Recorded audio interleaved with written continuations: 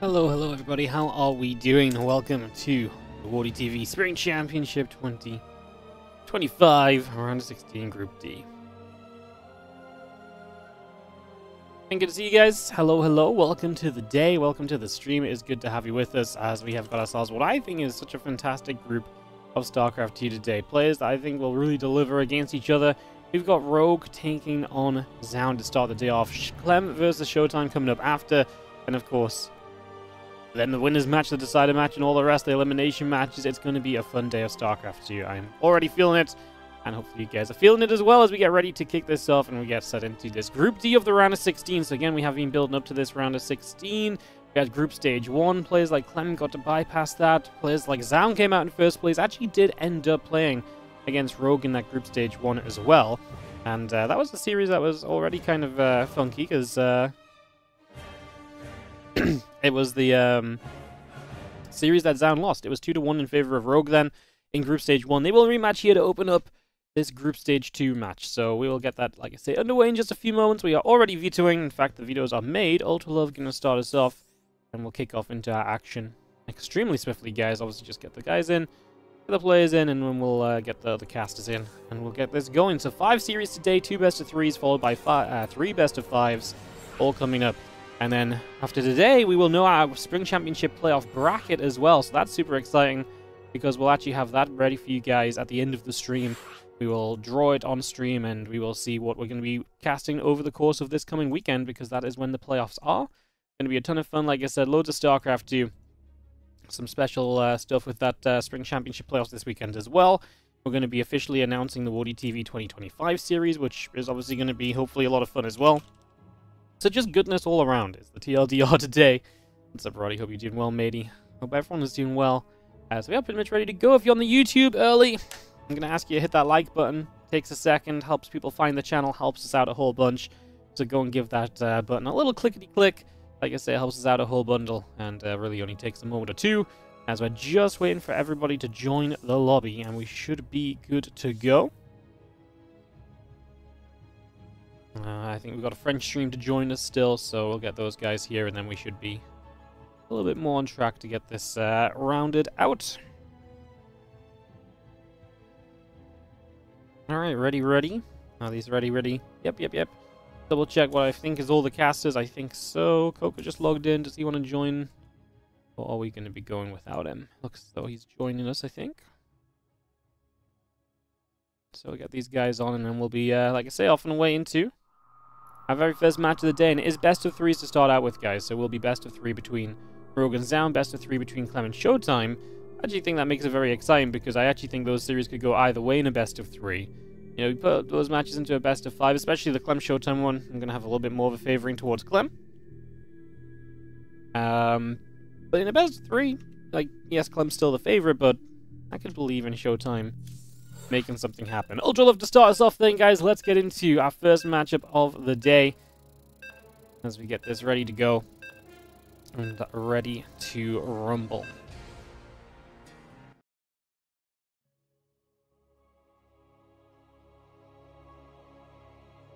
Alright, we load into UltraLove. Let's get this started up.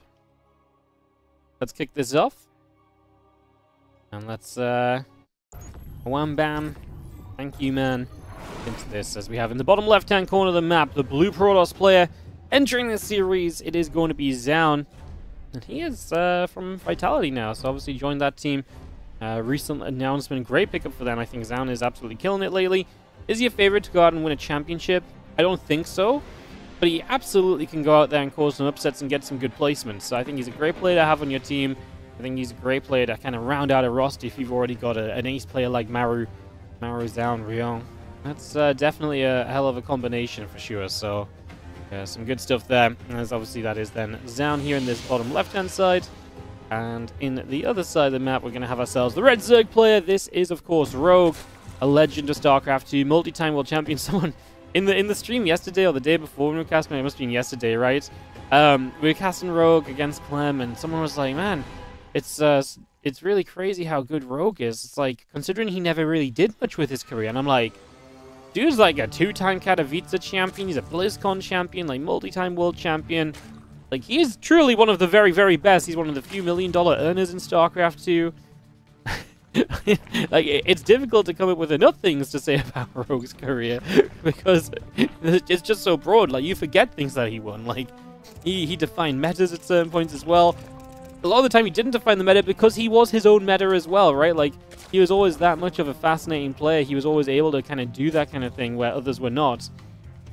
Of actually controlling the meta and having a significant impact on it and everything.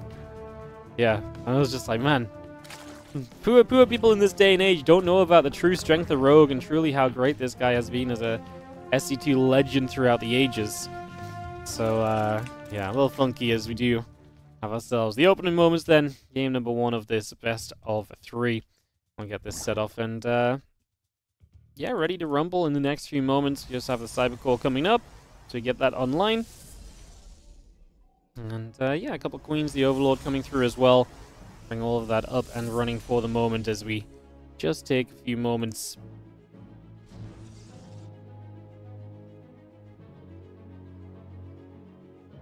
Pro going to continue to patrol. The links be coming up. It's a Stargate on the way as well, so not really too much of a surprise in that regard in the early stages.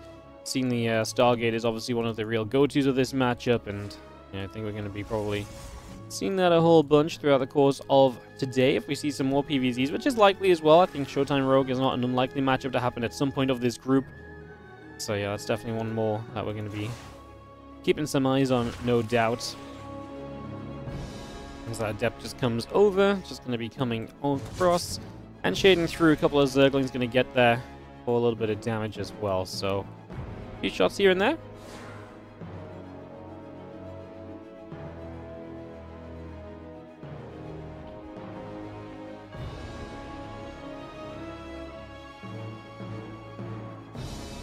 Obviously, the Adept will look to hold some map control for a little while, so just going to hold out at the front for a little bit, sit tight. And a couple of the Adepts are going to threaten the idea of running through and truly trying to go see a little bit more of what's going on. So yeah, just some scouting. Again, early stages are pretty well regulated so far, with not anything too crazy happening just yet. Obviously, the 2 Adepts not going to find too much. In fact, we do lose 1 Adept, so a little bit of a kill right there. Now the Lings are going to get a wraparound for the other Adept as well, so that's going to be 2 Adepts going down. The Oracle coming across a little bit too late. So the Ling's getting a good cleanup, and second Oracle is now already on the way. Extra gateway coming down from ZOUN, who's yet to show us really kind of where else this game is maybe going to be going anytime soon. Just waiting on that bit of info still to kind of pop about. Well, ideally sooner rather than later, right? Just get a true idea of where we're going with this. The Twilight Council coming down. Obviously, we'll see if there's a Forge as well. There's always going to be that little bit of a question mark of what kind of Twilight is it? Is this truly just going to be straight to Blink? Is there possibility for charge? Are we going to go, like, if we go Blink, is it going to be Blink with a +1? Or is there much more aggression kind of baked into this? Those are all very good questions to be asking right away. So, those are definite things we can look at here for a moment or two. Let's just have a little bit more setup. Very much so coming around. These couple of Oracles are going to come flying across, getting some whacks in. 5 drones going down. It was off of some pretty decent aggression kind of consistently that delivered the initial game wins to ZOUN when they played in Group Stage 1. He was able to get some damage done early, take some good control. Rogue was just not really prepped to then take the larger fights and so on. And he just didn't really have the economy needed after the opening was a little bit tough for him. So that's things that we are looking at now.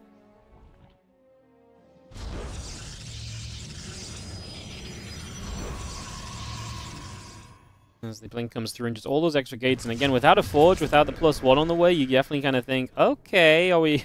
It definitely has that kind of feeling of like, okay, we are sending this, right? Like, we are committing. We're going to be doing some damage here.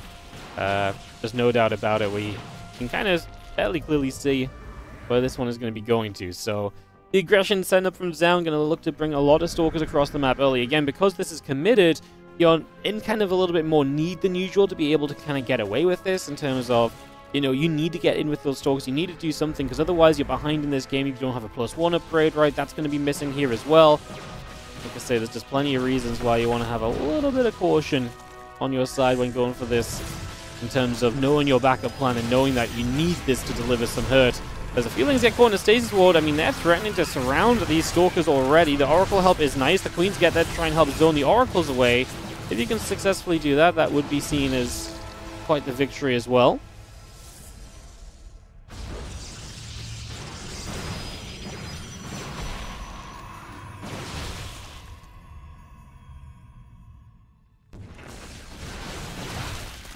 Stalker's Ling is going to continue to come back around. So again, just having ourselves a little bit of action coming through. As we do see, the Stalkers will continue to kind of blast away. So again, putting their work in, getting some work done. But the Lings are going to continue to challenge. They're going to continue to hit those Stalkers and make this as difficult as possible. And these Queens are going to be there in ZOUN. 7-4, going to get rid of the Overlord right away there as well. Apparently he's just going to have too much as Rogue. A bit too much damage taken off the Oracle's preparation here for the next step of the game. Just was not really in place strongly enough just yet. And ZOUN takes a quick, easy win. And I think it is fair to say that was pretty quick and easy in the grand scheme of things, right? That was clean.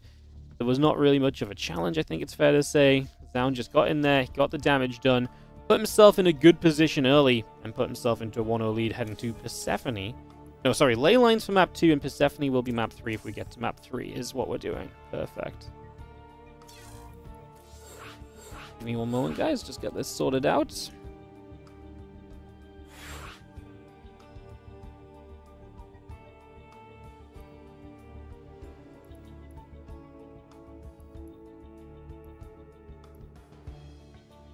Perfect. All right, everyone in here, and we will be good to go into game number 2.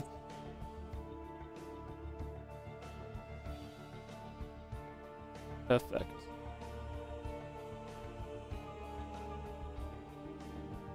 Perfect. All right, let's head into game number 2, guys. Let's just go straight into it as we get underway.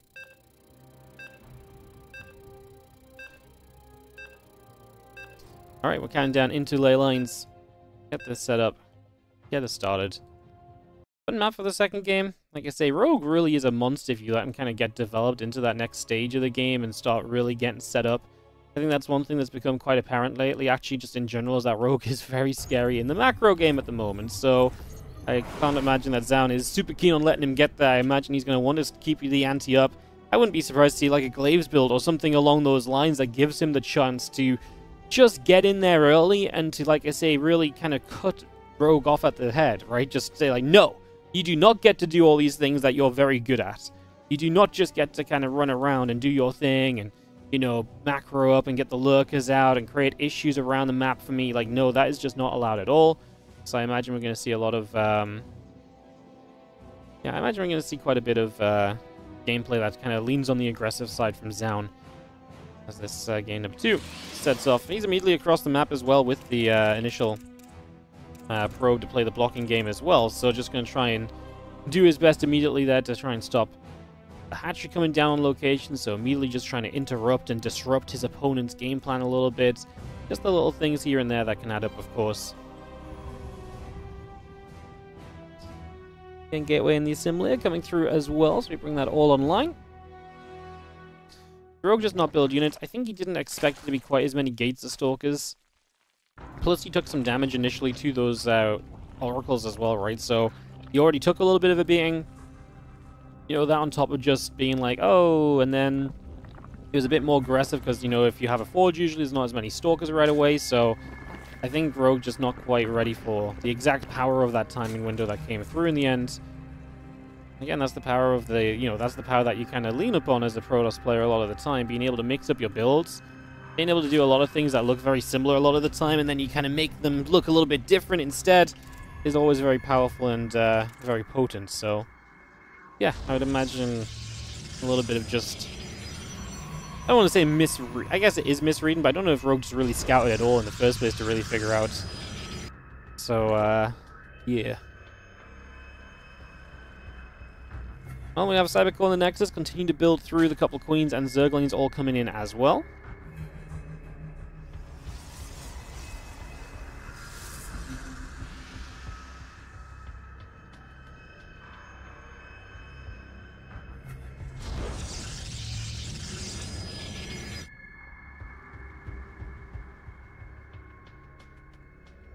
Couple Lings already going to get onto the probe, so we just work our way through that. No surprises just yet. Nice and cozy, no problems. And yeah, the Stargate continues to come through. Just going to be using the Link speed still coming up, the drones coming in. Our hatchery goes down onto the natural location. We continue to chrono boost the Adept as the Vault Gate comes up. And just going to see a Stargate again. No real surprise about the Stargate at all just now. I think that was kind of something of an expectation here, quite frankly. So, yeah, no surprise on that one.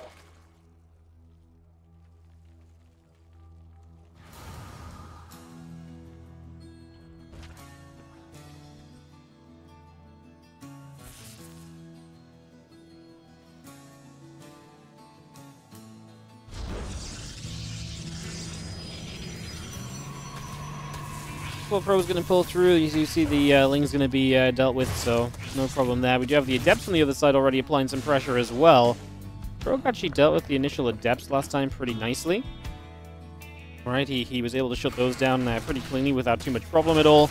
Let's see how we do this time. As we actually get in, 3 drones go down.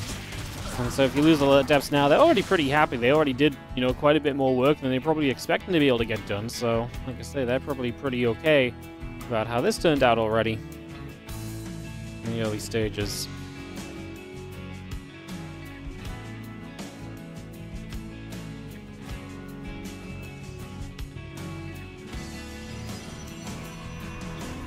We'll see, their challenge now might be without a couple of Adepts taking the third, might be a teeny bit tougher, but you still got the Oracle to protect you in the skies, right? So you still very much so have that involved. There's still going to be that in play. So that is nice.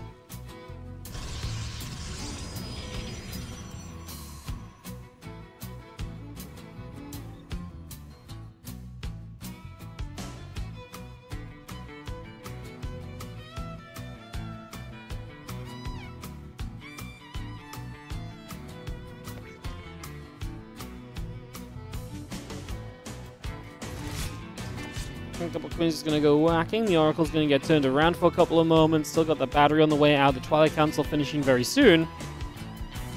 And a couple of Queens is going to continue to go shooting away as the Oracles take some more hits. And we do have a Rotron coming online. The extra drones and the Queen coming online as well. Continue to get this up and running for the moment.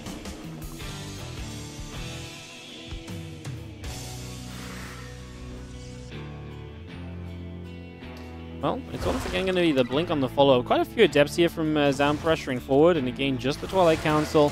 No Forge or anything along with it, and potentially another round of just big aggression again. This time with the Adepts to kind of really try and go for extra. Link's trying to make sure they manage a wraparound here, which they do get a good wraparound.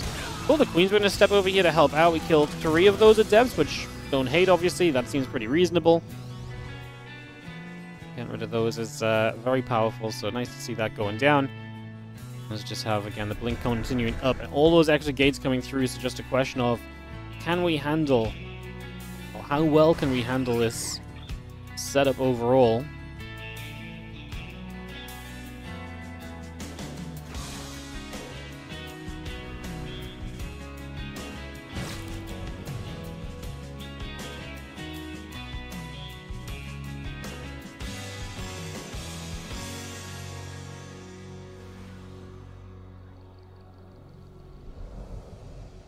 Uncle still going to be sat there chilling for a little bit, so continue to come through.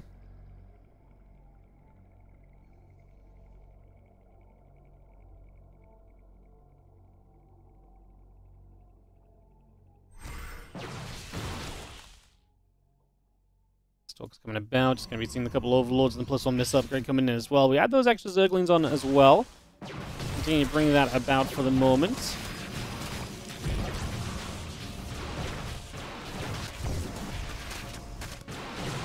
And the Stalker's going to realize all the Stalkers are coming. Hydras are going to try and get out this time. So this time you can get the Hydras out. That's obviously a nice big benefit as well. Having Hydras on your side will typically be able to provide a lot of DPS that you're going to be unable to have otherwise. Obviously with the Lings there as a buffer and the Hydras behind, it's a good combination. The Lings tank, the Hydras DPS. Everyone ends up happy as the few Stalkers will come through, hitting that hatchery still. And again, continue to put some work in as we will knock this hatch down. So that base just goes down immediately.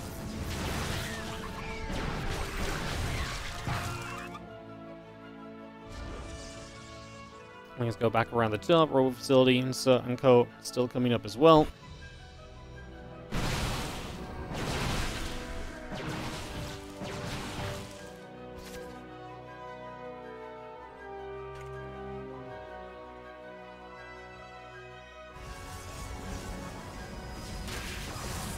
Let's try and counter, but most importantly here is that those Stalkers did not succeed, right? And because those Stalkers have not succeeded, we very quickly get into a very nice position now where, as Rogue, you're like, okay, cool, I'm going to go into all my tech units. My units are coming in, and what are his units doing? Well, they're just floundering around without the upgrades they're meant to have at this point. Like, you already look at this as a win if you're Rogue at the moment, right? Like, this has already got to be feeling pretty good for you. So, I think if you're Rogue right now, you're pretty happy. And, yeah, you just see where this game goes for the next little bit. As obviously the Robo Base coming online from ZOUN, so he's starting to get tech up. Obviously, you're playing against Hydras, so Colossus tech is going to be very powerful. That splash damage. Them laser beams are pretty hecking good, believe it or not. So, yes, that's exactly kind of what we're heading into right now. And looking to make the most of as Arlings. Continue about Infestation Pit is on the way up as well. That's straight across. And again, a couple drones gathering around. The Lurker coming about also. With Lurkers out, I do feel like Rogue is that much more of a powerful player. And able to really take positions, really able to... It adds so much to him, because Lurkers can be great defensive units, they can be great offensive units, they can be great positional units. It gives Rogue, in one unit, so many different ways of playing, and someone like Rogue, who can be very creative with his, you know, well, unit usage, can take a unit like the Lurker and kind of hit it with every kind of strength of its kind of versatility, and just really make the most of it. So, yeah, I like love the fact that we're seeing kind of that developing already. Going to knock this fourth base down. This is where the Colossus are going to be nice, because obviously you're fighting against a bunch of Hydras. Hydras will take a lot of damage there, so that's not exactly great for them. As we're actually going to go diving in, though. Rogue seems to believe he can take this fight. As he steps away from the Lurkers, I get a little bit more concerned. Against the Hydras, the Colossus is great. Against the Lurkers, not so much. Now Rogue's almost given him a fight where the Lurkers are not involved. We did chase and we got a Colossus, to be fair, so I mean, maybe it was not a bad decision, maybe it was not a bad call, but still a little bit on the crazier side here.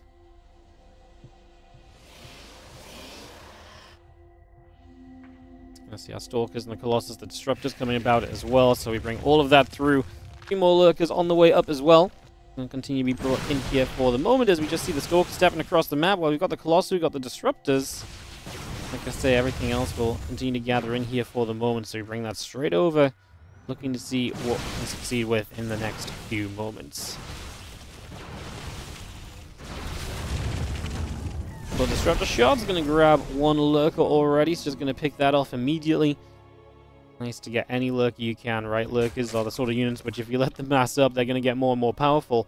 We do see a Spire on the way if you continue to play Colossus. Obviously, Corrupt is very useful. If you go for the typical air transition, Tempest against those Lurkers, Corrupt is also very useful. So really it's just catch-all in terms of what Rogue does. By building that Spire, you really create a counter to pretty much all responses you could go for here as the Protoss player. So, yeah, right now, Corruptors, or at least having access to Corruptors, is just king. Because, like I say, it will provide you against the most common answers across the board, with the Colossus already being there, the Tempest and Expectation. Still using the Disruptors nicely, though. ZOUN using those to get in position and really poke around. Picking off a Lurker or 2 already. We also see the Zealots are going to come charging in, so they're going to get to work straight away.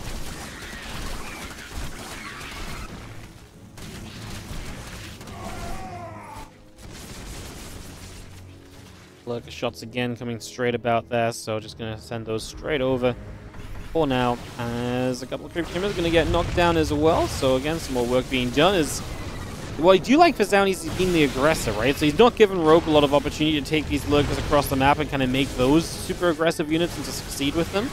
But I think that's actually very important. I think that's a big deal. I think that could have been something which could have been a challenge had it played a bit differently. And Disruptor Shot here forces you back. It's the beauty of those Disruptors, because you're basically always forcing the Zerg player to not be able to chase into you as much as you would as much as they would like. So that is a pretty big deal, like I say. Goes a long way to helping. Couple Vipers, couple Hydras, all continuing around as well. So again, we just bring all of that into play right now.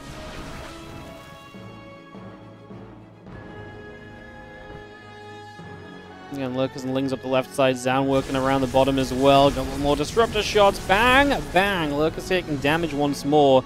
Big hits coming through straight away there. +3 missiles, +1 carapace coming up. Our Stalkers and our Colossus going to be there. We get rid of a couple of spines. We get rid of those couple extra Lurkers.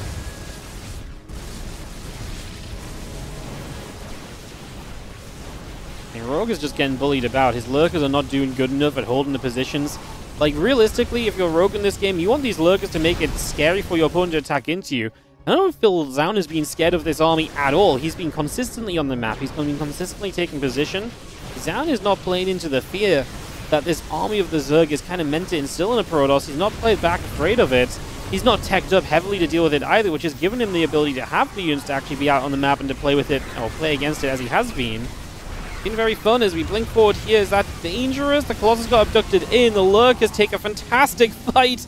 And that's why you do have to actually respect the army. I want to say that ZOUN got a bit carried away. He saw the abducts on the Colossus, and because of that, he's like, right, gotta go. Now's the time. Let's save the Colossus. Let's get this on track. Let's do it. And unfortunately, that was not actually the right way to approach that one because, yeah, you can't just go blinking the Stalkers into Lurker range. Then the Lurkers are going to find all of that value we've been talking about them being able to have. You know, we just mentioned it big time, right? We've talked about it a couple times already, so yes, you can't really get away with doing that. As the next disruptor shot comes straight through.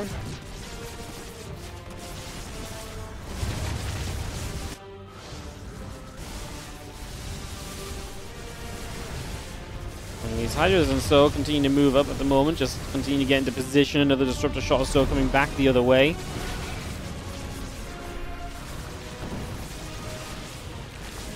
And this is just Rogue capitalizing on ZOUN's mistakes. He saw, right, you overcommitted, and now the issue is that you actually do get to use this army in the way you want to as Rogue from the start, which is to be a bit more aggressive. It is to be in the face of your opponent and to really do something about all of that. And that's obviously an amazing little positive compared to what we were seeing before. So that's a major plus. Definitely going well for you here. I think it's fair to say as well that this Hydra Lurk, of course, is just looking very powerful now. Carrier's popping out, but remember, we built that Spire. So Rogue can build Corruptors as an answer to this. Right now, he is not rich at all, though. He is absolutely drained. His bank account is running dry. You know, he's running on loans at this point, basically, because he ain't got nothing. I mean, 74 drones is okay, and he's got only the 4 bases, so it's not even like, you know, 50 minutes in this game. His economy is super comfortable, is what it comes down to, basically. So yes, it's not looking pretty for Rogue in that regard. Which means if he gets cleaned up and has to actually, play against us with a rebuild, it's very difficult. That's why he's not building Corruptors. He's not really rich enough to build Corruptors. He can get rid of some of the carriers just with the Hydras, and that's what he's trying to do, still using the Lurk account to his advantage, trying to just take as much as he can with that Lurk account and kind of just run with it. Again, cannot blame the guy for that. And it is going to work out in the end as well here for Rogue. He is going to get the GG out of ZOUN, and we are going to go to Game 3 and our opening match today of our Spring Championship Group D. So we're going to head straight into a third game, which is going to be Persephone, which I actually think consistently gives us very solid games of Protoss versus Zerg as well. So that gets me excited here as we enter a final game of our opening series of the day, Persephone. So for one of our players to come out of a replay that they're checking, obviously give them a moment, let them have a look at what they thought they could do better on after that previous game, and then we can go from there. Beautiful. Loving it. Good stuff. Good stuff. All right. Players are out. Let's get this hosted. Remember, it is going to be SHOWTIME versus CLEM coming up after this as well, guys. So that's going to be coming up too. That too should be very exciting. Looking forward to that as we make our way through the games today.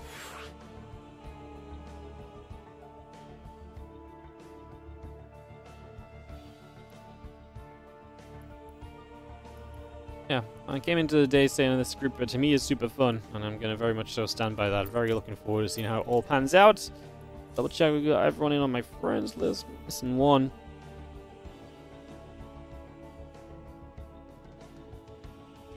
Should be good to kick this off.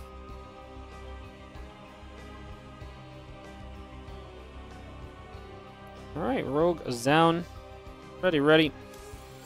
And they go into that game 3. So remember, the winner of this will advance to that winner's match, which means you get already a second chance. Even if you lose there, you get to come back to the decider. Obviously, the loser of this goes to the elimination match, and that's why tournament life is already on the line. Remember, one series win today increases your prize money won as well. So if you go out 0-2, you get 4th place in the group. Even just 3rd place in the group, even not making playoffs, will be a prize money increase. So even if you look at this and you think you're an underdog or so, even just winning the matchup can already mean just a little bit of extra money in your pocket at the end of the day, no matter what. And believe it or not, I think some of these guys are quite happy just to see some money in their pockets. So yes. With that said, let's get into game number 3, as we have got ourselves in the bottom left-hand side the blue Protoss player. It is ZOUN, as he does not manage to capitalize on what felt like he was actually... It really felt like he was getting a lot done, though. It really felt in that previous game like we're on the verge of ZOUN kind of starting to break through, and Rogue was just struggling. It felt like Rogue was just desperately trying to hang on in there non-stop. And in the end, it was like, and then the blink into the lurkers. And that's what Rogue was looking for, finally the breakout. And from there, Rogue never slowed up again. From there, Rogue was just go, go, go. Complete taking advantage of the situation, knowing the mistake had been made on his opponent's side of the map. And like I say, just looking to capitalize on that in a full flare and gusto. And now it leads us into a game 3. Like I say, they went 2-1 in favor of Rogue during the group stage 1 of this competition. Well, unfortunately, I had to meet again in group stage 2. We did try to make it so that there's a couple things I tried to preserve from group stage 1 to group stage 2. The most important thing was the seeding. So every group, and this is what we did succeed with, every group has someone that was already seeded into group stage 2, and then a winner, a 2nd place, and a 3rd place from group stage 1. So seeding does come into play. Like everyone, you know, if you came in as, you know, the 3rd place from group stage 1, you should in theory be the weakest player in your group. I mean, obviously, those results are not always steadfast, but in theory, you're the weakest player based on this tournament so far. Because we stuck to that, it meant that, as well as schedule of players, for example, and, you know, some players can't play certain days, or some players would rather play other days. We always want to put players first in our events. We pretty much always prioritize that. And because of that, we ended up with a couple of the matches, like Rogue versus ZOUN. There's one in the other group as well, where it's just some of the players that were from group stage 1 in the same group as each other play again in the same group in group stage 2. So unfortunately, it wasn't quite perfect. I feel like we got pretty close to it being perfect, though. Like I say, at least we got the seeding split kind of nicely spread. I feel like that's a very good positive. So yeah, been loving this format. Would love to hear what you guys think about the format as well. One of the big things I want to do this year with the WardiTV 2025 series, that will be coming this weekend, the announcement for that, is I really want to try a couple of different formats. I really want to try and level the formats up a little bit so that we continue to have competitive games, let you guys see the best players, but also really celebrate the other players as well. Like, you don't have to be a hero or a CLEM to give us the best games in the world, right? Well, it depends what you think the best games in the world are, but you don't have to be a hero and CLEM to give us enjoyable StarCraft to watch, right? So a lot of, you know, the idea of this group was that, hey, group stage 1 is a lot of players that are very competitive with each other. We got a lot of great games out of that, and all this kind of goodness as well. So yeah, we'd love to hear what you guys think of the formats, if you've got any formats you'd like to see. As well, like I say, one of my main goals this year is to try and really keep each event feeling fairly fresh and different. Like, I don't just want to run a group stage into the playoff bracket every single time, you know? Bring back Fun Day Monday. Okay, no, I'm not good at being funny and casting the lower leagues, though. Still just good old Wardy being boring and casting just traditional 1v1 StarCraft. But how do you make 1v1 interesting? It's a great question, isn't it? Alright, we are continuing through here, guys, just getting set a little bit. Take a few moments.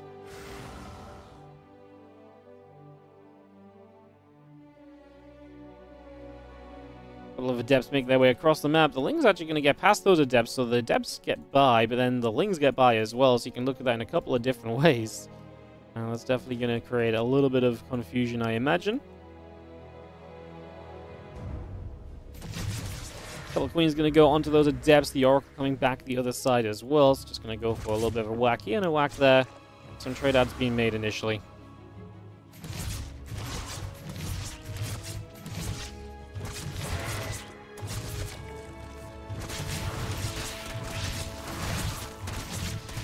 Drones get in, adepts get in. They get 2 drones, and both the adepts currently getting out alive, and the Ling's not nearby to go and punish those on low HP. The recall is good, and both adepts live. It's so nice because it's a couple of adepts that could hide behind other adepts and maybe power up during the next attack or so, right? So that's the kind of thing that's just annoying. You let those live, and that would be kind of huge.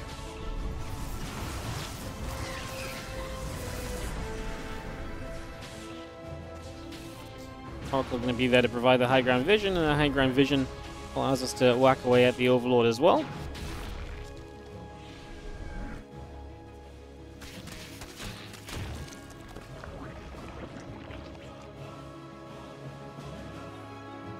Let's pull back over there.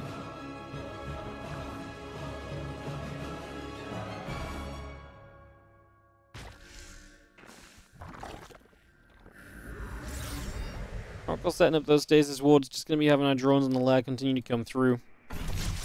Again, the lair is on its way up, the hatchery coming about as well, so all of that coming online just for the moment. Continue to get ourselves nicely settled into this one.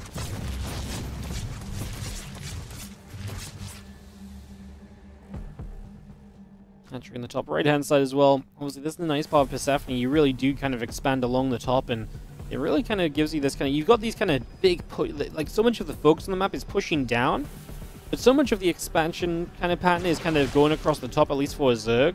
You can kind of expand a bit forward, but there's still other kind of these main attacking pathways that don't then attack into those kind of expansion locations. So I've actually kind of liked watching Persephone play out. It's been a very interesting map. Like I say, it almost encourages you to expand. I think as people develop on this map, they've expanded less and less kind of toward that forward base. I mean, it obviously is pretty racially dependent. Let's see what ZOUN does. As right now, I mean, Rogue's going to be forced to go there because he loses the top right-hand side. So those stalkers showing up, immediately getting a grab.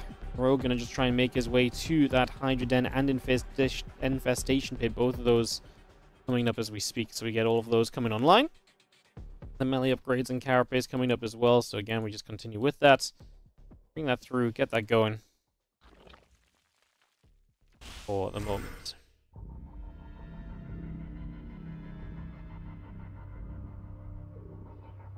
Burrow on the way from Rogue as well. How interesting. I actually really wonder what he's going to do with the Burrow. That's something I was not quite imagining we were about to see here. So, yeah, a little bit of a different one.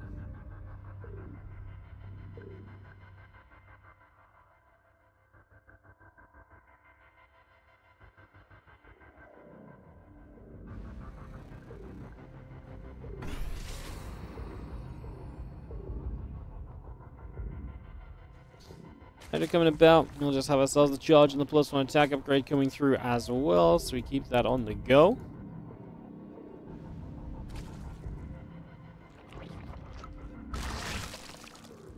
Look, again, still building on the side of Rogue, so we bring that up. A couple of hatches coming through, the hive on the way. Again, the carapace and the muscular augments coming about. Ling Hydra still building.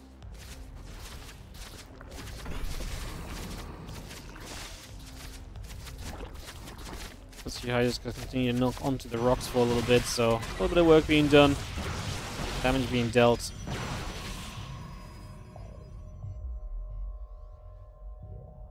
I will finish soon. The Lurker Den continues to come online. Still got that +2 melee upgrade coming up also here, so we bring that into play as the Stalkers will regather with an Oracle back to the center once again.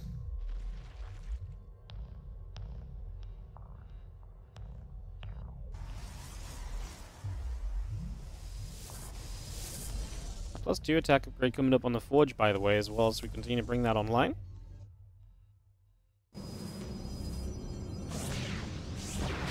Stalkers get underneath. The Overseer taking some damage. Overseer is going to go down as well, so that's going to be a nice little grab.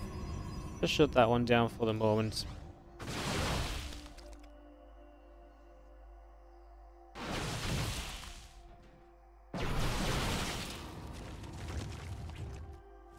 Yeah, that Seismic Spines up. Rogue will obviously get to those Lurkers once more, taking a 5th base right now. Run by attempt on the bottom side, looks like just met static defense and turned away immediately. Nothing actually seemed to come of that, so that was a quick, easy turnaround there at least.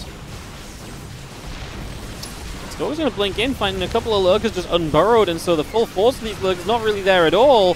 The rest of the Lurkers need to join up right now. Lings are looking for the wraparound, but the Colossus are going to be very dangerous to try and wrap around because of the splash that they provide, obviously, so that's a pretty sizable deal. The Ling's trying to run it again. This is just not being pretty from Rogue, losing too many Lurkers too quickly. What a timing from ZOUN, showing up just as these Lurkers were on the precipice of being there in good numbers.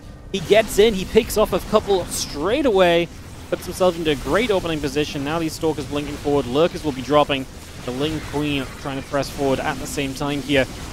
I think Rogue might have just died. I think we're seeing ZOUN maybe setting himself up for a winner's match appearance in today's games. mean, this base is going to go down. We're not really doing anything beneficial for Rogue. He's lost the top right as well, so he's just down 2 base in the last couple of moments. That, believe it or not, does not end well for you. I know I'm always bringing you guys the killer knowledge bombs, right? But that does not really add up to what you want it to be. And unfortunately, that is going to be Rogue in a ton of trouble. Now he's just so Ling heavy. These Colossus are just absolutely lasering through. He doesn't have the support needed to make these Lings truly succeed in this sort of a position, and that is going to do it. That's going to be GG's, and we are going to have ourselves ZOUN taking the 2-1 victory. So ZOUN gets into the winner's match, and he will be playing the winner of CLEM versus SHOWTIME.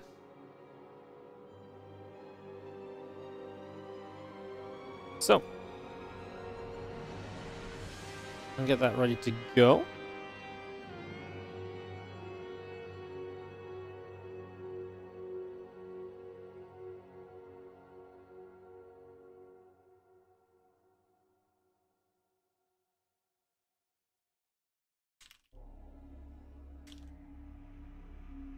Perfect, let's hop on over to Europe. Alright, thanks so much for joining us already today, guys. If you're on the YouTube again, oh, well, I'll wait till the ads are done to say the things.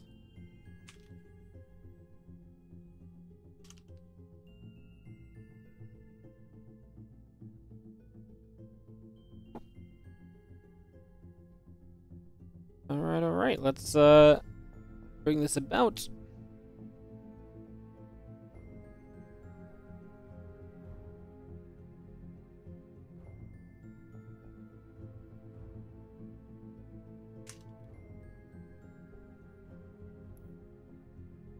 Toast it up, guys. Give me a moment or two. Let's get the videos underway. Link not going where it should. Nope, I clicked the Spring Championship link and it looks good to me. Not sure what you're seeing, but yeah, it takes me to the Wikipedia page, so not sure, unfortunately, if I can help you on that one.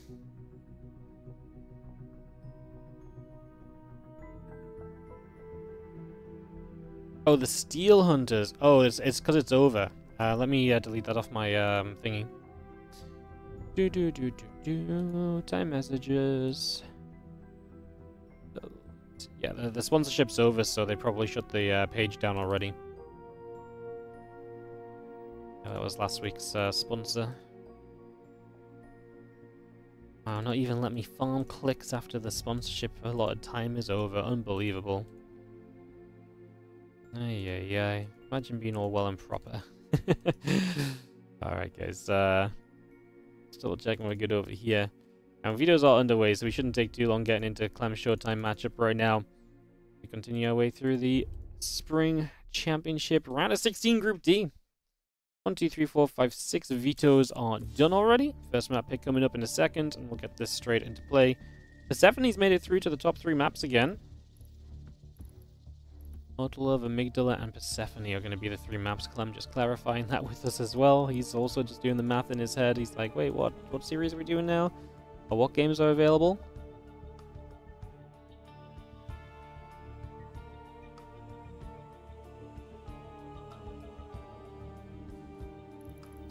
First map going to be Ultra Love. We're going to go to Amygdala second, and then the third map will be Persephone. So let's get this underway.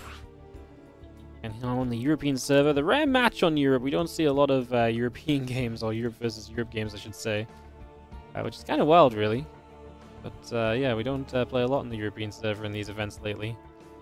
Just the way it's been going.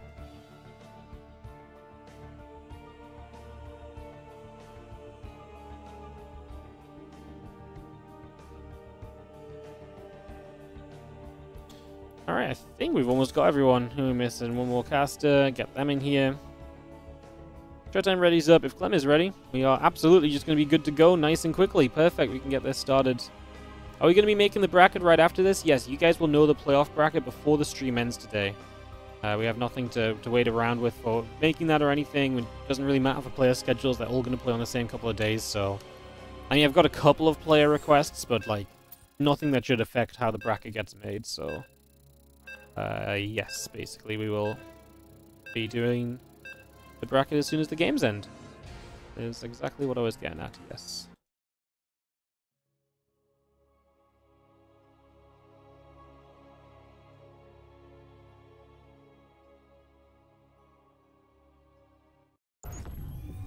good? I think we are good. Alright, let's go into the top right corner of the map as we're going to have ourselves the blue Protoss player Showtime taking on the red Terran player. In the bottom left-hand side, we've got CLEM. Bit of a disastrous day for CLEM yesterday. He got eliminated from the Rex April Madness tournament, if you missed that. Kind of a shocking series. One of those days where CLEM just did not look like CLEM. Those days happen, and yesterday was definitely one of them. Rogue played well. I think CLEM, to me, that was CLEM did not play up to the expectations of CLEM, like I say. I'm so used to seeing CLEM play at a very high level, and obviously just holding high expectations for him a lot of the time. I think it's fair to kind of come out and just say when, CLEM doesn't quite deliver on the level we expect him to. And yesterday was, like I say, definitely one of those days.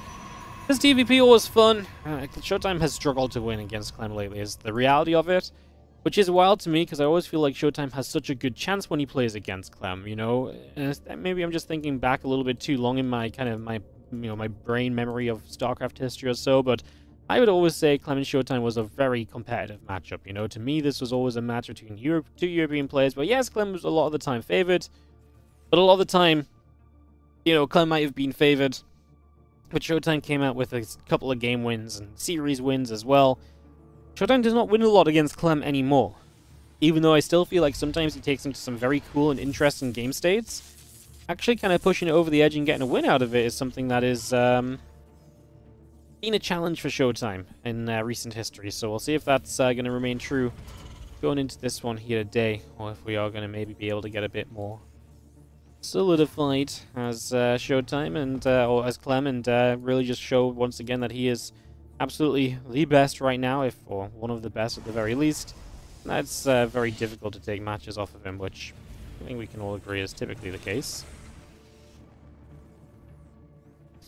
As that Reaper comes around, we'll just have our Nexus coming through, the Assimilator coming up, and get settled in for a couple of moments as the Warp Gate comes online, and we'll see what kind of build CLEM would like to build into here as well. That's definitely going to be one of the big question marks.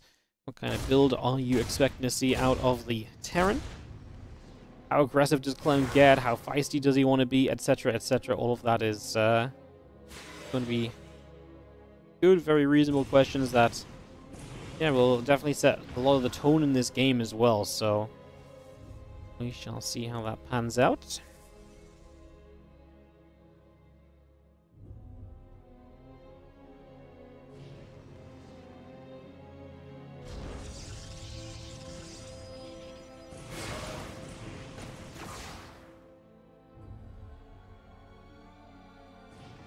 I was trying to get in already, trying to find a little bit of info, not going to find much of anything just yet as we just have it pushed away.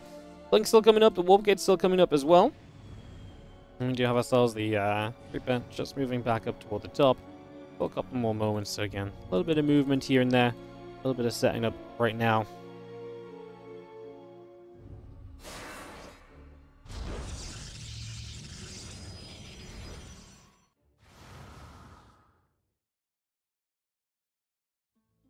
Thinking that Warp Gate continue to come about still, so again we bring that through, we get that all going. Just gonna have this Reaper coming back over to the sides. Again, the Robo Facility and the Gate coming up, a couple probes coming about, the Siege Tank and the Marines coming about as well, so again doing a lot of what we can for the moment.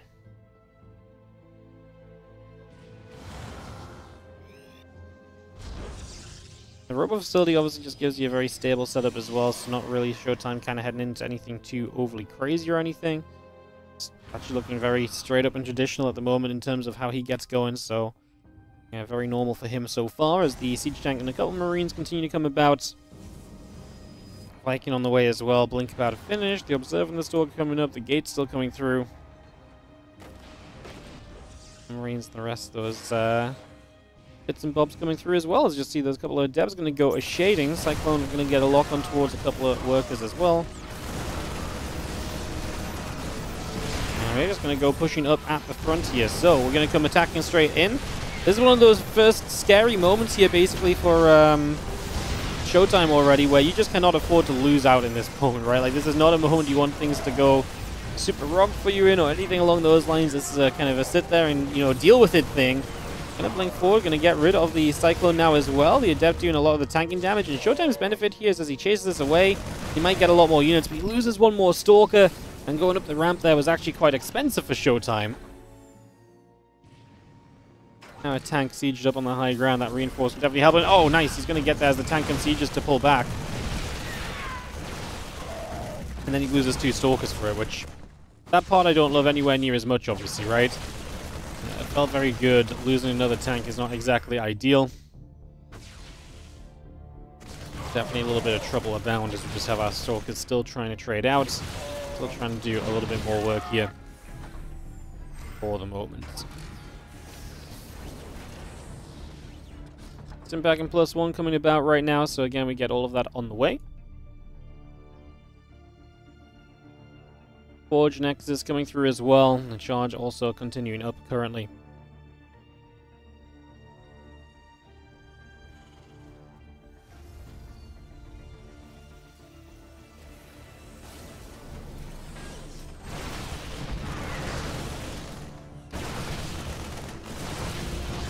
Marines actually going to come across with those few Vikings there, and they're going to be playing the defense, so that's going to work out quite nicely as well. Better than expected, to be honest. Again, Stimpack and the +1 attack upgrade both coming through. The Marine Marauder Medevac continues to come about also.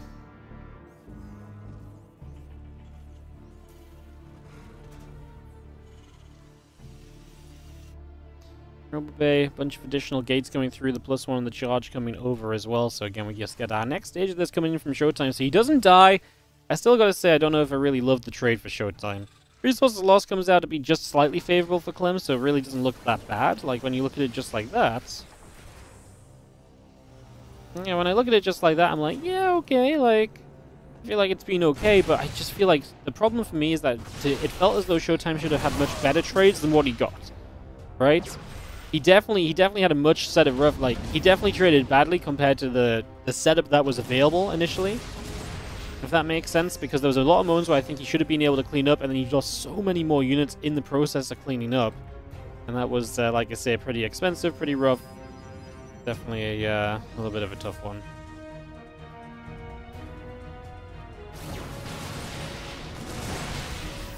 Fire going to be there, a couple of siege tanks still setting up as well.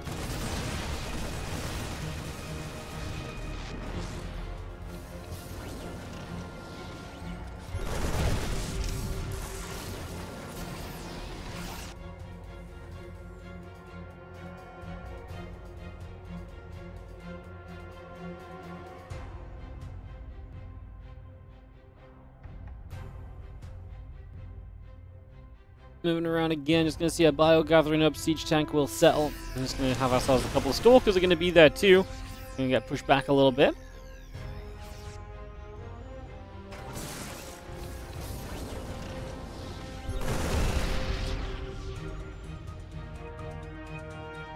Like the Marauders continue to come through, so we continue to just build up there for a little.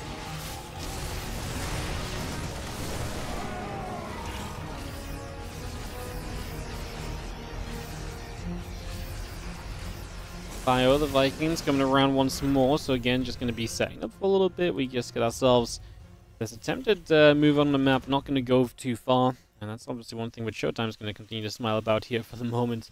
It's going to be pretty happy that CLEM is seemingly halting at the moment and not coming across the map, because more time to get your upgrades into play, more time to get tech units into play is always a good thing. Now, what we're not seeing, which we've seen a lot of lately in TVP, is that we've seen a lot of the Protoss player really taking control of the map and really being the player to be out there aggressively placed with the army, constantly threatening the Terran's base and making it very difficult for the Terran to justify really doing much of anything, because what essentially happens is that you end up, well, TLDR as the Terran player, you kind of end up just kind of hemmed into your base, and as you're hemmed into that base, it becomes very difficult for you to get any pressure out. You've got to really respect those Colossus. Showtime has not had that ability to be out here yet. Now he's starting to move out. We'll see how well he can hold the map. We'll see how much he can force from CLEM, given a little bit of setup time now. And given an actual position, I think, here in the next couple of moments, which will be very significant in that regard as well. Stalker's just poking away. Obviously, CLEM on 3 bases. Showtime has expanded to the upper left to make it a 4th base for himself. as CLEM does have the Vikings. Showtime gets forward with the Stalkers. He's going to get rid of a Viking or two maybe, but he loses the Prism. Losing the Prism is always going to be very expensive. I mean, it's very difficult to get by without the Prism in place, so yeah, that's going to be very rough indeed. As you just see the Colossus, the Zealots, and the Stalkers coming back there again. Vikings fighting back once more. A couple of Zealots are still making their way over.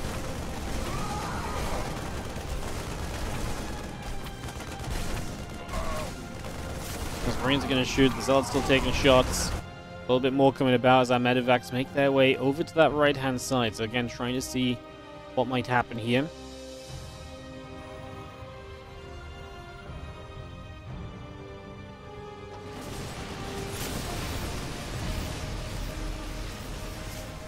Nice drop is going to get rid of the 5th, so that's going to be a nice kill already from CLEM. Showtime, got to stay on top of this stuff. He gets underneath, though, gets a full medevac. Is that warping the Stalkers in the main already blinked? I think so.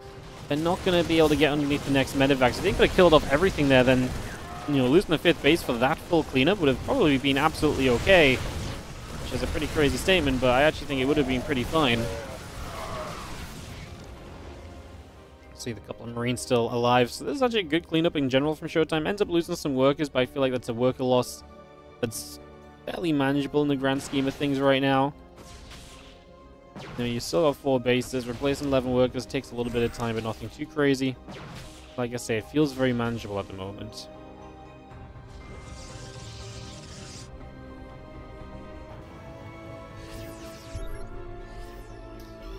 +3 and +2 on the way from Showtime. Meanwhile, the 2-2 just on the way out from CLEM as well, so we bring all of that up. Get that into play.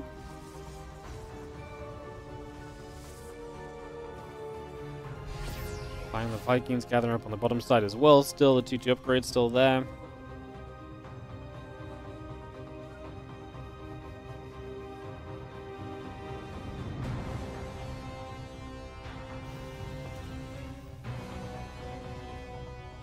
Gates and the Nexus coming about. We just have ourselves the continuation with all of those. And otherwise, Showtime going to show it back on the left-hand side. Same position as we had kind of earlier. Gets rid of the bunker. CLEM was just a bit more poised to the right. Again, trying to use these Stalkers as a way to get under the Vikings and zone out and protect the Colossus. Now, what's really cool is that the Disruptors then protect the Stalkers. There's a lot of protection going on in this army. The Stalkers protect the Colossus. The Disruptors protect the Stalkers. That is the general idea, as each part of this force has kind of a way that it's useful. However, when the Disruptors go down, the Stalkers can't turn as easily. When the Stalkers can't turn as easily, the Vikings don't get pushed back. And then the Colossus take a lot of heavy hits and they begin to die. And that's exactly what's been going on here.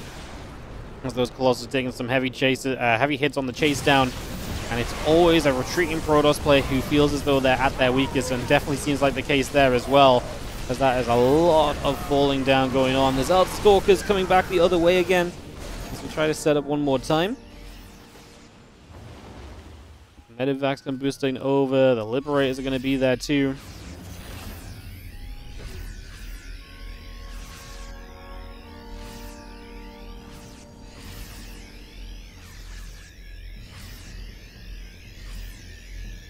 Showtime obviously will get a chance to rebuild, but you can see it's not exactly rich, and without being rich, a rebuild like that is going to come at a pretty hefty price. Like I say, it's just going to take a little while. It's definitely not been ideal.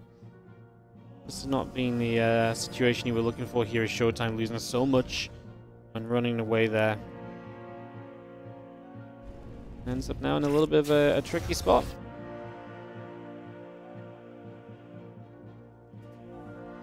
DTs are going to come around though, and DTs may be the change of pace that Showtime needs. Give him a helping hand. Because, I mean, from Showtime's point of view now, at least he's got something which can kind of force the Terran to turn around and look elsewhere a little bit more than just that main army. The only concern I have about Dark Templars, they're super expensive, and so the moment they get scanned and jumped on, they die. Showtime is not rich enough to me to be able to afford just wave after wave of Dark Templar in that sort of number at the very least. And, you know, it gets to a point here where typically they are going to be needed in those kind of numbers. The rocks get knocked down, so that cooling tower is going to drop. Water mine's going out, the Stalker's taking some hits.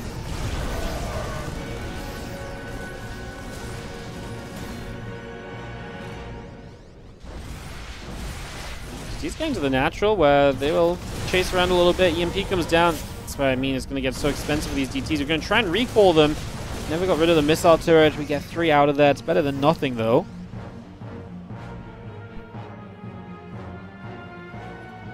Better than nothing, just could have been... Yeah, you just wanted more. You obviously just got a little bit trapped. But you got to do what you got to do as Showtime, and making those plays are the sort of things that will give him opportunity in this game still. You can't just give up on the idea of, you know... You can't just rely on, like, the... You can't just play around the idea of, like, oh, my DCs are going to get caught. I can't do anything with them. You've got to put those opportunities out there, otherwise this becomes very still very quickly for himself. Again, Showtime has a lot of bases. He stayed on the map with this main army. He got pushed back heavily that one time, but he's rebounded from that. And I want to say that this is where Showtime kind of wants to be, but again, Clem seems to be winning the larger fight so far. Seems to just be getting the better edge on that, and that definitely has quite the impact to talk about as well. There's 3 ship weapons still coming through. CC just going to float up to that left-hand side, just going to take position. A couple of Zouds wander forward. They're not going to do much themselves. They're just going to drop as well.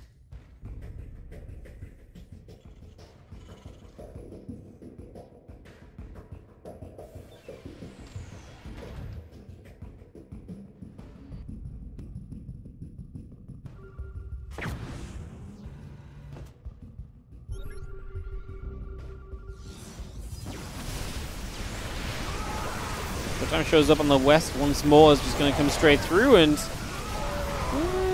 the Zealots just aren't lasting long enough, right? Like, it doesn't feel like we have enough tankiness then. I mean, maybe the Zealots are lasting a good amount of time, but it's not long enough for the Pros army to do what it needs to at the end of the day. That's the real point, is that the Colossus just aren't killing anything in the time that those Zealots have been that frontline defense. And so this army of Showtime really got nothing done at all in that trade. And unfortunately for him, he kind of needed to get something done. Right now, he is heading in a pretty bad direction. He's definitely heading the wrong way in this game. This base top left going to be denied. He can rebuild up fairly quickly. Resources lost, though, is already an 8,000 difference. And again, the recent trades that we've been seeing are not suggestive at all that we're going to start fixing this or anything, right? Like, the recent trades continue to go in a very similar direction, which is just downhill. We've not seen success in that regard in the slightest just yet for Showtime. So yeah, he's definitely in some struggling positions at the moment.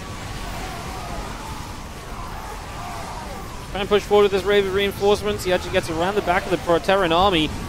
We lift up, we get 1 full medevac sniped, so there is a little bit of value found there that maybe wasn't looking to be there when we first started out. Take what you can get a lot of the time. That's definitely one of those moments you just sort of try and find yourself some value at the tail end. Again, the overall trades don't feel good because I feel like you're wanting to trade so much better than this generally as Showtime, but again, right now, he can only do what he can. He can only do what's within his grasp. That's what he continues to aim for currently.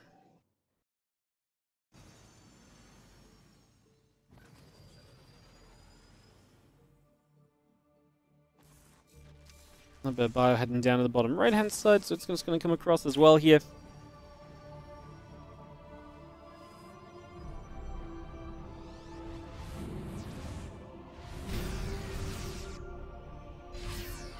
Bio-Liberator, Medevac coming out down the bottom right. We're going to see the bottom right base of Clem gets jumped on. Stalker's going to eat a Widow Mine shot, though, trying to get it. He'd really like to get rid of this, clearly, as he obviously would like to just have himself a free reign as best as you can to just not let the Terran player have bases. The more you can do that, again, typically the happier you're going to end up being.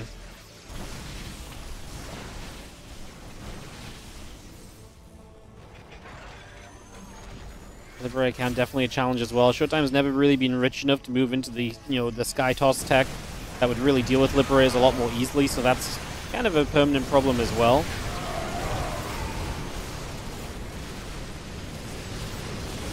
Let's chase forward here. Clem pushing through. Well, as long as we're outside the Liberator range, you can't complain about the fights from Showtime. Felt like that could have been one more Liberator before he blinked back there, unfortunately, but it was not. A couple cannons to try and help you out. Can Showtime hang on in? Again, the trades have continued to not exactly be great for him. They have been a bit more even recently, so there's been a benefit or a progress kind of made, but the problem is you'd still traded bad initially, so when are you going to bring that efficiency back? Has that base counter Showtime been enough to set him up for this? Well, again, that's a big question mark, because he's now going to hit the bottom right-hand side. A couple of Widow Mines there. Again, trying to deny this base, and I wonder if Showtime truly sees a way where he can win this game purely off the back of just denying his opponent economy and just having enough bases himself it's going to be tough because he continues to get challenged. His army continues to struggle. And if nothing else, at some point you still got to wipe out at least one Terran army, right? At some stage, that still has to be in the plan. So when does that come into the plan? When does that actually truly show up? And is the bio here going to chase through a bunch more probes going down once again?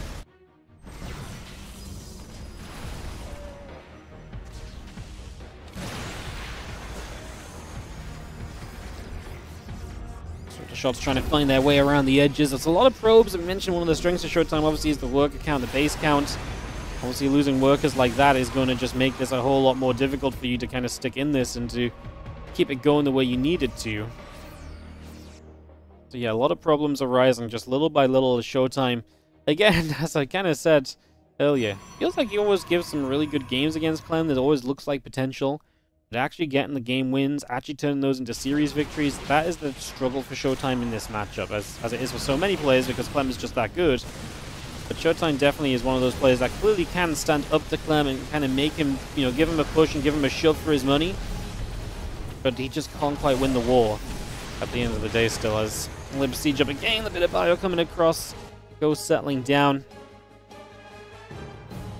Colossus and a few Stalkers continue out as well as we play a bit of cleanup there. Showtime once again back in this bottom right. He's doing a pretty good job of denying this location, to be fair. If nothing else, he's been very consistent at making sure that it does not get to come online and stay online.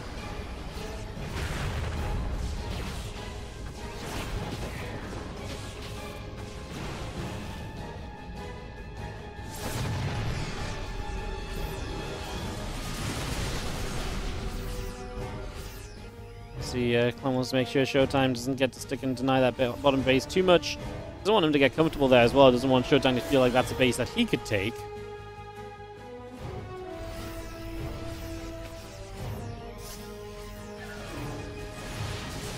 Prism, 2 more Nexus on the way. So got that +3 ship weapons coming up as well. So again, we continue with that currently.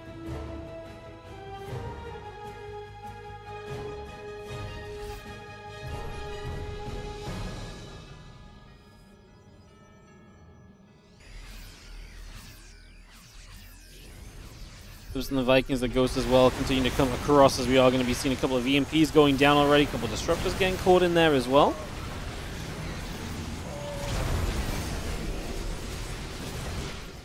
Army still moving up, the Stalker Colossus to the side, Liberators are going to set up as well here, so again we just get all of that gathered. For the moment, Liberators are going to continue to go towards the Colossus.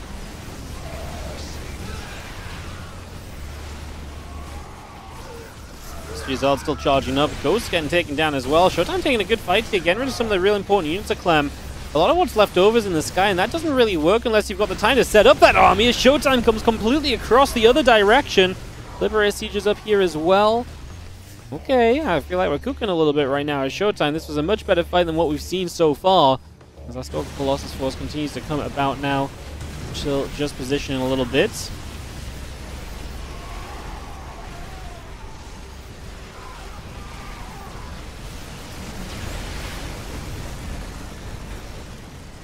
We get rid of this planetary fortress. A lot of damage going out onto it. The Colossus being kept safe in the back. We do get the planetary in the end.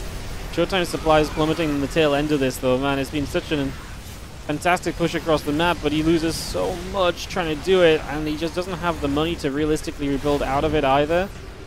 Oh, he's such a believer. I really thought Showtime was onto something, but just getting a bit too expensive. Finally runs out of steam, and this time I just don't think there's a rebuild, right? The supply will not lie. That's a hefty difference in this game at the moment.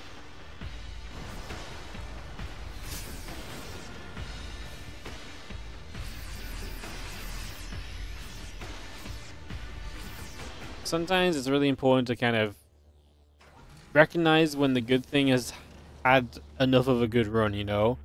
And just kind of let go of it before it goes too far. Because I feel like Showtime was doing well here, and then if he just stepped back and regroups, it would have been a very different scenario to what you see now. And I think he started to do enough where he could have justified falling back and regrouping a little bit, right? Now it's going to be very difficult. Don't know if we're really going to make our way out of this at all. In this first game, 25 minutes on Ultra Love, we have been delivered to a little bit of a treat here to open up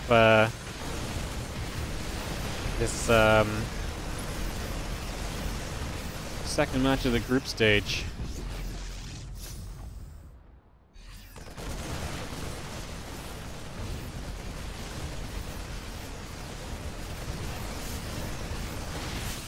Well, a couple of Stalkers is going to blink in after Marauders. Showtime's still going to try and find value, but you lose the 3 o'clock base as well. Clem is going to slowly make his way down to that bottom right. This base that Showtime denied over Clem so many times might be where Showtime makes his final stand on this map. This army is going to get completely washed over.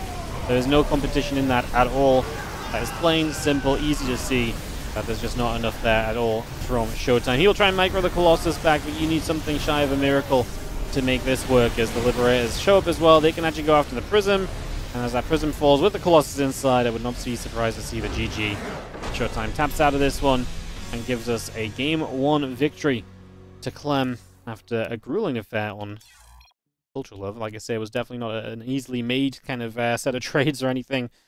GG's, and we're going to head ourselves into Game 2 of this in a few short moments with more StarCraft on the way in just a couple of moments. So we'll get that up and rolling, as we will have our second map coming through with Amygdala. So we'll give the players a second. We will run some ads, otherwise they're going to run during the game as well. So we'll just look to sort that out too, guys. Get on track, and we can go, go, go. Beautiful. Just dropping our lobby link down.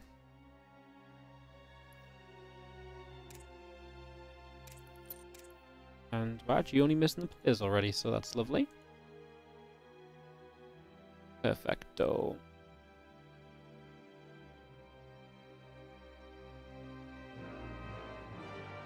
Amygdala coming up. Again, thank you so much for joining us today, guys. Second match of the day. We got already 1,500 people across the YouTube and the Twitch. So good to see you all. Thank you for joining us and watching some games as we get ready to resume on through.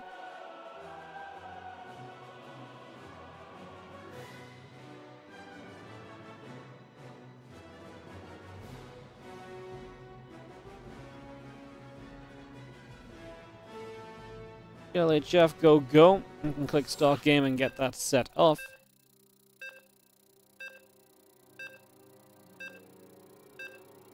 Let's get this going on to Amygdala. So we get this going. What's up, Jareth? Thank you so much for the 100 bits. Awesome entertainment. Hell yeah, thank you so much. No problem, Hordy. You've got 850 tabs open to support me. That's what I love to hear. I love to hear that there's actually like 10 people watching, but they're all watching 20 times. What really counts, you know, it's not the actual amount of fans you have. It's the loyalty of each individual fan that really matters. Alright, let's kick off into game number 2 of this best of 3. In the bottom left-hand side, has a 1-0 lead. This is going to be Clem. I actually thought that last game had a lot of potential to end super early with the way in which the first push was going. It really felt like Showtime was going to struggle to break out initially, and then he did break out, but then he traded bad. Showtime in the top right will be hoping to get off to a little bit of a smoother start this time around, I imagine. Here for this game number 2.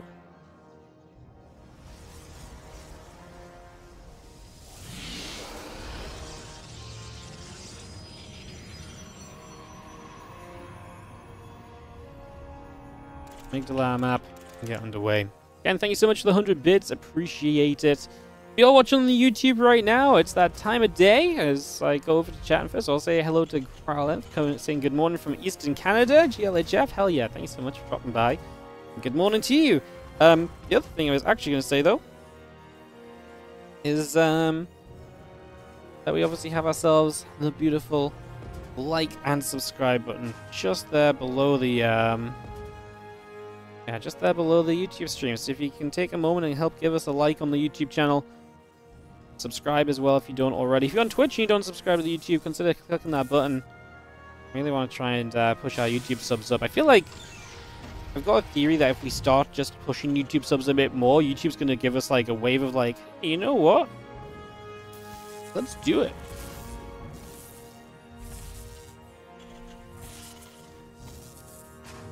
As that probe comes about, SCV taking some nibbles.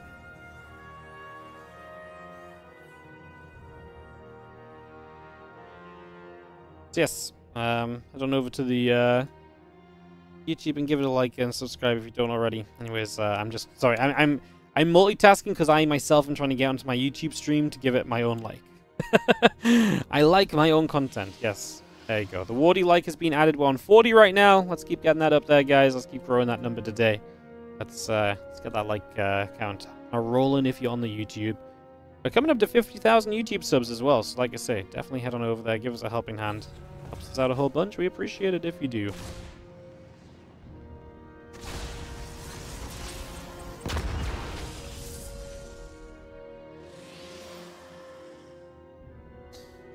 Anyways, back to this TVP. As the Reaper comes about. Am I going to be streaming on the weekend? Yes! This weekend is actually the Spring Championship Playoffs. So this tournament you've been watching, we wrap it up this weekend. All top 8 players playing in a double elimination bracket. One of the things I do generally want to do this year with the WardiTV tournaments and the bigger events that we're going to be running, or trying to run, etc., is that I really want to try and make sure that the playoffs are always played across like a weekend. I want to always give the playoffs like a real kind of playoff feel. Where it's like, you know what, even if you just watch, like, even if you don't, like, because a lot of people aren't into watching each and every group or following the full tournament, they just want to tune in for, like, a weekend of StarCraft. So if we can, the idea is to deliver that kind of feeling where, like, you can show up on the Friday, Saturday, and Sunday, and you know what tournament is on, the format is going to be consynced, it's going to be, you know, you're going to be able to follow it just from that weekend if you want. You'll have a little bit of info on the groups and stuff, like, I'm not going to pretend the groups didn't happen. But the goal is to always have these weekends really feel like some championship weekends and to feel like some big conclusion rather than just another couple days of StarCraft. So yes, this weekend is the Spring Championship Playoffs. I'm going to try and give it a whole lot of love as we give this event hopefully the send-off it deserves. It's been a pretty great one. It's been one of my favorite WardiTV events in a while, honestly. So yeah, hopefully we can give it a good proper send-off, like I say, this weekend in the playoffs. So yes, Friday, Saturday, Sunday. Should be good, as our Cyclone is going to grab a hallucination overhead, so we're just going to get rid of that. A couple Stalkers and the Sentry will be there. The Reaper still getting chased away as well.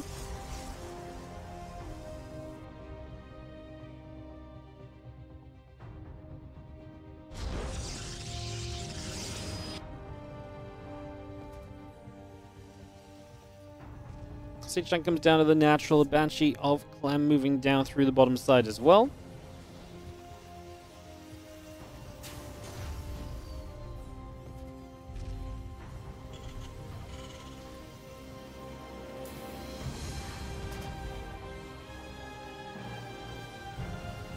Raven about to finish. The cloaking is coming through. We do have our hallucinations getting straight into that main base. The siege tank still coming up on the factory as well. So just bring that straight into play for the moment.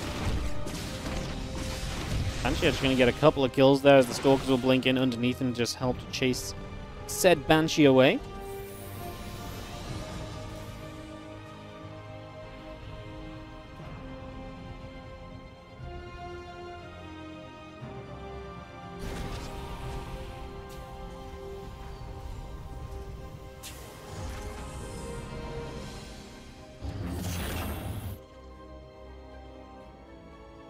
Plus one, the stim coming through for the moment. We get that coming. And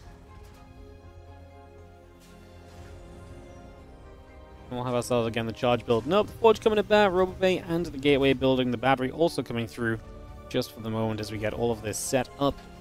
And again, a lot of little investments being made for the moment.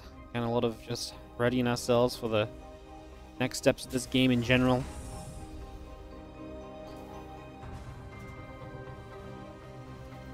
I like a lot of Showtime, though. Sorry, bless me. I'm going to sneeze again. There we go. I think we're good. I like it a lot for Showtime, because I feel like a peaceful early game for Showtime is a good early game for Showtime, you know? CLEM can be such an aggressive player, but Showtime can be such a good defensive player, and I feel like being a good defensive player typically means that if you don't even have to defend, brilliant. You just kind of get to the stage of the game you want to be in anyway, right? But a defensive player wants to get to a later point, otherwise they wouldn't be so good defensively, if that makes sense. So I feel like Showtime here, I mean, this attack right now from CLEM is going to be the first real test for him. But his Stalkers have been very comfortable. He immediately gets a shot off on the Raven to start us off there as well, so that's a great starting point. Yeah, I like it a lot. I like the idea that we're going to start getting to here, I think, for Showtime. Like I say, we'll see how his defense goes right now as get a couple more shots. The siege tank going down, a few more hits there. Stalkers are still going to hang about as well, as they will try and figure out what they would like to do.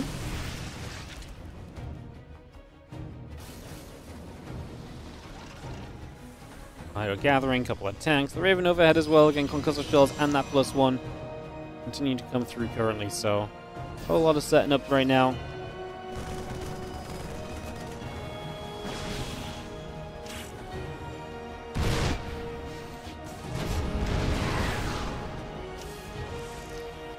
Dogs continue to do some zoning. We just have ourselves the Concussor Shells coming online, some Marine Marauders coming up as well. So again, just a little bit of everything coming in for the moment here.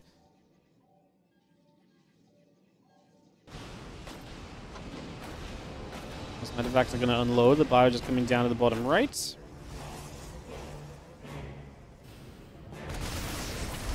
Plus coming through, the Marines get turned away the other side again. So again, we just get pushed back over for the moment.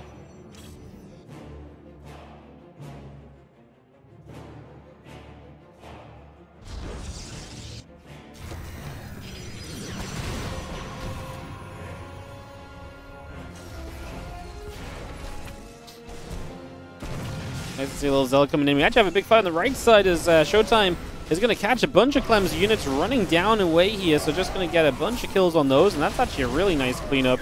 It's going to do a lot for you. So that's a big win for Showtime. Love seeing that for him as he pushes CLEM away. And actually going to end up on top of CLEM's base here as well. Can we do anything from this position? That part I'm not too sure about as the Widow Mine going to get blasted. Just going to be seeing that firing back. Isn't about to finish, as we do see a Colossus firing again. A couple of Zealots continue to charge through too. Continue to bring that into play.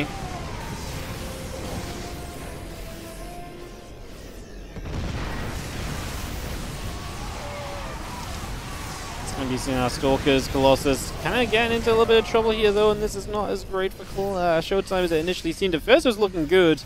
Now he loses out a little bit, so it becomes a little bit tougher. Not quite, like I say, as pretty as he was maybe hoping for it to be. In the grand scheme of things. Now just hanging around on that bottom side, and you can see the Banshee already going after the Sentry, and so just trying to get a little bit more done.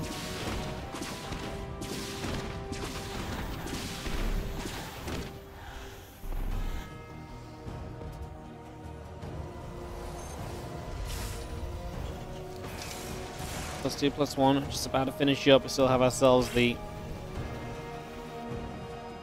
couple of Vikings on the way from CLEM. Showtime is still getting ready to push. I mean, this is what we didn't get from Showtime for a long time in the last game, because he was kind of held up and a little bit kind of held back for a long time, simply for the fact of how the game had set up originally, right? He wasn't able to be as aggressive, but now here we go. Again, trying to put those Vikings straight into use as well. Love that. Putting them in good positions and trying to get them into significant places where they can just, you know, shut them Vikings down. Those Colossus can obviously stick around here for a whole lot longer and really get a lot out of themselves, so... You know, trying to capitalize on all of that, it seems. As the 3 Colossus will absolutely shred here if given the opportunity. And I would say right now they're getting absolutely that opportunity we're talking about. Colossus going huge. 14 SCVs already down. We hit the EMP of the Colossus. We try and dive forward with the bio unit. Stalkers will have to be the tanks in the front to keep these Colossus safe. There's a warp in, a massive warp in of Zealots. I think Showtime is doing it though, guys. I think he is absolutely having enough to hold on in here and to take us through to a game 3 of this series. It's very close. I mean, CLEM has got a lot of these Colossus low. If he has another EMP available especially, he can EMP the Colossus again, then they're going to go down very quickly. There's the EMP, the shields disappear, the Prism nearly goes down, but it will get to survive. No, it's going to be denied. There's no way the Vikings don't target fire that. That was an obvious one, but CLEM just doesn't have enough anyways. That's going to do it, and we are going to go to the game 3 here between CLEM and Showtime. So how about that for a little bit of a fun next game, and now we get tied up. And a decider map comes on through, so we are going to go the distance. And this group will continue to do some delivering for us today.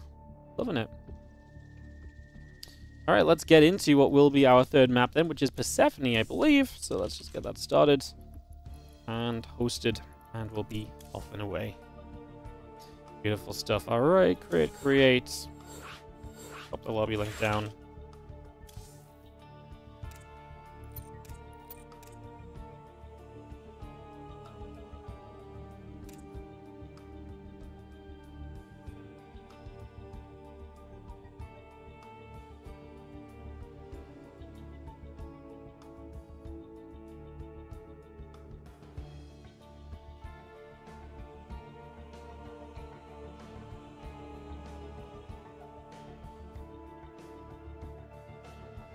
Alright, just waiting for CLEM to join us then, and then we'll jump into game 3. What was that drink? That's my StarCraft Passion drink. Where the StarCraft Passion comes from. If you don't have that, that's the kind of days where I'm just like, ugh, StarCraft, ugh. Drink this, StarCraft's the best game in the world again.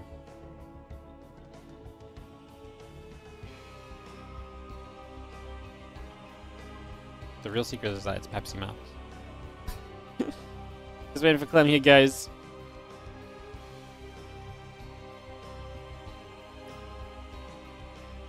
It was Terran tears. Wow.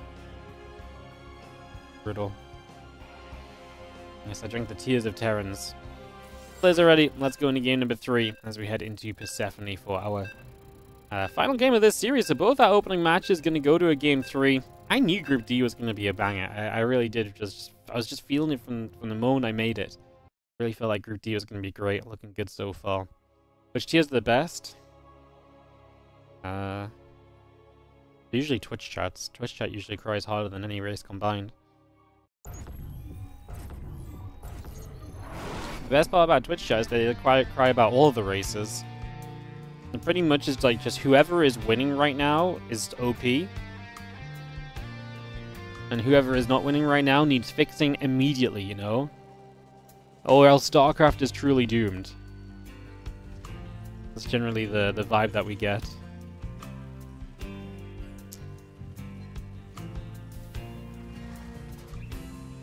Bottom left corner, we are going to have ourselves the red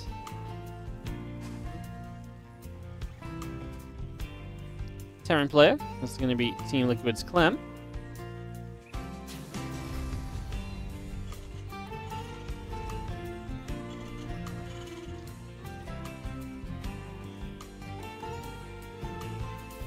And in the top left-hand corner, we're going to have ourselves the blue Protoss player, SHOWTIME.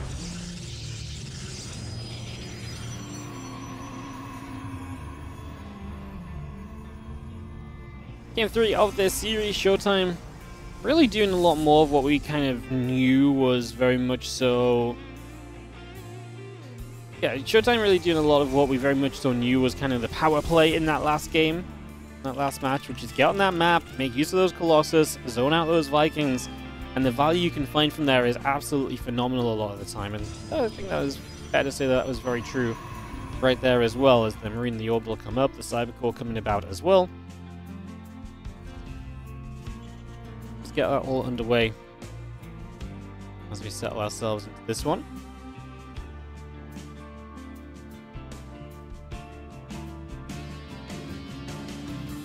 SCV makes his way up to the top side, so I'm just going to go over the other side, scouting here on Persephone.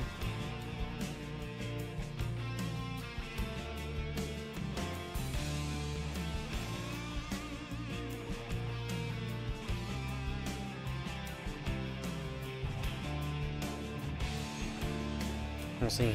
I'm not really in a position right now where he wants to take any risks, so just double checking what's going on. You don't really want to drop down to that elimination match. You just lost to Rogue yesterday, and a rematch against him is not necessarily going to be something you want to try your luck with right away, right?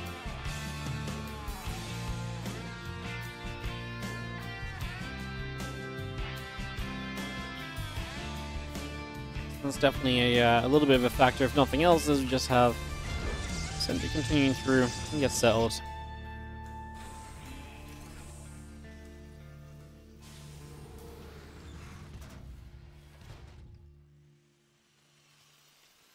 Couple Marines coming about, the Orbital Command is on the way up, so again, just a little bit of getting set up right there. The Stargate coming through as well, had that Nexus on. We just got ourselves established for a few moments.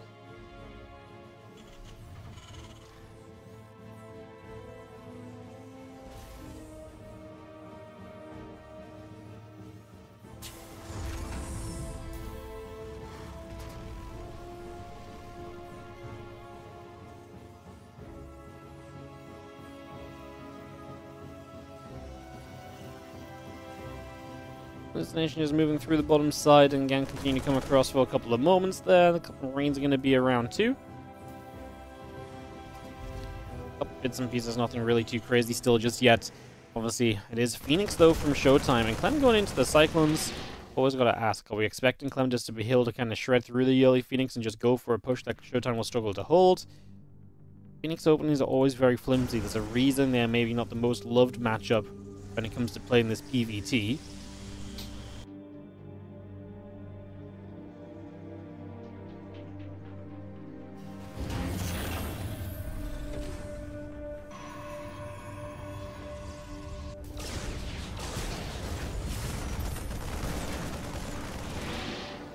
Cyclone the Marines coming back around as well.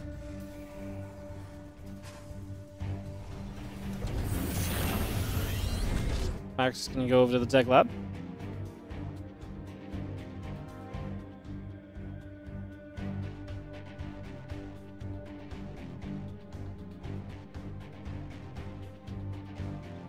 Into the Council Forge continue to come about. We're just going to get the Phoenix coming about as well. Just a little bit of setting up continuing.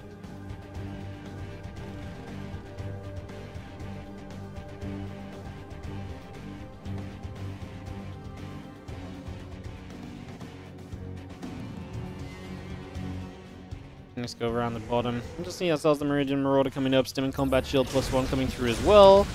So we get settled for a few moments. The Phoenix can get pushed away by that Cyclone.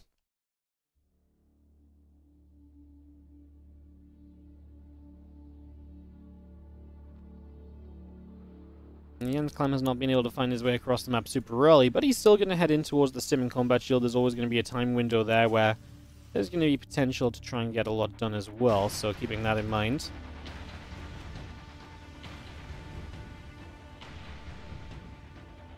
Get all those upgrades coming through, just the charge and the +1 upgrade coming about as well. Stim Pack Combat Shield +1, all building here. Get that underway.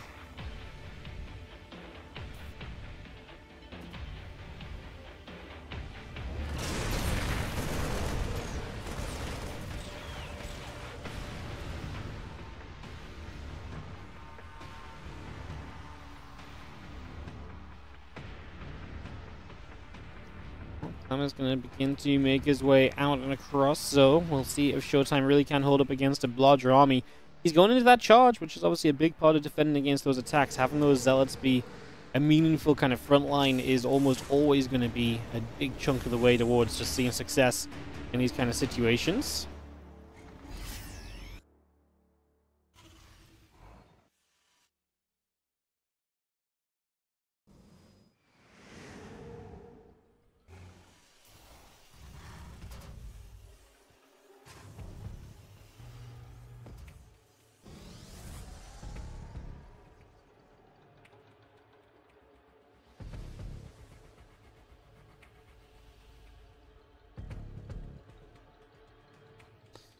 Kind of armor upgrade coming through, the few Zealots and the Phoenix coming about, the Observer still coming about as well. The Medivacs and the Marines setting up also. Let's have ourselves the Medivacs continue to come through for moments.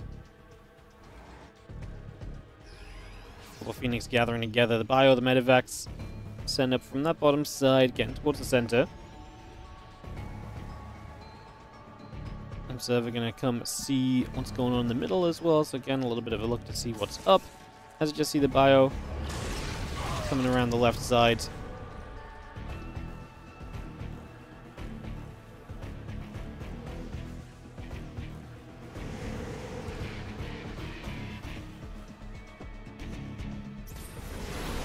gonna see the Garden Shield popping. Bio gonna be there. Zal's gonna go charging through. It's gonna be seeing the Wooden Mines getting lifted by the Phoenix. And all those Zals going down. I mean, this is not pretty because CLEM's able to kite away and just get a lot of value for free. The Phoenix have to run it away as well, not able to do like as much as they wanted to at all.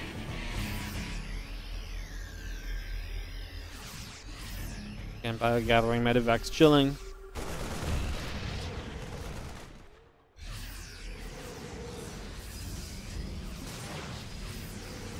Showtime now getting the warp in though, so initially felt as though CLEM was starting to do a lot. Now we're going to see a Zealot count, which I don't think CLEM's going to be able to choke up as much, and those Zealots actually are going to get a wrap around, and Showtime going to chase. Wouldn't mind going down as well. A couple of Vikings showing up, the Archon, Stalkers and so coming through too. And continue to get some lifts going. The Bio forces continue to take a lot more shots. Showtime still very much so trying to push his way forward currently, really push his way straight into this. He's going to get 8 STVs, the third base has to lift, and if he can just keep this momentum going, this could carry him straight through all the way to victory.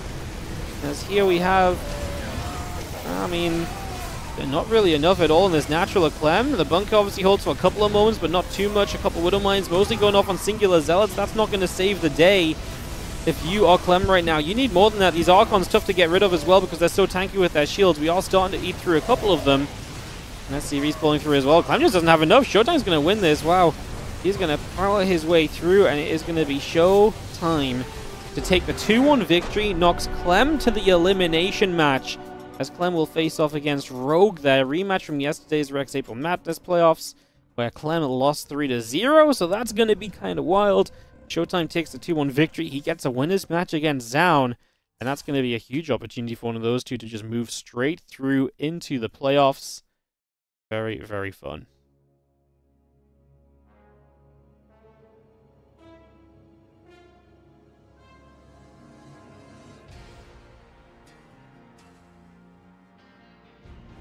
Alright guys, we are going to get ourselves then into that next match. It's going to be Americas for both these series coming up. It's going to be Korea versus Europe in the elimination and the winners match as CLEM.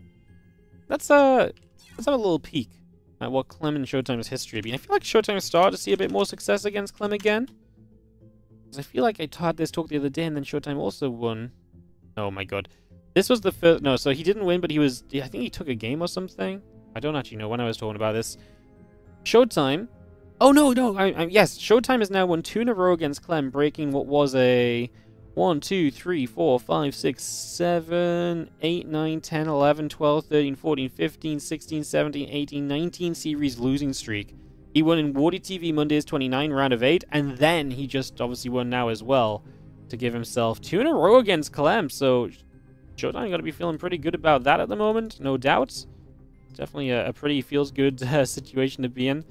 As, yeah, now he gets to play that winners match against ZOUN. First of all, though, we'll be getting ready for the elimination match, which will be Rogue versus CLEM. So we are going to get that rematch from yesterday. Honestly, I thought this was going to be in the winners match, because I talked about this yesterday. I was like, oh, I think there's a good chance we see this. I really thought it would be in the winners match, but clearly not. Clearly not. Alright, guys, couple of moments as we'll obviously just get some videos done. CLEM to hop on over to NA as well.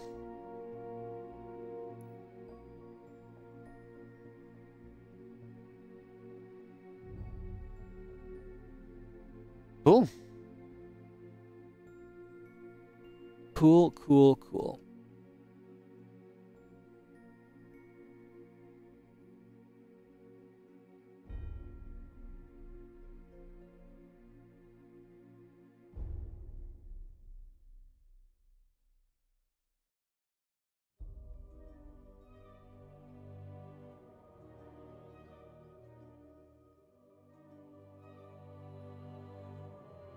Okay, so I'm actually going to throw the BRB screen on and come right back. I'll see you guys in a sec for more SC2. We'll be back after this.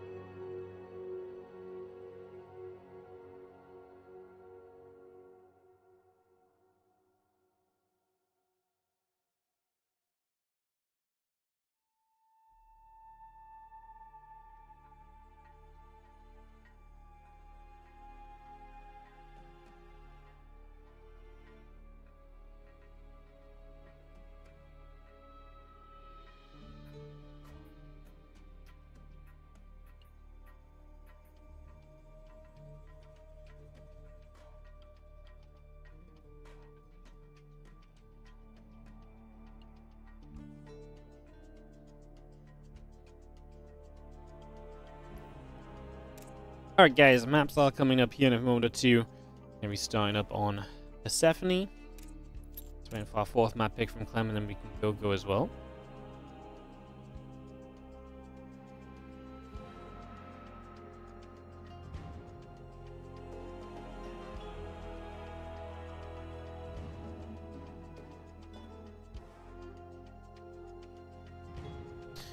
How's everyone doing? Hope you're all doing well. And again, thank you so much for joining us for the WardiTV Spring Championships Round of 16 Group D today. If you are enjoying, as always, a little mention that you can support the channels by following, subscribing, liking. If you've got a Prime sub, do consider using it. As always, we are consistently pushing to give you guys more and more StarCraft 2 action, so do consider supporting it, so helps out a bunch.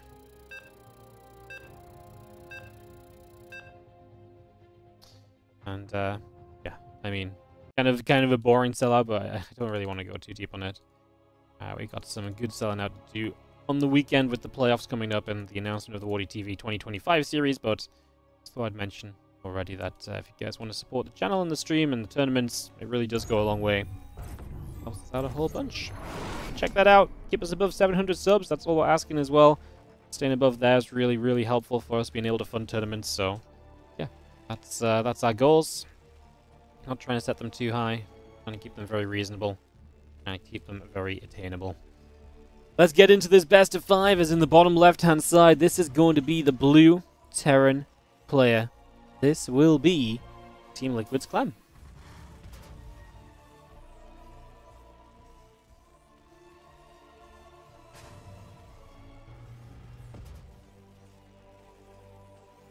He takes on the red Zerg in the top left corner. It is going to be Rogue. Again, got to be said, again, if you want spoilers from yesterday, it's kind of too late because we got to talk about the fact that these guys played yesterday. So you're going to get spoiled in this series if you didn't see yesterday. Rogue beat Clem yesterday 3-0. Ridiculous. And honestly, the first game, Clem was in a very good position, and then the banelings hit. He just didn't split properly. The banelings kind of, like, Rogue had baneling connections, which was like, if those banelings didn't connect, he dies on the spot pretty much. And then he just about survives, basically, because of some banelings, and then just is able to take good fight after good fight. And I feel like at that moment, Clem was almost doomed to lose the series from that point, because then from that point on, it felt like Clem never really looked like Clem again during that best of 5. At that point, it felt like he was just constantly on the run. It was constantly Rogue this and Rogue that. Rogue took complete and total control of the game. And yeah, I think, honestly, Rogue got into Clem's head a little bit. Like, I think Clem was very aware he was winning that first game, and his mental just went into the bin. And once he was in that bin, he just could not find the way out again. So, yeah, hopefully coming in today, fresh mindset, fresh head, feeling good. Hopefully he can find it. There's the SCV. Gets across, trying to see what's going on.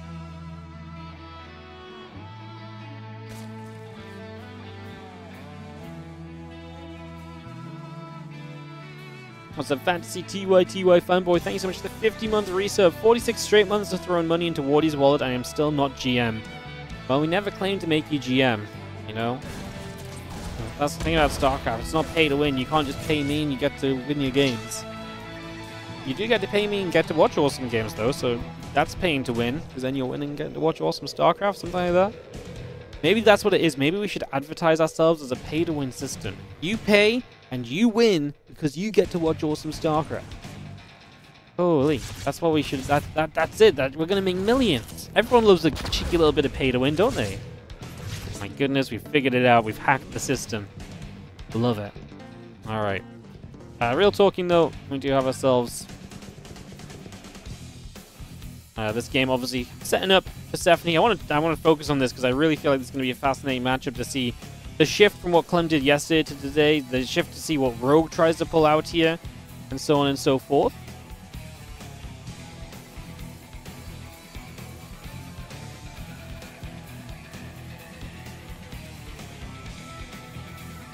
So yeah, let's see how it all goes as we get ourselves up and rumbling. Just going to be having that replay for the moment, is poking about, trying to find a little bit of info and just figure out what's going on in general. So, yeah, some info gathering for the moment. Nothing too crazy.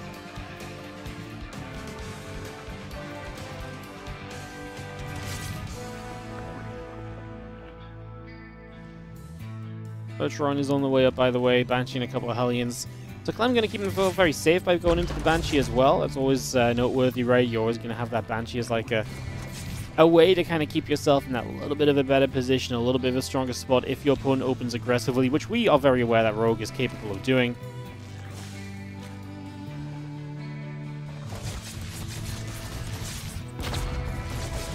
Oh, that's not going to be good. Obviously, CLEM, he loves to get in and abuse a late link speed, and he gets through the front right now, and that's going to be Hellions into the main.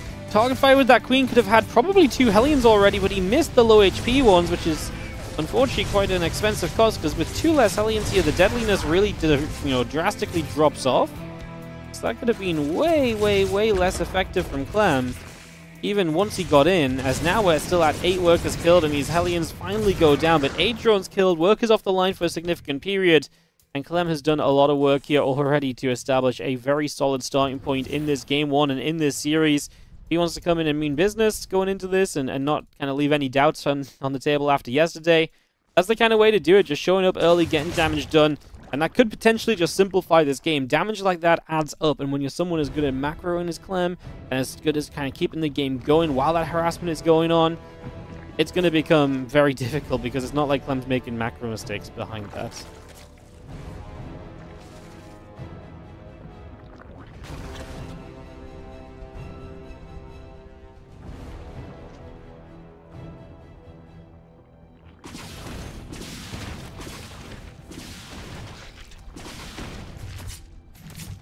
Banshee gets a female creep teamer pick off, so again, just going to be doing okay for us right there.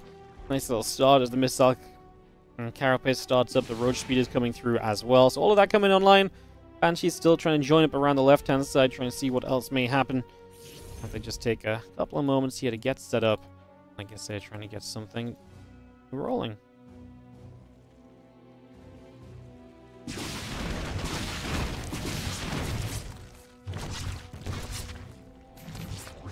Well, Banshee's both taking some shots, obviously still getting a few more drones though, and again, that just adds up over time. As CLEM's bio upgrades are due to finish, I guess Stim finishing soon, 1-1, and Combat Shield's done in about 1.5 minutes. If we hit with that timing, that could already be very difficult. We lose even more drones here as Rogue, so again, he's just bleeding out in these early stages.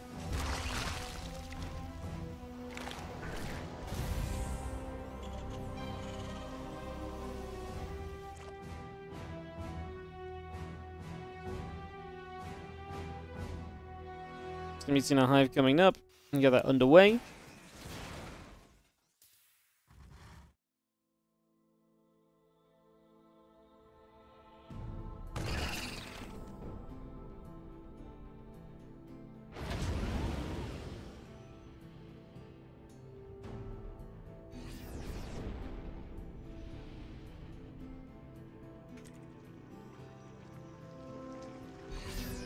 Medivacs on that right side. We see a lot of the units going to go to that top right. The Roach Ravage are going to be coming across as well. So, again, big push coming through. A couple of vials coming down. The Roaches and the Queen's going to step forward. The tank is just going to shoot. The Marines are going to be there. A lot of these Roaches taking damage.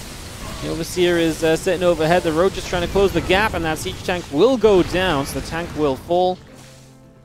Again, 1-1 missile upgrades continue to come through here for the moment.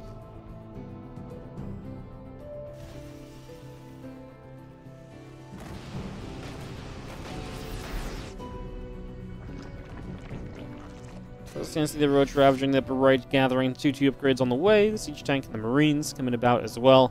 Extra barracks all on the way from CLEM at the moment here as well. The Lurk then coming about. The couple of drones building through. And those Marines and the tanks still gathering as well. Medivacs will join up together.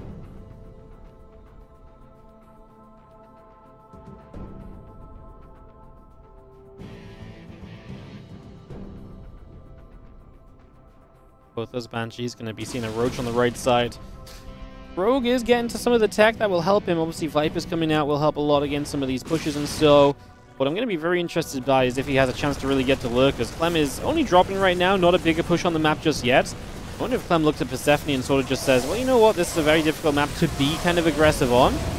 As we only lose 1 Medivac there, but I actually think that could have been a whole lot worse as well, because what could have happened there is if there was a Viper nearby and happened to abduct, you could have abducted 1 or 2 of those full Medivacs back into the Hydras, and that's a lot more losses than you initially signed up for in that case, so I actually think we're a little bit lucky with that one. I feel like that could have been a whole lot worse for Clem. Obviously, probably a calculated risk, though, and for now, he's fine. Banshee's, again, just still alive. And look at this, just knocking down creep teams, and this is the annoyance of playing against Clem. Units from the early game are preserved, they're kept alive, they're used again repeatedly, just again and again in the future. They just do not get held up on at all. It's fantastic stuff. As we do have ourselves the Lurkers, Hydras, and Roaches continue to gather about for the moment as well.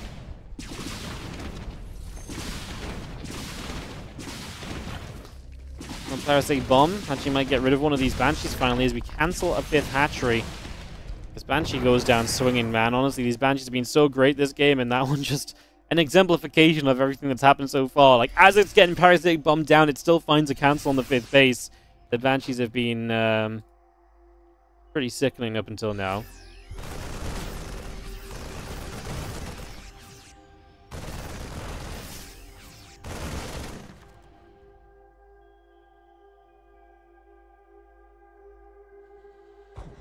Lurkers, Hydras, Roaches still gather about. Let's take a couple of moments here.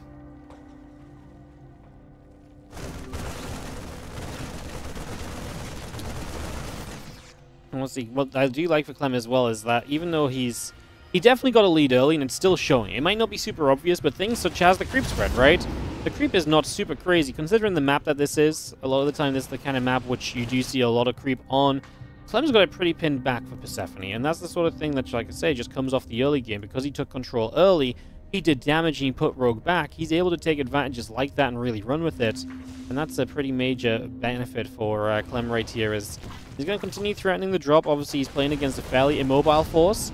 It's a little bit more risky now than it ever was before because of the Vipers. In this case, he actually doesn't go for the abduct. He goes for the Parasite Bomb. I thought he could have abducted there as... I kind of like this from Rogue. He just knows that that's a weak point, so he's just like, I'm just going to mass spine it, and if you just try and stim in with Marines, it probably won't go too well for you. I like that.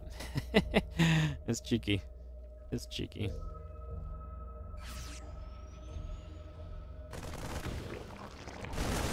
Marines coming in on the right, left side then. That drop got away, as mentioned. It got Parasite Bomb, but didn't go down.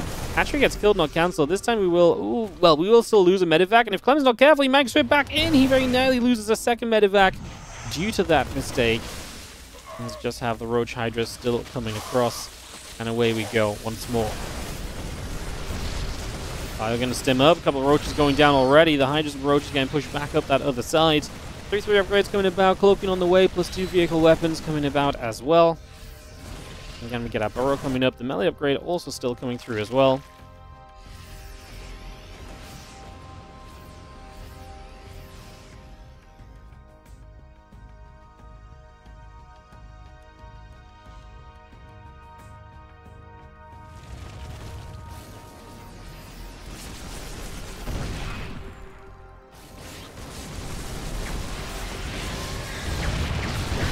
Gonna see how there are a couple of lurkers coming through. Marines, Ghosts coming about. A couple of siege tanks going to be there.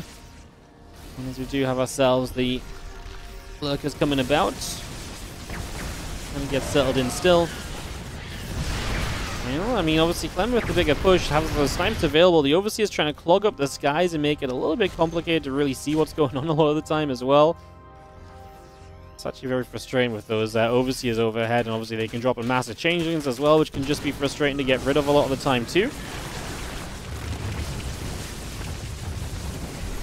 The Lurker's going to pop out of this Nidus. That's a ton of SCVs going down. 9, 10, 11, 13 SCVs falling extremely quickly there. It's a sizable amount of damage done as this Nidus in the natural is huge. What an opening this creates for Clem in this game is all of a sudden he is truly going to be in a little bit of trouble. I mean, that is significant damage done. Rogue is going to be loving this position from there. He's hitting this left side as well. Clem has to bring the entire army back, so all that pressure Rogue has had on the front of his 5th base just dissipates in a moment. Nidus has just died, though, so his Lurkers might be a little bit stuck. Rogue needs to figure out a new Nidus to escape with. He is going to lose Roaches as well as they get scanned on their attempted getaway too, unfortunately. Not ideal, not ideal. As we do try Nidus to the bottom right, and a Nidus here as well. The Banshee not quite close enough to hit it just yet. The changelings going down, Clem busying himself with that as Rogue making a play. As mentioned, definitely a good one, a powerful one. And I gotta say, I like where it's kind of putting him in this setup at the moment.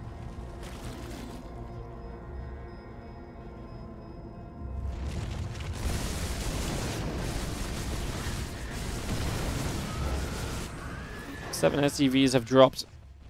As CLEM takes a little bit of additional damage here at the tail end of everything else. The Marines and the Ghost going to get there. Nidus going down. The Lurk is set up once again, and they're going to start hitting those Ghosts from afar. Or the Ghost going to hit them from afar. I thought the Lurk was actually getting some cancels, and there they are. They are getting some snipe cancels. As the acceleration zone's funny because it will actually help you play Getaway as well. Rogue is just all over this map, and this is where Rogue recently has absolutely been at his absolute best. It's terrifying watching him play because he's fast, he's dangerous, he is truly all over the map.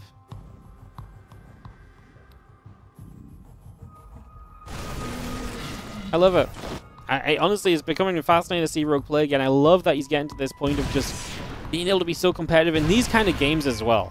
You know, this is not just like a bit of cheesiness and a bit of like, oh, I'm Rogue and I'm crazy. This is like solid, like, I'm going to make this game chaotic. I'm going to play everywhere. I'm going to play quickly.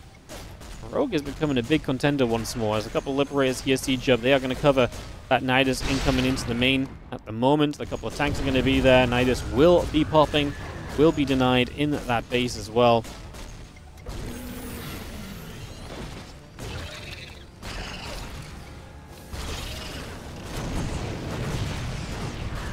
Nidus will go down too. A couple of tanks helping with that in a big way once more.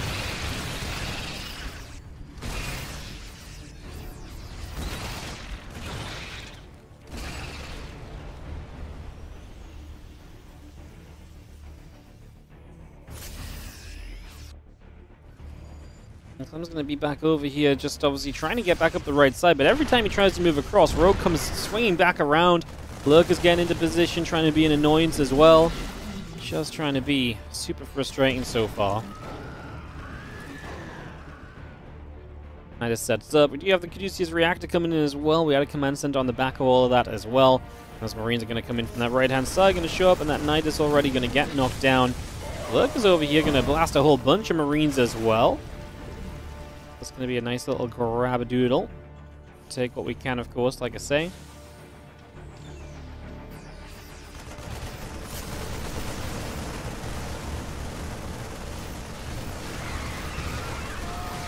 And try and get this hatchery again. CLEM has been very consistent about trying to hit these bases. The Banes show up though, and we actually save this hatchery low HP, so it probably goes down later unless we have some transfusions or so to drop on it.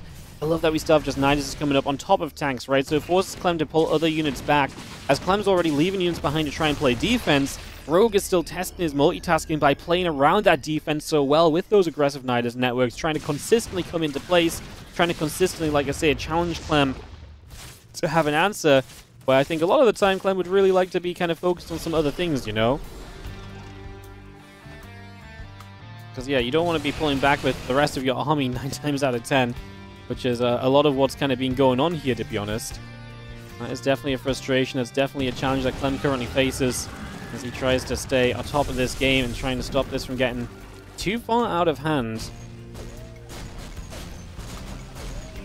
Ghost Marines is going to finish off this Nidus. That's another denial. Obviously, CLEM currently holding on to the 5-base setup. Bottom right should be very manageable to expand to, though. That would give him 6 bases, so it feels like a very achievable expansion setup that we're still kind of in control of, but just not fully there yet.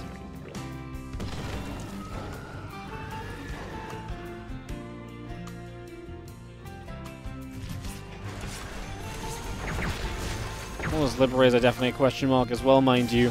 Can we deal with those without them being too impactful, without them just doing too much? They're definitely scary, that's for sure.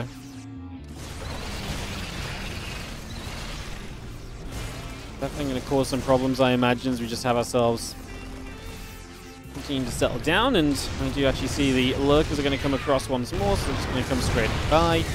And they are going to siege up this mineral line, and once more, issue's going to be ahead, but again, it's the Liberators. And we're at a lot of Liberators too, we're at 11. And it's only really Hydras to deal with them. Do we have a Spire at all? Yes, we've got double Spire. We even have a +1 flyer attack upgrade. I really think it's going to be time very shortly for us to actually start making sure that those things are being put to use, right? Because if we're not putting those to use, I'm not going to love this position for a whole lot longer, I can tell you that much. So yeah, I think time to keep an eye on a couple of those things for sure, as mentioned. Just trying to ensure us a nice comfortable continuation as the single muta gets built. So I guess we're just going to use a muta to hit some of the corners that are maybe being used against you right now. Some just air units that are a bit difficult to reach. Some snipers trying to find Lurkers as they dive back into a Nidus. Again, we've been all over the map here on Persephone with action just continuing more or less just non-stop. It has been hectic, it has been busy. And Rogue, a big part of the reason to blame for that. He really is the player who's started to just pull Clem around the map. My question going into this later stage is obviously Rogue has created a big bank for himself during all of this, so he's definitely benefiting from a lot of this aggression. He's definitely taking some advantages. My question just is, does he actually have a way to eventually fight that Clem army? Because yes, you've got a big bank, but you can throw your army into Clem multiple times, spend that bank and be gone, and still not have broken through a town. We see that all the time. You need to have a way to actually be able to trade with this army, otherwise those engagements will just be throwaways. They will not be successful progression in this game. I think that's going to be the challenge kind of continuing to move through right now. So yeah, we'll see how that pans out. As just going to see a couple more lurkers getting sniped. The Hydra's pushing the bottom right. Clem dropping a lot of supply as we're going to snipe down these Overseers. It's funny because Overseers are actually very expensive units, so it doesn't feel like it necessarily all the time, but it's absolutely worth sniping those down. That's good value. If Rogue really wants to keep those Overseers up, like I say, it's an expense. Like they do not come freely, and if those are snipes you can just take somewhat freely, then you go the hell away and take them, right? Like that is absolutely a-okay. Resources lost right now is 26k to 19k, so about a 7,000 advantage to Clem. Keep that in mind because that's going to be a great indicator of how the trades are going from here on out. You know, so 7,000 resource difference, about 20 minutes. Let's check in at 25, 30. Because like I say, that's likely going to give us a lot of info as well as to how this game will continue to turn out and how this game will continue to rumble. We're going to be seeing a bit of a fight here. Liberator's going to try and siege up. The Ghost's going to be having to retreat away, though. It's already having to pull back a little bit. The Overseer's coming in overhead once more. So they're going to come straight through.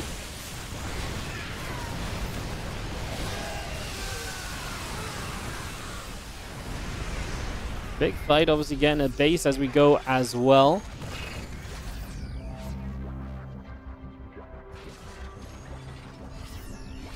Just those Ghosts still gathering together. The Liberators and the tanks continue through too. Ray Marauder very much so still on the way out. We do have ourselves the Ling Bane producing en masse from Rogue coming back on the back of this. Again, that's the benefit of Rogue having already kind of put himself in this position where he's got the money. The rebuild is very, very achievable. And Clem does not have money in the bank, which means if Rogue can get a couple fights back-to-back that are somewhat just okay for him, Clem will not be able to rebuild from that as well. And then you're going to really kind of test Clem defensively.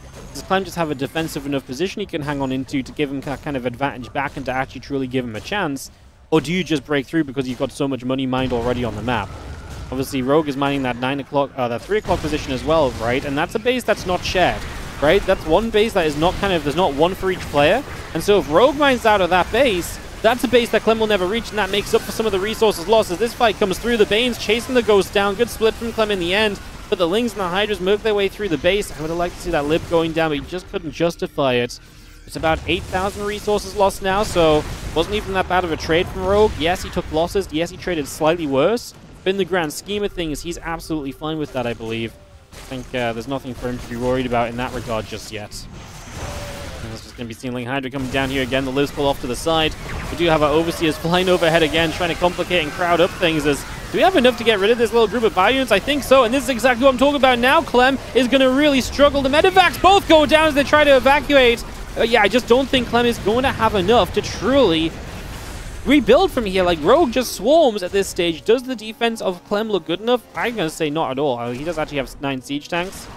I guess we will see. Rogue going to back away for the moment, get some more Hydras up, get some more Banes and so going as well, I imagine, is going to be a big part of this too for him over the next few moments. As Clem starts to push up the right side, I mean, I wonder if Clem just feels like he needs to go and try and do something. Rogue still just Ling Bane Hydra in it up. Clem does not have a lot of Ghosts left over anymore as well, right? He's got 6, so those Ghost numbers are weak. I actually wouldn't mind seeing a couple more Lurkers coming into play. Because Lurkers right now, especially as the Liberator count and Ghost count are both struggling, they're the kind of unit that can 100% benefit from this current situation. So yeah, maybe that would be a nice addition, as it doesn't really matter though. Rogue is just going to swarm, and that is going to be GG's. Rogue is going to take the opening game off of Clem. And Clem, I don't know what's up with him this week, but he is not exactly having the best of times. As loses a Showtime, ends up now in this elimination match. Going to be down a game against Rogue as well, so really not ideal. As we are going to head into a game number 2. 2. CLEM down. And, yeah, obviously it's a best of 5, guys, so that's good for us because it means we're going to get plenty of games. But also time for CLEM to recover. It's just, for me, yesterday CLEM started off up here against Rogue, and he came downhill the further the series went on. And I do think CLEM's quite an emotional player. I do think CLEM is very much so one of these guys who can get caught up in the moment a little bit too much, sometimes struggles to reset in his head. And you lose the first game of a best of 5 here. You were in a decent position early on, you did some good damage. Rogue definitely was the one that turned it around again as he did yesterday. I'm scared we're going to see a similar kind of pattern unfold. And that CLEM falls into the same traps that he fell into yesterday as well, so... Yes, we will see how it all goes as we get ourselves ready. Let's get everyone loaded into this, guys, and we'll be off and away. Thanks for joining us. Yo, Gindar, or Gindari, or Jinder. I'm maybe just Jinder. Thank you so much for the Prime sub. I've said your name in so many different ways. Surely one of them has to be correct. Surely! And thank you so much for watching, guys. We are on 2,000 viewers across the Twitch and YouTube channels right now, so thank you so much and welcome. Wherever you're tuning in, we appreciate you guys watching some StarCraft 2 with us today. Glad you're enjoying, and hope we can continue to bring you guys great games. And so, yeah, number one thing we ask for, watch, follow, like, and subscribe. Just keep on doing those things. It helps us to keep on running the StarCraft tournaments. This is a WardiTV event. This tournament does not appear out of nowhere. This is WardiTV money. This is you guys supporting the stream, the Patreon, the subscriptions, etc. This is you guys actually making a difference and making this tournament happen. $5,000 given away across this event. And then obviously more events coming up. As we'll be wrapping this one up at the weekend, I'll be announcing a lot of plans for the rest of this year from WardiTV on Friday when we launch the Spring Championship playoffs. So that will be coming through as well. Very exciting. Thank you so much. Firesword coming in with the Prime sub. Those help as well. They're easy to click. They go a long way. Thank you so much for the Prime as we head into game number 2 of this series. In the top right-hand side, has now won 4 maps in a row against his opponent, and it's not very often you can say that. This is Rogue in the upper right of Ultra Love.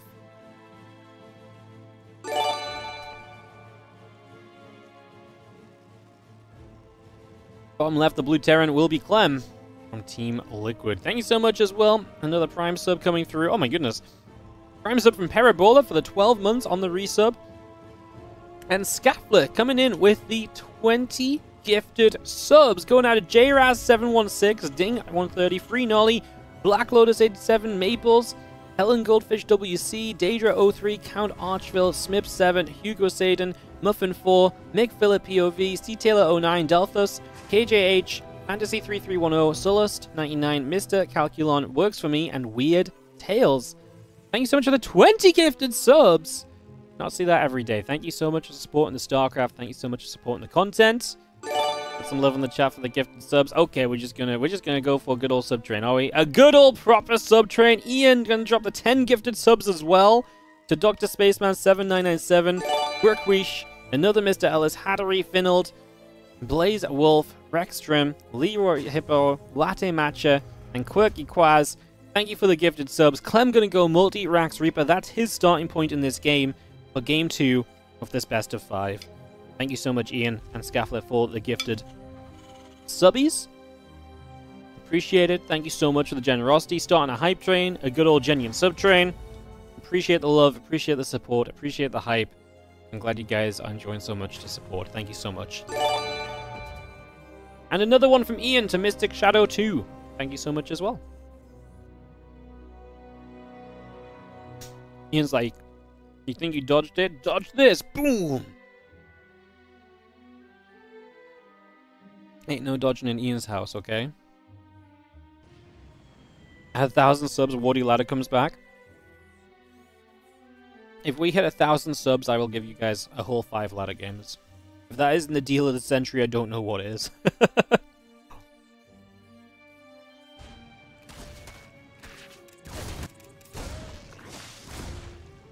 People starting to show up, and we'll start to put that pressure on, start to do their thing.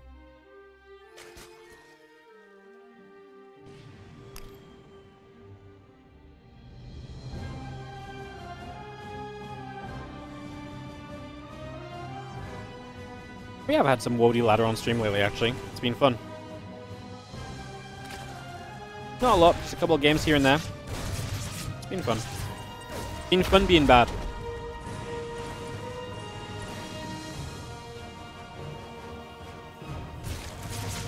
Factory on the way up. Triple CC behind this from Clem as he gets settled in these early stages.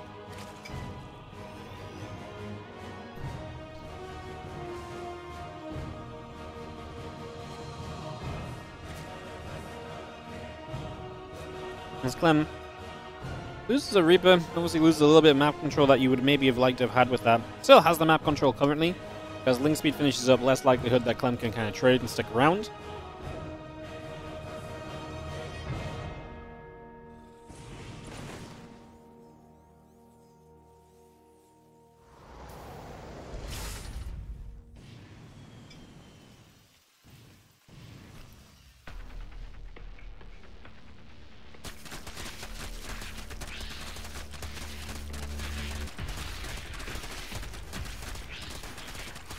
And I feel like he's going to go nibbling up on the rocks already, putting some work in, putting some damage out for a few moments here.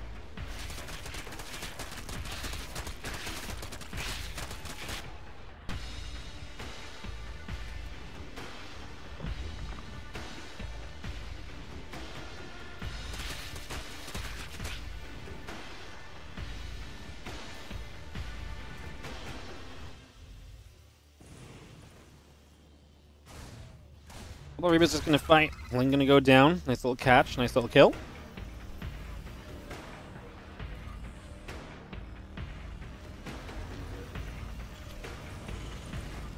Tank, Marines, Medevac, Stim. A little bit of everything just continuing through for the moment.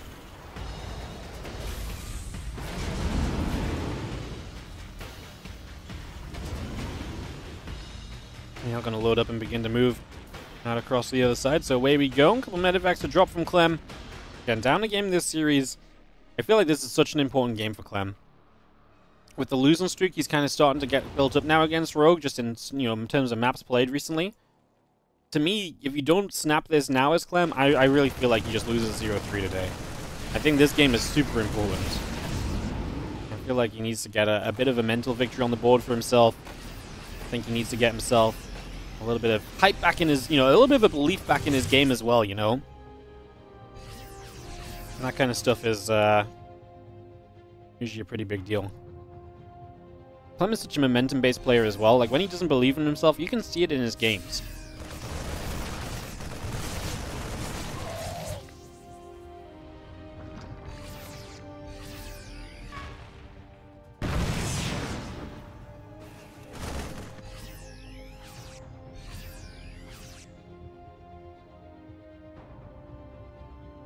Means the medevacs will gather.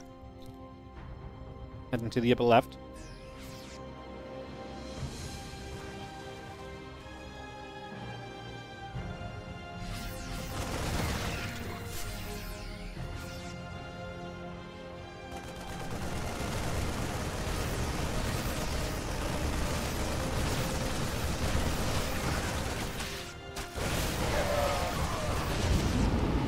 I'm sorry, I'm just looking at my my hype trainer mode that I got.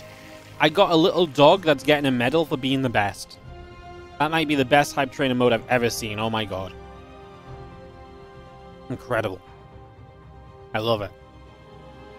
Amazing. Because the lagging game, yeah, that's just because I was tapping out to open my hype chest. It's just a little FPS drop from when we tap out, sorry. It's a cat? Oh, I'm less hyped. It could be a dog, no, it doesn't look like, it's not necessarily a cat. It might be a cat. I feel like it's specifically ambiguous, so it can be whatever you want it to be. Let it be a dog, right? I'd rather it be a dog. It's a small dog? I thought it was a small dog or two. Okay, it's a cute animal getting a medal. What's not to love? Huh? What's not to love about that?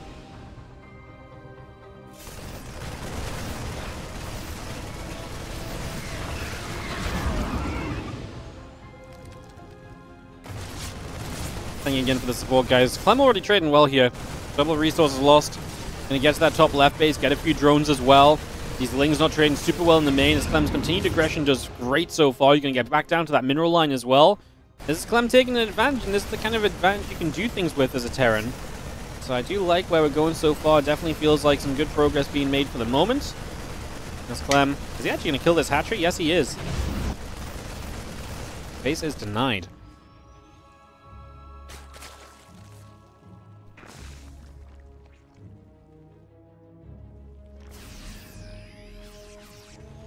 Alright, well, base denied. And otherwise, just going to see ourselves, the Marines continue to stick around, and Overlord going down overhead as well. A great job for the moment.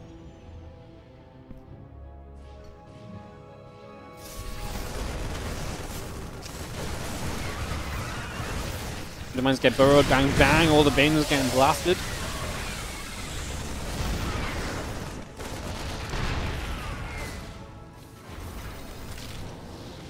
Still got the 2-2 coming about, the Widow Mines coming through, extra barracks are on the way as well.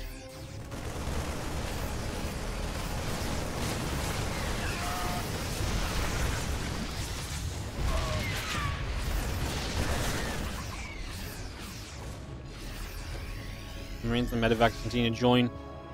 Continue to put some pressure through, and 2-2 upgrades are coming about with the +1 vehicle weapons plating as well, so all of that coming through for the moment. Barracks on the way, Widow Mines coming up.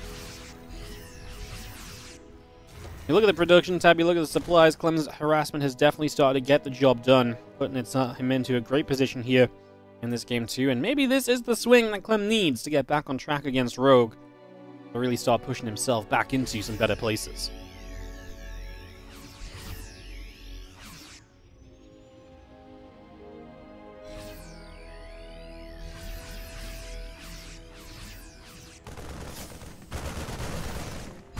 Queen's gonna get caught too, not ideal. I was gonna say, do we actually have anything on the map that's even nice to fight against these Marines? There's actually quite a few Hydras out, but they're just out of position. I don't have speed yet, so reposition them is kind of tough. I'm just pushing the top left. This is just a drop that was doing a lot of damage here. There's still, again, the proper push on the top left side. That's gonna relocate around and get ready to push further in.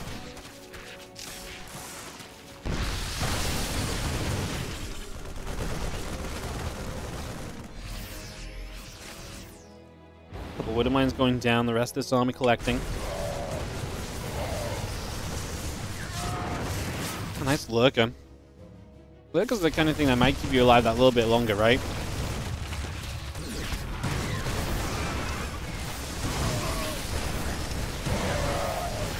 These Widow Mines just destroying as well as Rogue gets kited into them.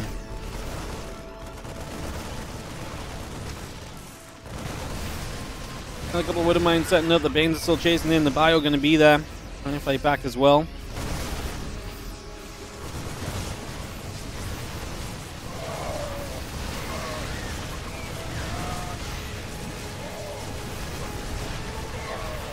Just getting jumped on. Oh, Lurkers are getting jumped on too. I mean, Lurkers are meant to maybe potentially turn this around a little bit, but I just don't think it's really happening well enough at all.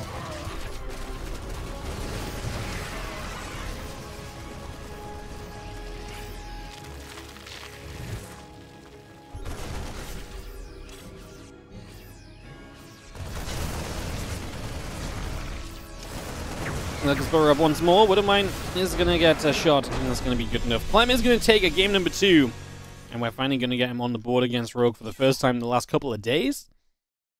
Very nice. Very nice indeed. GG's, and we will get ourselves toward game 3. Like I say, thank you so much for watching, guys. So many people tuning in across the streams, over 2,000 right now. Hello, welcome. Thank you so much for the love and the hype. Scaffler and Ian on the big heavy carries with the gifted subs pushing us over 750. Incredible stuff. Just gonna run ads just in case we get another long TVZ, guys. I'd rather have the ads now than, you know, in the middle of, you know, really cool CLEM Rogue games. So appreciate you guys watching those as well. They also go a long way to helping support the stream as we get into game 3 in just a second. I'll also try and check what map 4 is going to be here.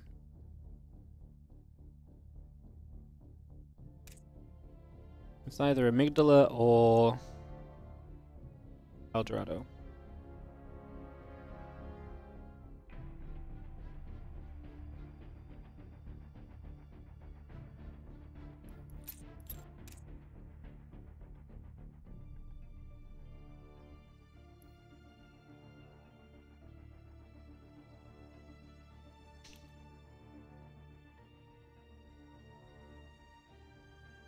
Alright, I think we got everyone here so we can kick start and get this underway if nothing else. Get this just started up already.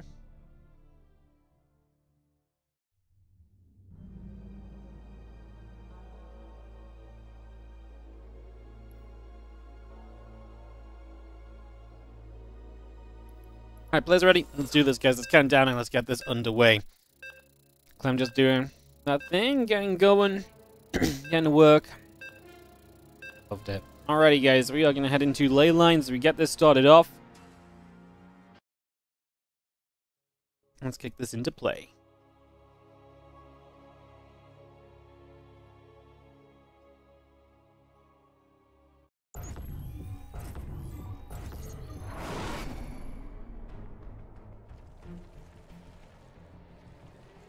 In the top right, took the first game, couldn't handle the pressure of the second. It's Rogue.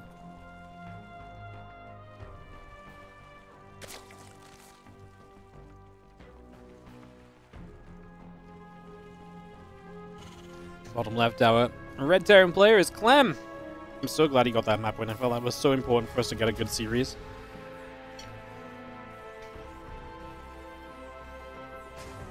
It's not that CLEM can't win from O2 behind. It's just that he's such a momentum-based player that, especially after losing yesterday, I really think if he felt O2 behind here, I think he just tilts Game 3 very quickly. Maybe that's an unfair statement, but to me, that's just how it's been going from CLEM a little bit lately against Rogue and some other players as well, so... Happened a couple of times against Hero lately. Game 1, Game 2 don't quite go the way he wants it to. Game 3, like, it always feels like it spirals out of control for CLEM more than anything else. Like, I feel like CLEM almost loses more series where it spirals heavily out of control than he loses, like, tight-knit, really close-packed games. Probably not exactly true either, but... yeah, I don't know. Maybe there's probably a bit of a bias thing, but it definitely happens a lot.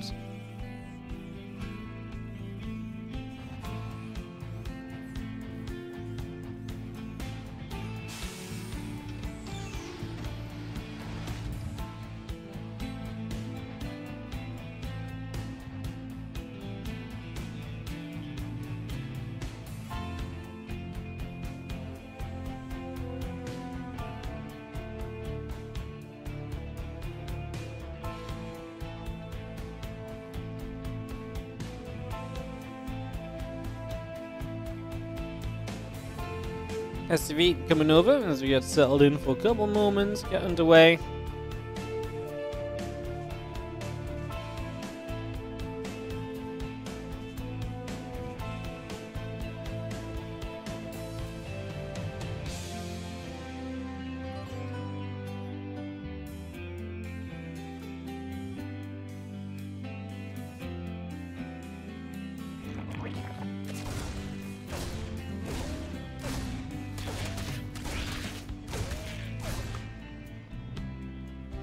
Well, the shots really going to go pinging around, so a few more hits coming through for a moment or two. Looking good.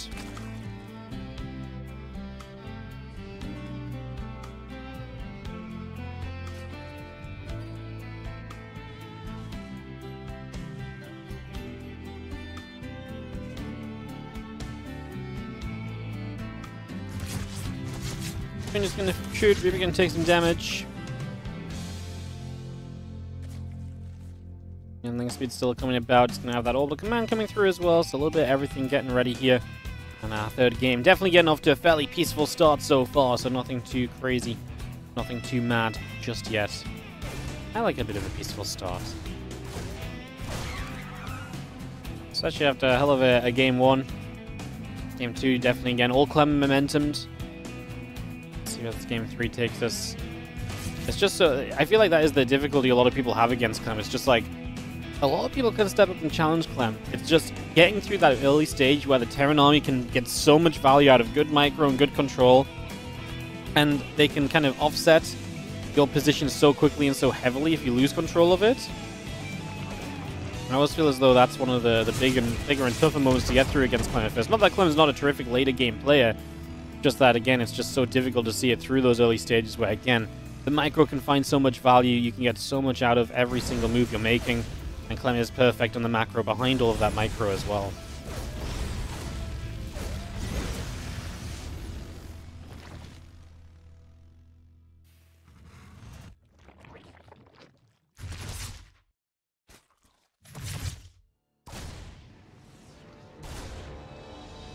Couple of shots coming around, so I'm just going to get over there for a couple of moments.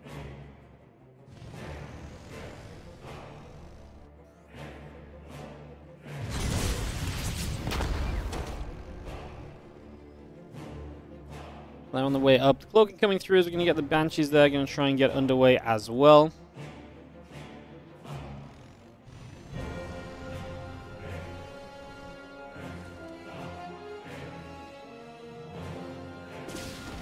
That Banshee going to go through. Group team taking a few shots. Queens are going to be there. Banshee still taking some hits.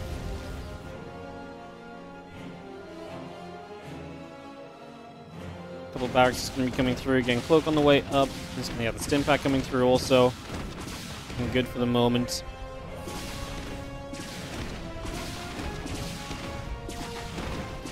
Banshee just going to go shooting. Queen's going down. More hits coming about for the moment as well. We keep our all on the way for now.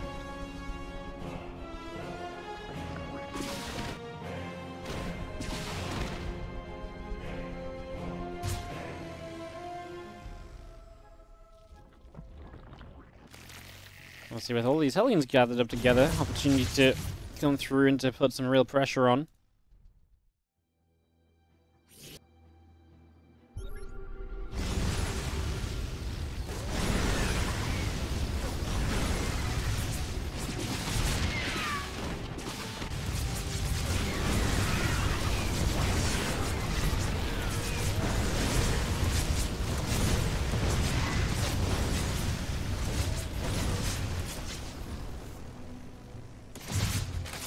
Drone's going down. That's the sort of stuff you don't really want to have happening from Rogue. Damage taken early. That's where Clem takes control, and that's where the momentum in these early stages can build up from very quickly and very rapidly. So again, not exactly what you want to be seeing. We just had this big talk about how these are the toughest stages of the game against Clem.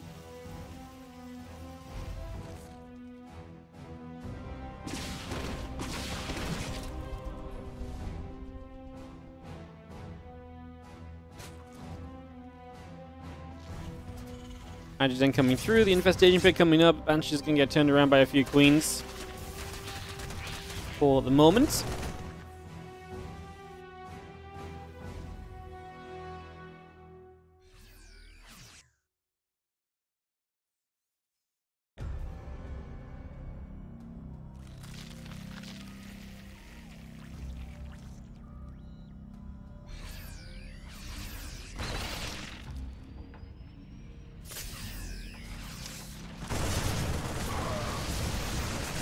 Wouldn't mind shot gonna go off the Overseer. A couple of Lings going down as well. Still getting ourselves the Ling Bane coming about, so continuing through with this. Just gonna be seeing those medevacs still flying overhead as well. Just escaping away through the bottom side for now. And we just have ourselves the melee upgrades, groove spines continue to come up. And again, the Banes and the Hydras all coming into play for the moment.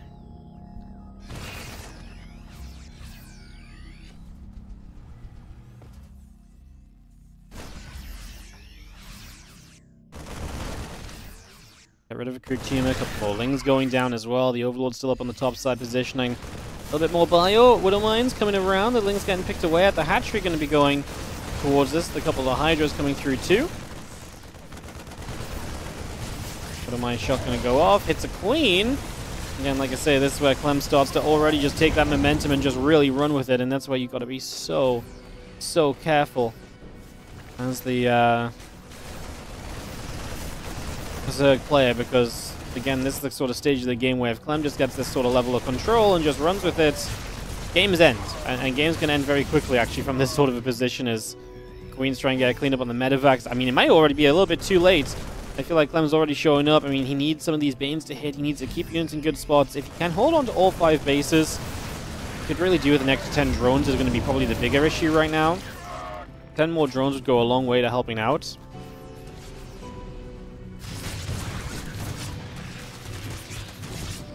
Just have that little bit of extra income so that as you look at the resources lost here, it's already starting to go a little bit towards Clem's favor. Only by 800 or so, but that's the sort of reason why you want those, income leads. As I would have mines. We'll play clean up on the Lings. At least you're going to clean up the mines, so they're not going to get a chance to fire again. That, if nothing else, is a very good positive.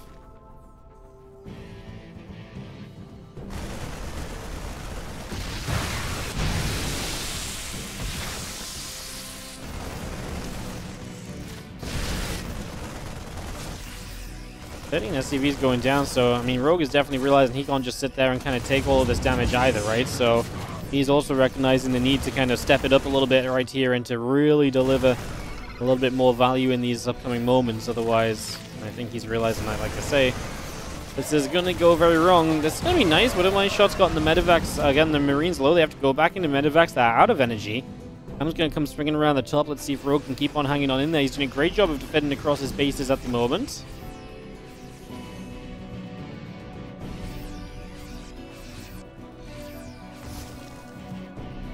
Look, Den is on the way up as well. A few more extractors coming through. Drones and Banes in production also here.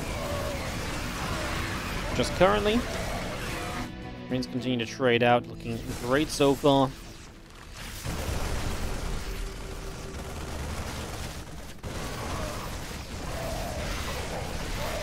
Marines still finding a few more of those Hydras taking damage. Still just going to be seeing the Hydras taking shots. Hydras going back the other way. Medevacs and Marines have to keep pulling back as well.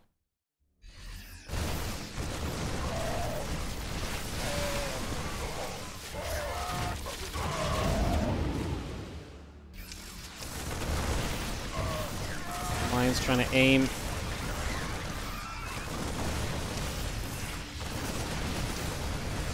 And in the end, Rogue is just not going to be able to hang on in there. He was honestly making a pretty good defense. The problem is the damage was already kind of done initially as well, right? Where CLEM was already kind of putting himself ahead, and all of these trades where Rogue's just about hanging on is him, again, very much so hanging on and not kind of bringing it back to where it kind of needs to be at to see success.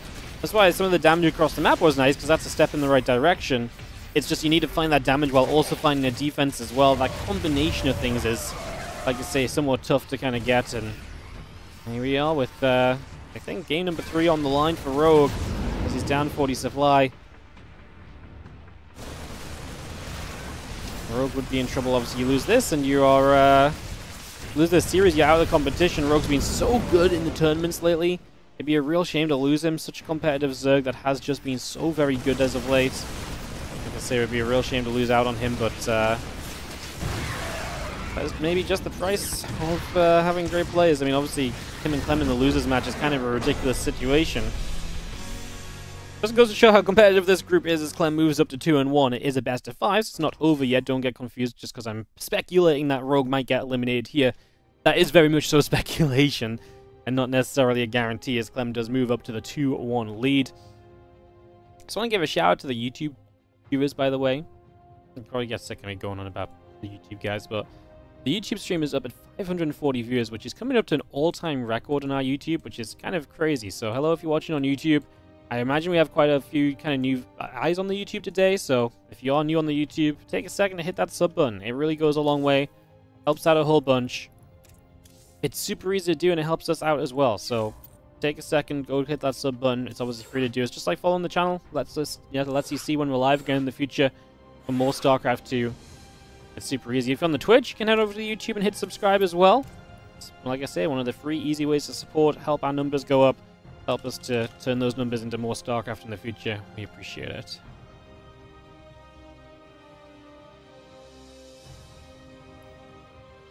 Alright, game number 4 of this series coming through then. We will just be a moment and we'll head into Amygdala for this one.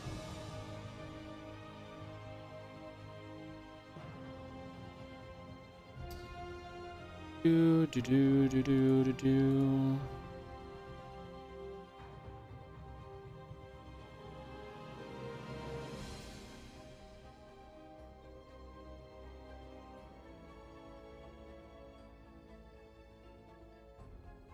For the players to say they're ready, which they have just done. Let's get into game. It's some good games, hasn't it? Over 2K combined? Yeah, it's really sick. It's actually really good viewership for Wednesday today. It is Wednesday, right? Yeah, really good viewership for midweek. I went into the elimination match. I mean, after this is PvP, but I mean, if CLEM wins this, we'll have a CLEM decider matchup. I think there's some potential for some good viewership today for sure. Very exciting as we kick off into the top right with the blue Terran player. He's taking the edge in this series. Can he bring it home? This is CLEM. Can he bring it home, or will we bounce back to a game 5 with the help of this Zerg? We have ourselves Rogue in the bottom left of Amygdala.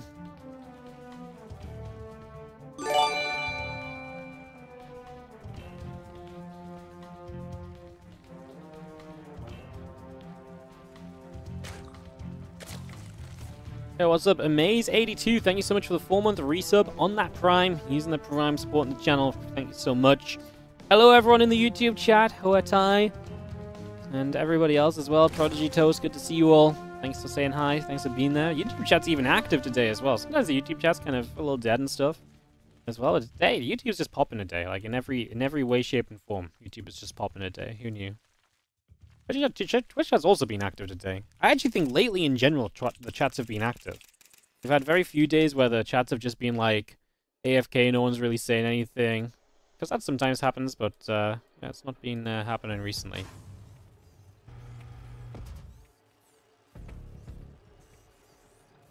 Cracks are going to finish up on the high ground. We will see ourselves the hatch, gas, and pool coming up. A couple of drones coming in. Barracks will finish up, and the Reaper comes through as well. So we get that settled just for the moment.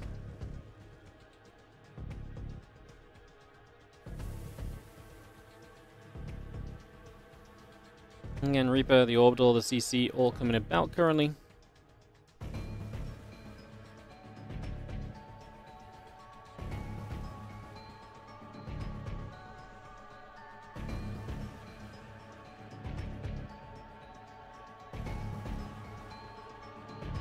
Couple Queens and the Lings, and obviously this STV just going to come checking over. Just the single racks from CLEM. Obviously, we did see one game in this series today where he played the multi-racks Reaper opening, so always got to kind of think that that's still a possibility, something you could bring back potentially.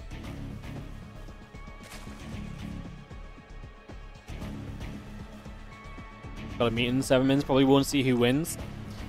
Gosh darn it. I will, you know what, I'll tell the players to hurry it up. I'll tell them they've got a cheese right, well, I mean, I guess even if there's a cheese, I guess you know CLEM will win, huh?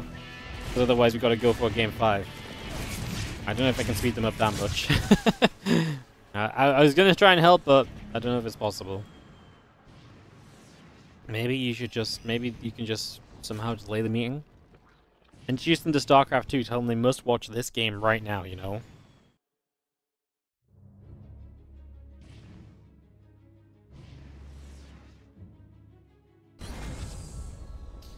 Orbital and the CC going about, the barracks is on the way. We continue to set ourselves up here for the moment, so again we get established just for a couple of moments.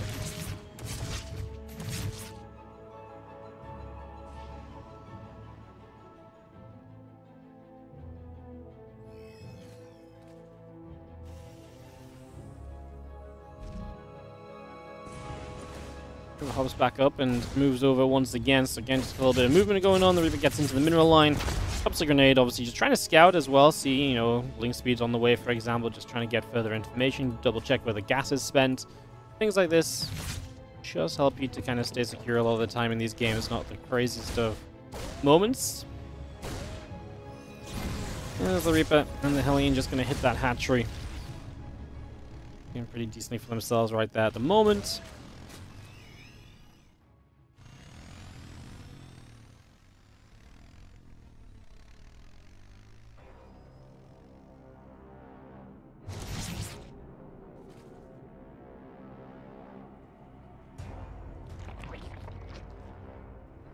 The Reaper come back down. A couple Queens will be off to the side. Another couple creep team is going down again, so we get set there.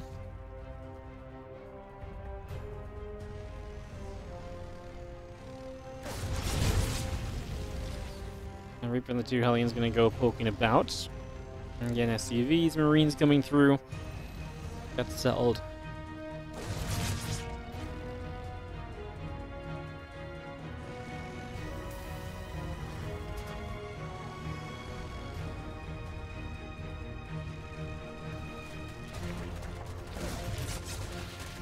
Not too much really going on, just got ourselves the Lings opening up some rocks. Obviously the Hellions will peruse around and look for opportunity, but I don't think there's necessarily much opportunity for them to take hold of just at this moment in time either.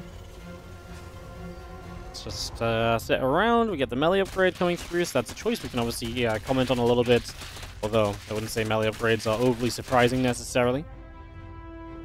Obviously just playing melee upgrades early before Lair and so on is a choice, though. It's a little bit on the greedy side. I mean, you could argue that there's a world where Rogue ends up in a little bit of trouble when these Marines hit, because you don't have quite as much as you might like to have in that situation, so keep an eye on that. And it's just going to finish off those rocks. 1-1. The combat shield continuing through. The Marine's still going to come across. Couple creep teamers getting nipped and nabbed away. We're going to actually come stimming into this base right now. A couple of Hellbats mixed in as well. Makes this a pretty scary little time. As CLEM is going to show up. CLEM is going to take a pretty decent trade for himself at the moment here. Rogue's not just dead, is he? Be a very disappointing way to end this series, wouldn't it? He might be. Yeah, he is just dead. GG's. CLEM is going to take it 3-1. Not really quite the epic final game I wanted, I'm not going to lie, but CLEM shows up, Marines and Hellbats comes on through. And after kind of an epic first game, everything else just swings the other way around. GG's, and yeah, there you go. Alrighty guys, so Rogue is going to be eliminated, unfortunately. Our Zerg hope, as we were hoping for one more Zerg in the playoffs, will not happen. He will fall. It'll be a Protoss, and either a second Protoss or a Terran out of this group for the playoffs. Kind of got to cheer on CLEM right now, I'm not going to lie, because we've got 4 Protoss, now 5 Protoss guaranteed in the playoffs. A Terran, a Zerg. I mean, we are not looking pretty in the playoffs right now for racial diversity, so... Talking about Protoss, it is going to be PvP up next as we're going to head into ZOUN versus Showtime. So we're going to get that underway. I believe ZOUN has a very good seed because he won his group. Yep, so it's going to be Showtime A, ZOUN B. Like that. Perfect. Alright, I'm actually going to throw us just a couple minutes break, guys. Going to step away for a sec. I'll see you guys in just a few as we get into the winners match. One of the players will move to the round of 8. Will it be Showtime? Will it be ZOUN? Find out after this.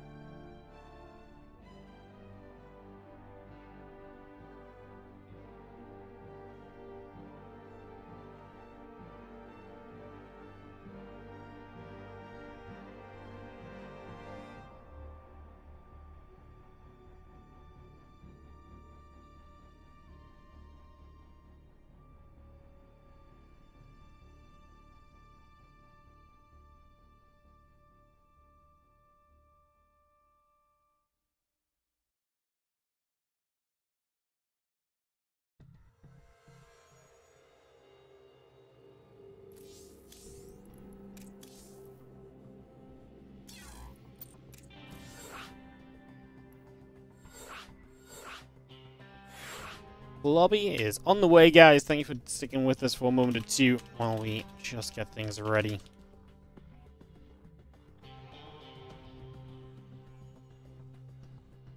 It's going to be ZOUN Showtime, PvP best of 5, winners match. Winner goes to the playoffs. The loser must play CLEM in a best of 5. The winner of that goes to the playoffs as well. So that's where we are at. That's where we're going. As we get ourselves ready for ZOUN and Showtime. Just waiting for, I believe, a caster or two to join us, and we should be good to go. as we continue our way through today's games. Been some banger matchups so far, I've got to say. I think they kind of have spoken for themselves in a lot of ways, but yeah, there's been some really good ones thus far. So let's hope that this PvP is also a banger. I know it's a mirror matchup. I know everyone likes to complain about the PvPs and the mirrors, but I'm genuinely intrigued to see if Showtime can get through. I mean, what a great opportunity. Showtime, who went 3-1 in his group, but did start that series off, that group off losing to Trigger, so maybe not the hottest PvP right now. Then again, Trigger went 2-0-5-0 in his group, taking out Max Packs and Dark on the way. Kira and Max Packs on the way. Pretty ridiculous results kind of across the board there. Kiang TQD, how you doing, matey? Thank you so much for the gifted sub to Scythril. Thank you for coming in every day recently and just coming in or Scythril maybe. Thank you so much for coming in every day and dropping a gifted sub. Appreciate the generosity and appreciate the love. Thank you so much. Hope you're doing great. Thank you for supporting. Let's get into this best of 5 winners match. You're watching the WardiTV Spring Championship Round of 16 Group D. As we have ourselves in the bottom left-hand side, the red Protoss player. It is Showtime.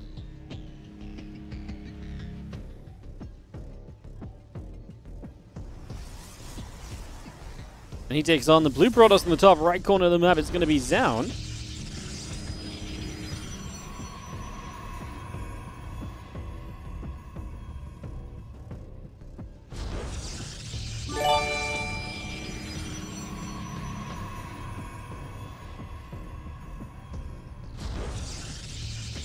What's up, Shifty Nature? Thank you so much for the 8-month resub on the Prime. Appreciate it. Thank you. Thanks for dropping the Prime, as always. Helps a bunch. Got that Prime sub available, guys? You know what we say. Use the Prime. Helps us out.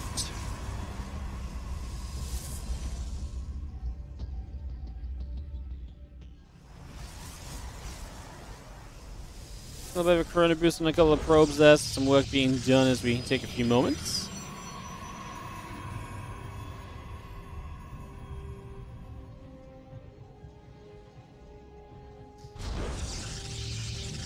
Second gateway versus single gateway. So Showtime going to be the player to be a bit more defensive and a bit more expansion focused in this game. Of course, ZOUN can expand off of this setup as well.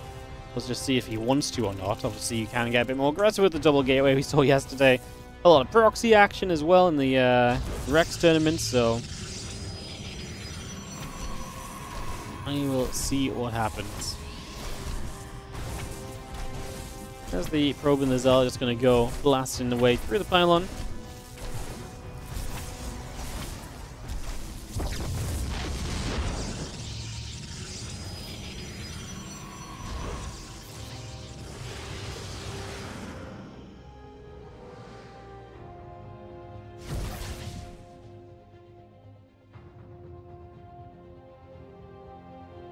Okay, coming about, just going to be having ourselves the Nexus coming over.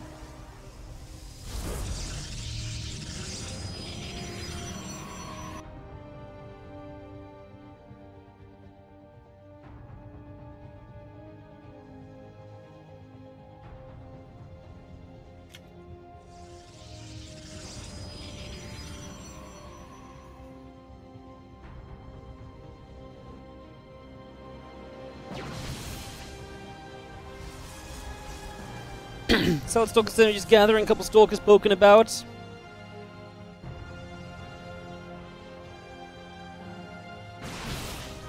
he's coming up, the Wolf Gate coming through, so we just get settled in.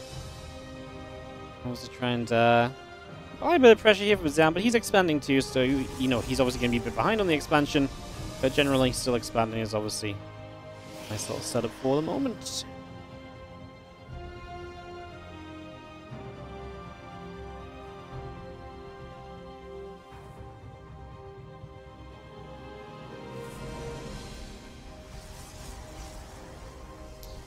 All units gathering up, we get settled for now.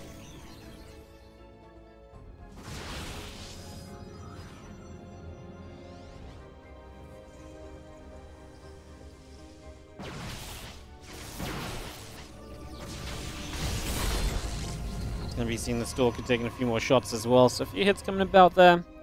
Taking a couple of moments to come around as we just have the couple Stalkers and the sentries going back the other way.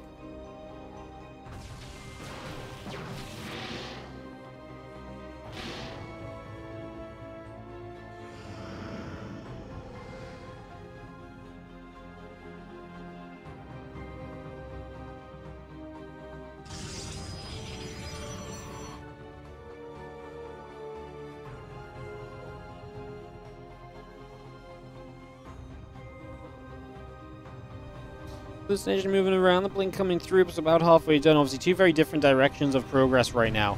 You've got ZOUN heading to that blink and the Stalker heavy style, SHOWTIME playing a SHOWTIME kind of style, which is defensive, right? Immortals that are going to make up a big buff army, and the kind of army that's going to be difficult to chew through.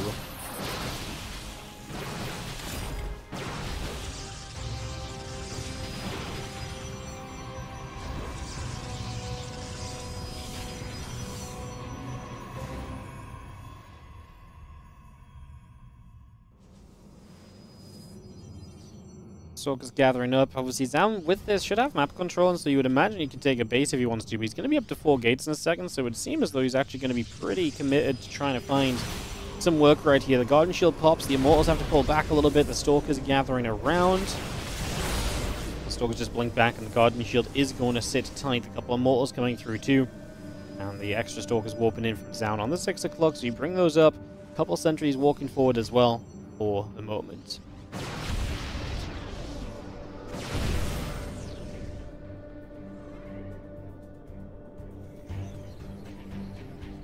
Well, a couple of gates still pressing. We have the Guardian Shield popping again. We blink forward. Immortal going down. Second Immortal. Living for a moment or two. Good force field. So many of the Stalkers just can't join in any longer. And we do have the sentries. Oh, we actually do keep that sentry alive, so it's nice because obviously the Guardian Shield is good, and even just getting that sentry to regen some energy just saves you from replacing it a bit further down the line a lot of the time, so it's generally a standard continued positive.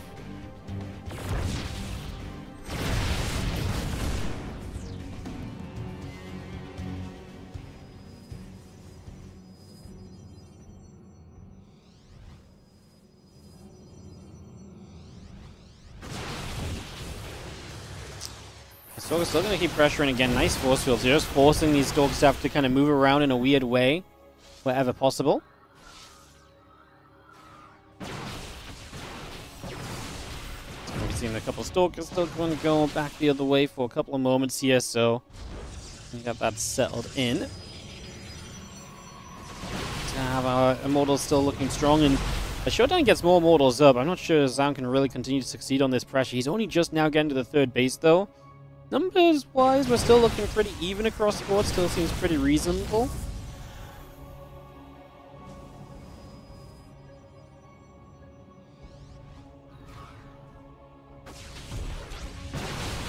Stalkers will shoot away a couple of other Zells. Just going to see the extra gates coming about. Now we're going to set up as well as we continue to get our way here. There's going to be a nice attempt at attack on the Immortal. Good micro of the Prism, though, and the Prism got back as well, which is really important. That's a very expensive blink-in. As you can see, a lot of units are going down there for ZOUN, and that's the sort of blink-in that's going to be very costly in the grand scheme of things. That is going to hurt, and it's going to hurt a lot. And, yeah, that's going to make life pretty difficult for you continuing through as the Immortals continue to gather up. Island going down. Just gonna get a grab there once more.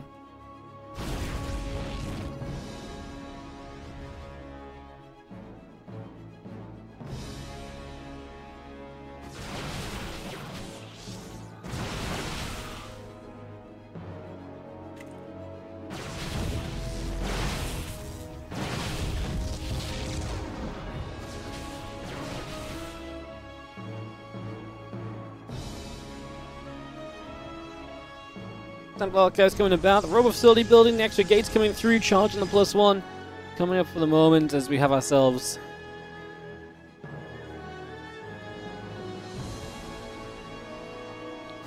Stalker's still trying to find a way in, but I just don't think ZOUN can really do enough right now. Like, to me, he's just been kind of on a losing turn for a little while. Definitely not been great as we have ourselves the +1 attack upgrade coming up on the Forge, so we get that all on the go.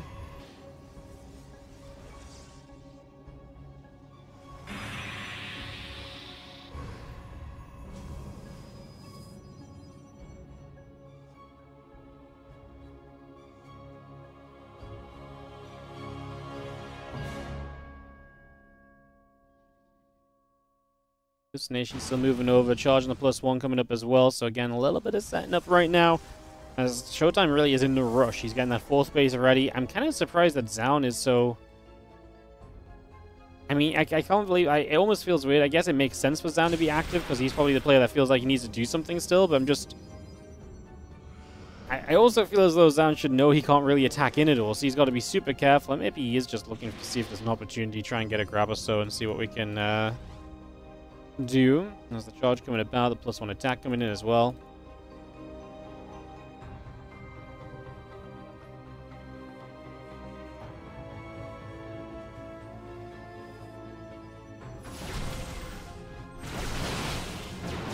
Stalkers blinking up, a few of those Stalkers going down already. Zealots, Immortals, and Archons coming over as well. +2 attack, +1 attack, all continuing out for the moment here.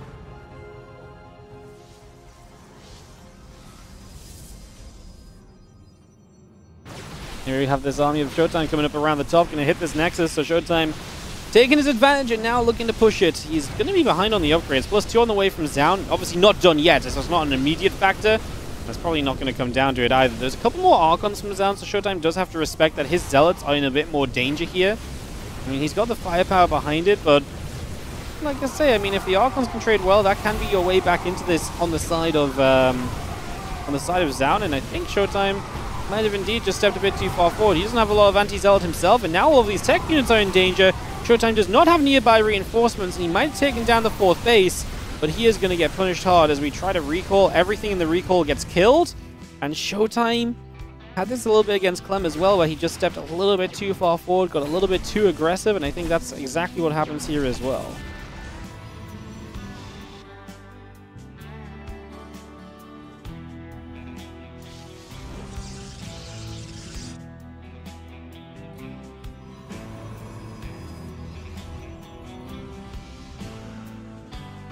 Stalker's going to come through, a couple of shots coming about, the cannon's coming in.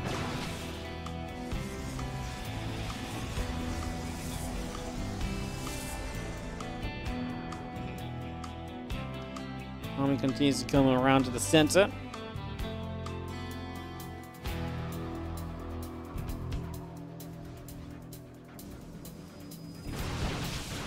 Stalker's going to ping, just going to be seeing ZOUN trying to take advantage of obviously being able to kind of come across the map on the back of a one fight. The problem is still that SHOWTIME's position was very good to begin with, and he still killed the 4th base, so he still has that 4th base income that ZOUN doesn't. That's benefit him in terms of rebuilding, and so the rebuild goes very quickly for him.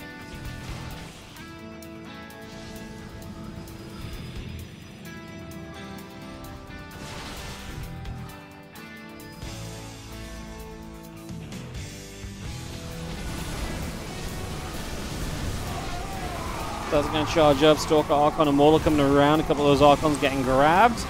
The Zealots try and continue through. Again, it's that Archon count that's putting the work in from ZOUN. Equal upgrades right now. +2 finished on both sides. ZOUN never started +3, so we'll not continue with that upgrade advantage we were talking about originally either, unfortunately.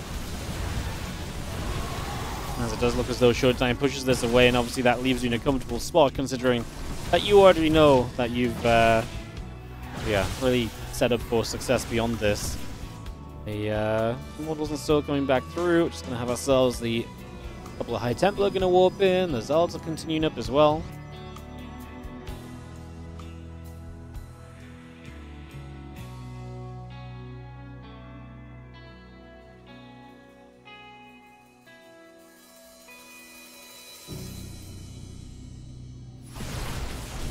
So the Archon just going to show up, hit that Nexus on the top side. Probe's going to get jumped on.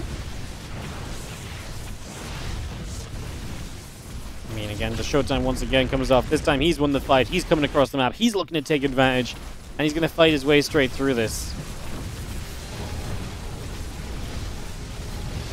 Nexus is going to go down. The Zealots will get there. So this is a good cleanup, and SHOWTIME, I mean, he's going to get base traded a little bit.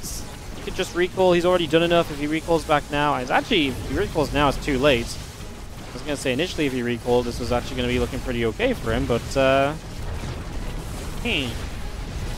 kind of another little situation suddenly. I mean, still doesn't feel good for ZOUN. Probably one of the best things he could have done though, because like I say, even right now, I'm a bit like, oh, this game is maybe not as clear-cut as it was. I mean, SHOWTIME still has significantly more stuff. The work count advantage isn't going to matter too much though. Obviously, there's no reinforcements from here. SHOWTIME does already set a base top left, so maybe if he keeps enough workers alive, that base mining does become impactful.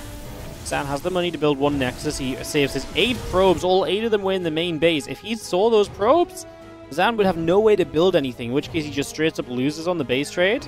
Now, however, okay, I mean, SHOWTIME saw the prisms. I think he knows what's going on. And so he's gone to hunt said prism. And now ZOUN shows up to protect it a little bit. SHOWTIME just moving over here. These couple of stalkers are going to be having to blink away.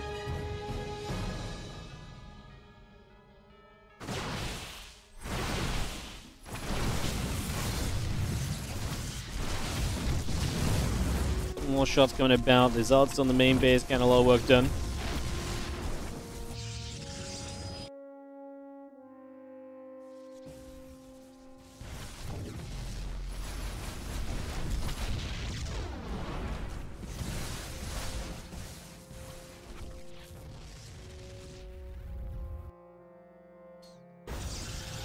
ZOUN's army is in that main base. SHOWTIME's going to show up in the main. ZOUN doesn't have a way out, by the way, because obviously we have not got the ability to recall right now for him. So SHOWTIME's just going to recognize that he's got an army that can fight this. So in we go. The fight on this army, and SHOWTIME is going to play cleanup here. So the army should go down, and from there, I don't think there's going to be a recovery really available. I mean, can ZOUN fight back from that in any way, shape, or form? I don't think so. He's going to try and get away with a couple units. Nexus coming in top left side. I mean, the units here are actually hitting the probes, so SHOWTIME losing a lot. You know, ZOUN really tried to make it as close as possible, but SHOWTIME does come through. Scary, though, because, like I say, that really did not really feel as though it ever needed to be quite as close as it was. In the end, we get that GG's. And we are going to be heading into a second game with SHOWTIME taking the lead, going to Amygdala to see if he can maintain said lead and take us to a advantage here. And, obviously trying to book himself a slot into the playoffs, of course, as well, so keep that in mind. Again, better to win this series than end up against CLEM in a decider best of 5, right? That definitely, you know, feels like good advice. You don't need to be a rocket scientist to figure that out. Anytime you can avoid CLEM, you know? SHOWTIME beat him once today, take advantage of that win. Win this, get to the playoffs. Secure your spot. Alongside Solo, Bjorn, Hero, Classic, Trigger, and Max Pax. MaxPax finished his second in his group as well. CLEMCon finished first in his group. Like, this bracket is going to be a little bit wild.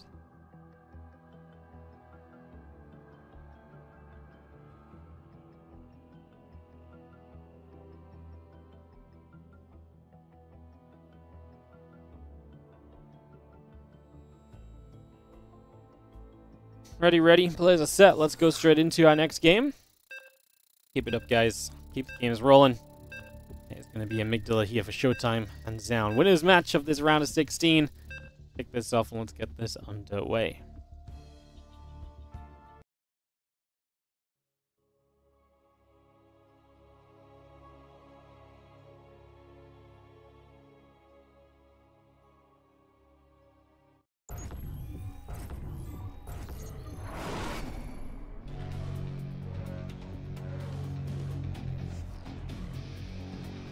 In the top right-hand side, we're going to have our blue Protoss player who takes the 1-0 lead in this series. This is SHOWTIME.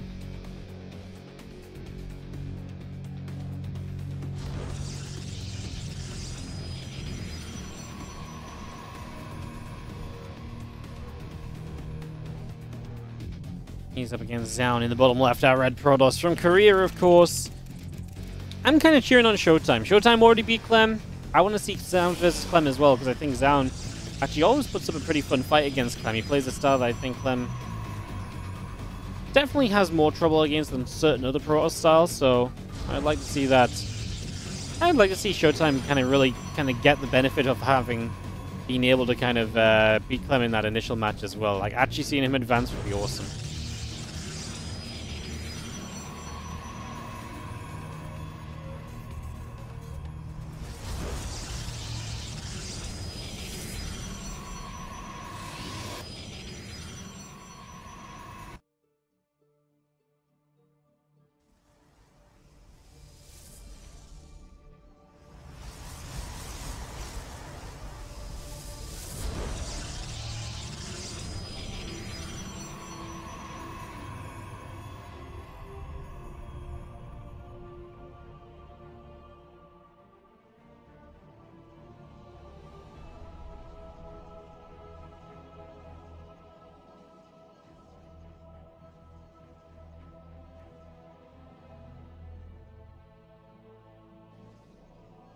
Well, say a couple of different openings with the second gateway from ZOUN. So Showtime going to stay as the one-gate player following that last game. Obviously opened up defensively. Had a good defense too against the initial Blinkstalker pressure. Put himself in a very manageable position.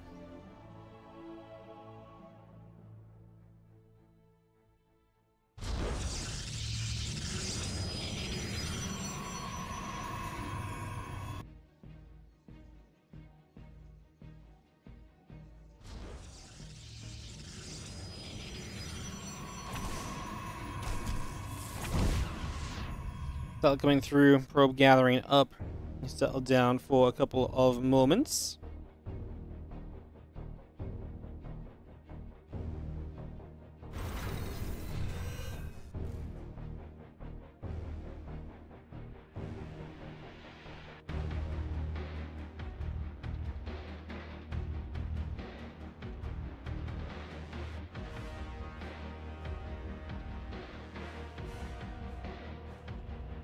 Oracle on the way as Showtime plays the Stargate this time. And we will see ZOUN just going into a couple of sentries. Always love the Oracle. Always feel like there's so much value and so much to be had in that sort of scenario. So, always find that very exciting as we move about here. Get set up for a couple of moments.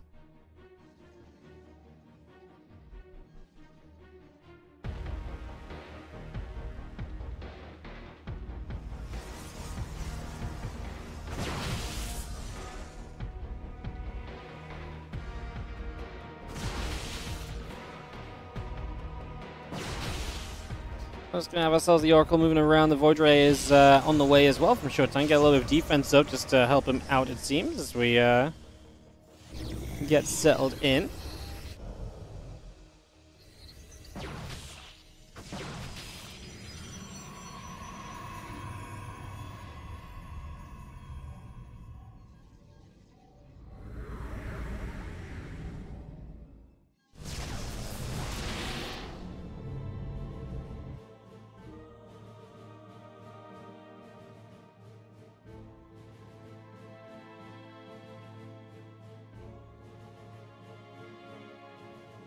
Stalkers still moving about. The Oracle still lingering as well, trying to see what else is going on here for a couple of moments.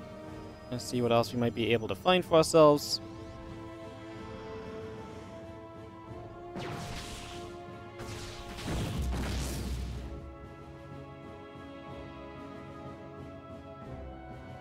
Blink now on the way from both players, so we continue to bring that through and get that up and running.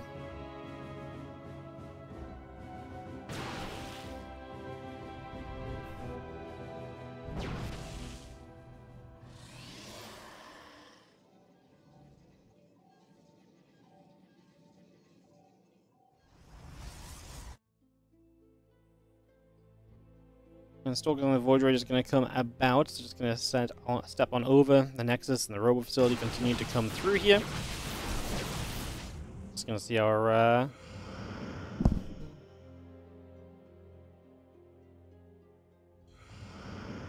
sorry guys, my mic just went funny. Starting to see a little bit of the blink coming through, and we'll obviously see that pressure then building. See if any one player is able to particularly capitalize on that in the coming moments. Get that underway. Stalkers and the Void Rage is going to come about as well.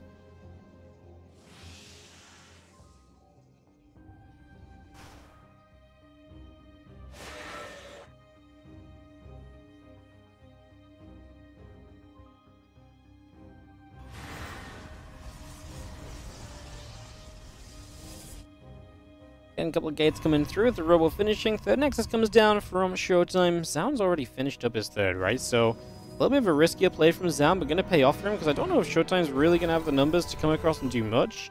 2 extra Stalkers right now, and that's really about it. So I really don't think there's enough there at all.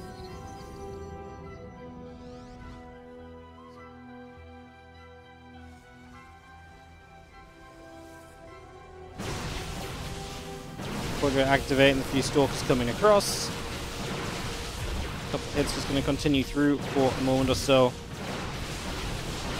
And you continue to come about as we get settled in. Just going to see the Stalkers still moving around as well.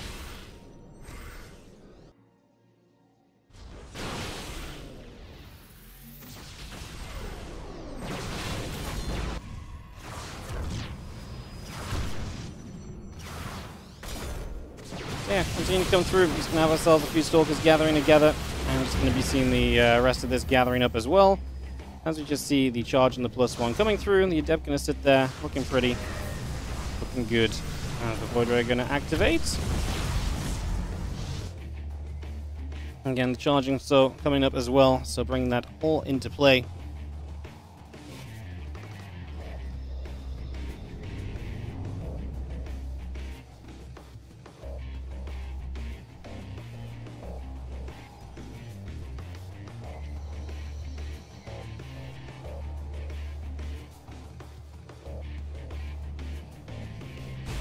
Initially coming in badass. Stalkers is going to knock down a couple of the rocks here, so they're going to get taken out in this bottom side. Showtime trying to just keep some map control. Yeah, I'm going to fall back. So much later on the Forge and the charge, and I mean, just everything. I mean, Showtime set up into the... I guess Showtime, his problem is he set up into the initial... well, can't think. He set up initially into the Stargate, and he just hasn't had that much value off of it, and that's the only thing I can really say. I mean, resources lost is not super crazy, but I feel like ZOUN has like every advantage going right now. It's in a much more comfortable position overall here, and they should be very happy about that. It's a great place to be at the moment. Crown of the front goes down. A few of those probes are going to get dropped as well, so a lot of damage being done.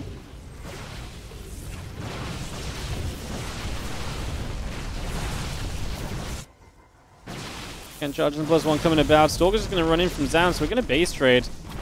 I like this a lot more for Showtime because I actually didn't think Showtime was in that good of a spot. I felt like ZOUN had a lot of the advantages, so at least now Showtime has a better chance of maybe... like to me, ZOUN is not the player that wants to make this game chaotic and crazy like a base trade does. To me, ZOUN just kind of wanted this game to play out with a couple of trades and we just kind of wrap it up. And yet, instead, here we are. So like I say, this actually becomes very interesting. Preferred for Showtime. Now, I don't think that means Showtime's going to win from this situation, just like I say. I think he benefits more from it being a base trade than if it had not been. You see, start to shut down that production. ZOUN has about a 10 army supply lead, and I'm not sure if there's really anything there which is bad either, right? Like, he's got the 2 Immortals, the Prism micro availability as well. Like, that is huge. Showtime coming across the map can afford a Nexus. Actually, already built a Nexus on the 12 o'clock. To build one over in the natural as well. Showtime does have more probes, so if Showtime can just drop an expansion and defend an expansion, and I actually think that's what he does. I'd love to see pylons and batteries start on that base so that he can defend that more easily, and I think that's going to become his game plan from here on out, because that's the position that can absolutely work because he has more of those, because he has more of those workers, and it kind of puts the pressure on his opponents to actually come about and do something about that sooner rather than later now.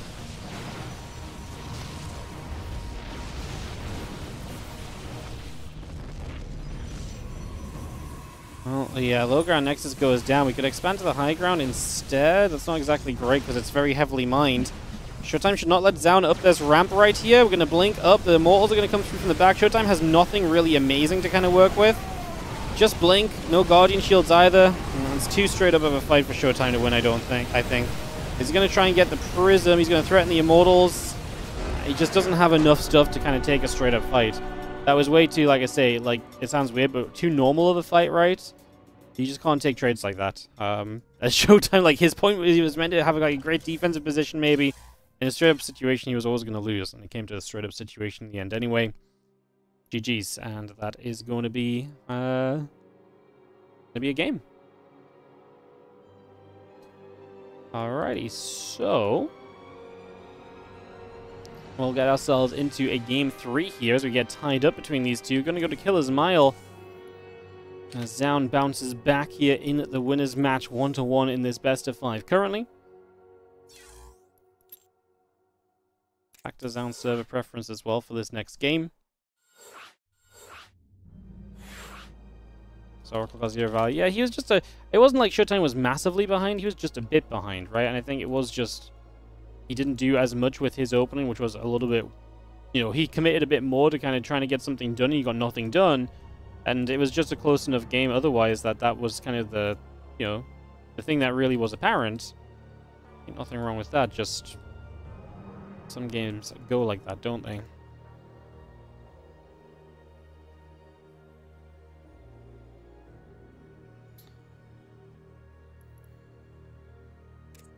Showtime, ZOUN, Protoss, and we are good to go into game 3.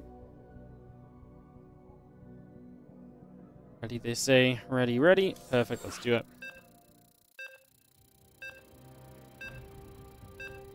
Let's do it. What's up, Zergburger? How you doing as well? Good to see you.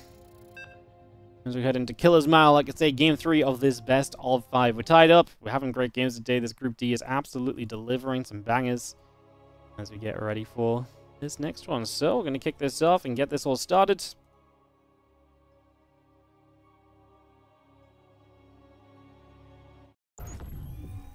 Put this straight into play.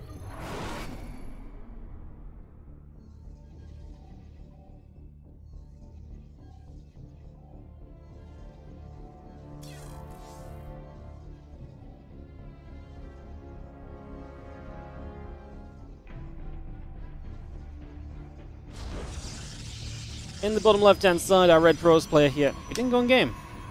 Try that again. In the bottom left-hand side here, our Red Pros player is Showtime. I was setting the scoreboard up and I was trying to fiddle on, and I was like, okay, let's go. And we didn't actually go in game. Try that one again. In the bottom left-hand side, Showtime. In the top right-hand side, ZOUN. I think I pressed the button to take us out of game for some reason a second time, which obviously doesn't work because we were already out of game. Smart, smart. What can I say, guys? It's really pushing the boundaries today in terms of intelligence, apparently. Alright, alright, alright. So, PvP, we got this going, heading into Killer's Mile. We are all tied up here early.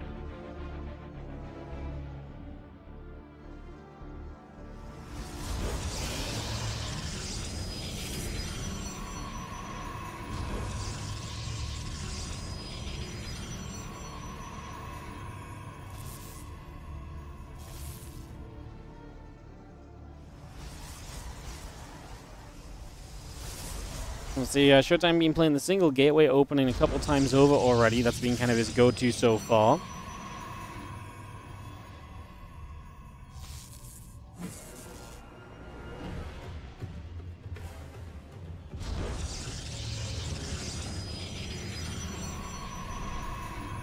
Probe's chasing about, we get some work done.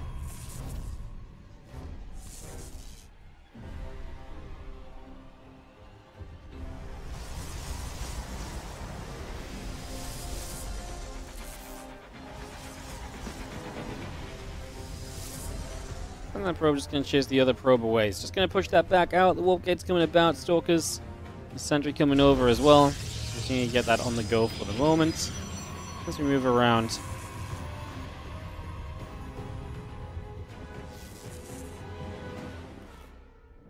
And Wolf Gate coming through. Get settled in.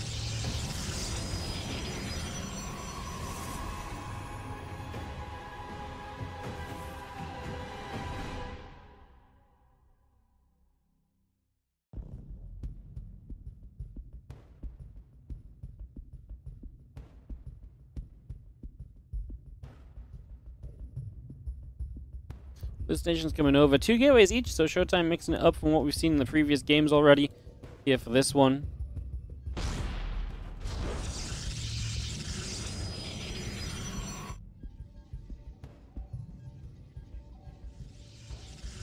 couple of depths, obviously, we'll look to try and get some work done early. Sentry on the way out, the Wolf Gate's still building it as well.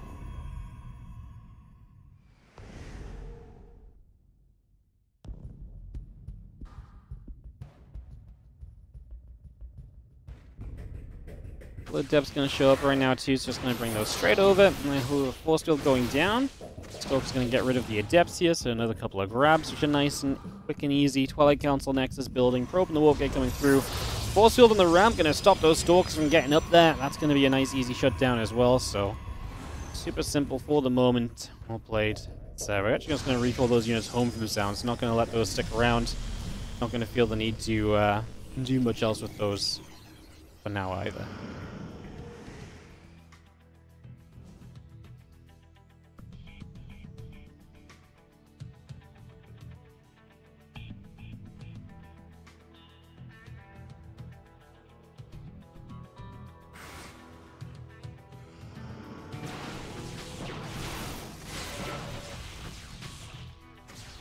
Couple shots coming through here and there, so a couple of hits coming around. And blink on the way from both players, so we definitely get an idea of where we are taking this. We definitely get an idea of what we're getting up to right now. No real surprises about that just yet. As again, the blink comes through, the probe's coming in.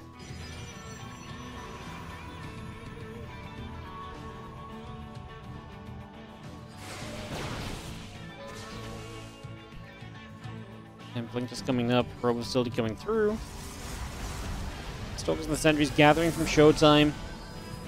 The Adepts actually commit there, and that means they are going to get stuck, so that's going to be a nice quick kill on the Adepts. Cancel that wall off. That's Showtime just kind of taking the early unit advantage a teeny tiny bit over in his favor, so that obviously is a nice little feels good. As the Stalkers and the Sentries of Showtime continue to move out onto the map, blink coming up on both sides, the probes coming about, robo facility on the way from both as well for the moment.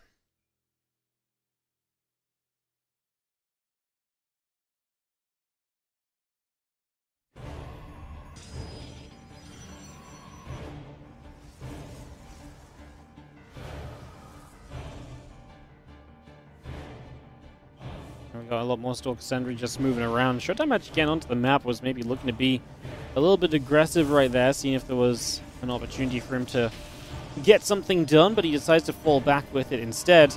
But that fallback, well, we take a few moments now to just continue settling down. The Immortal is on the way up. A couple of probes are coming about as well. So all of that continuing through just for the moment.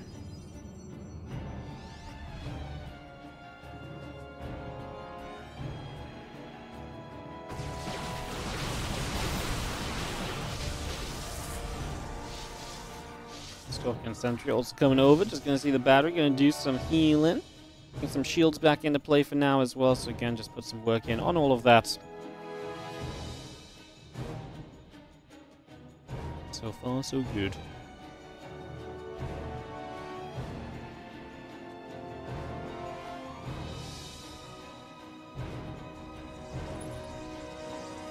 I mean, the Stalkers just sit down in the bottom left.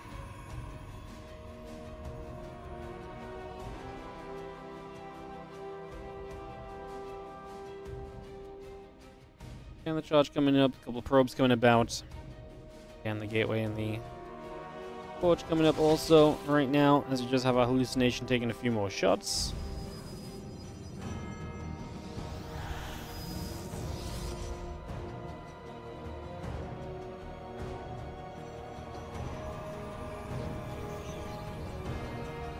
We'll see ZOUN already prepped to try and make something happen with the Prism if the opportunity arises.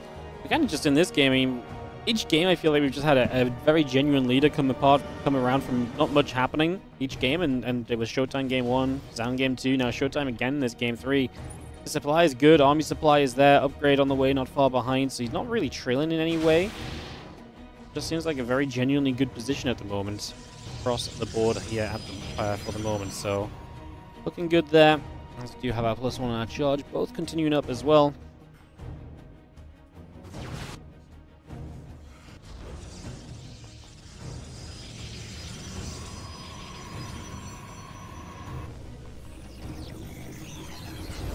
Prism still coming into the main base, gonna unload a couple of those zealots and try and make something happen with those. It's gonna be having a couple more shots continue through. And Stalker and Immortal still stepping across, a couple of hallucinations coming over as well.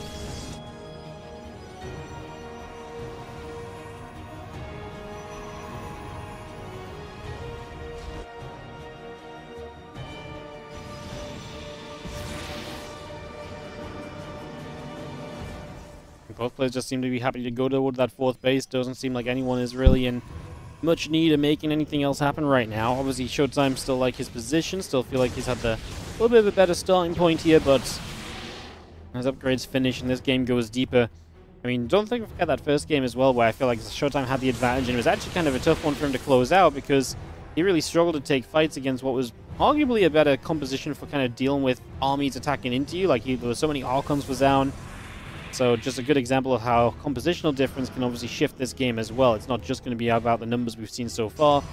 There's a lot of different aspects still that can definitely develop and have an impact here for this game 3. So TLDR, long way to go. Excited to see what that road ahead of us looks like as we develop on and by. A couple of Zelds are going to warp right in.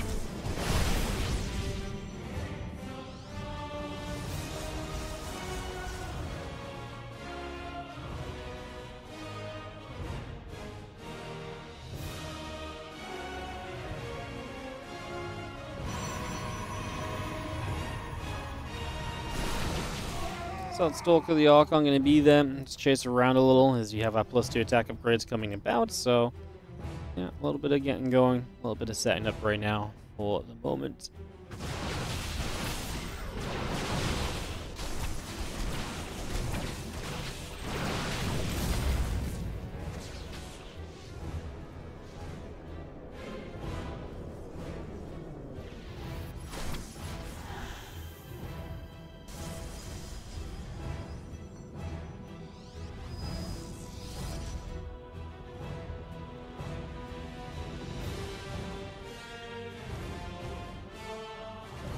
A lot of units gathering up. Obviously, armies are pretty much getting maxed out right now, so we get to this stage where this becomes a lot more about the fights. Obviously, ZOUN's had that Prism in position for a long time. He's still yet to be able to use it, but it is there and waiting for the opportunity to swing forward and, well, have an impact. So he's not had that chance yet. Showtime shows up, gets a cannon.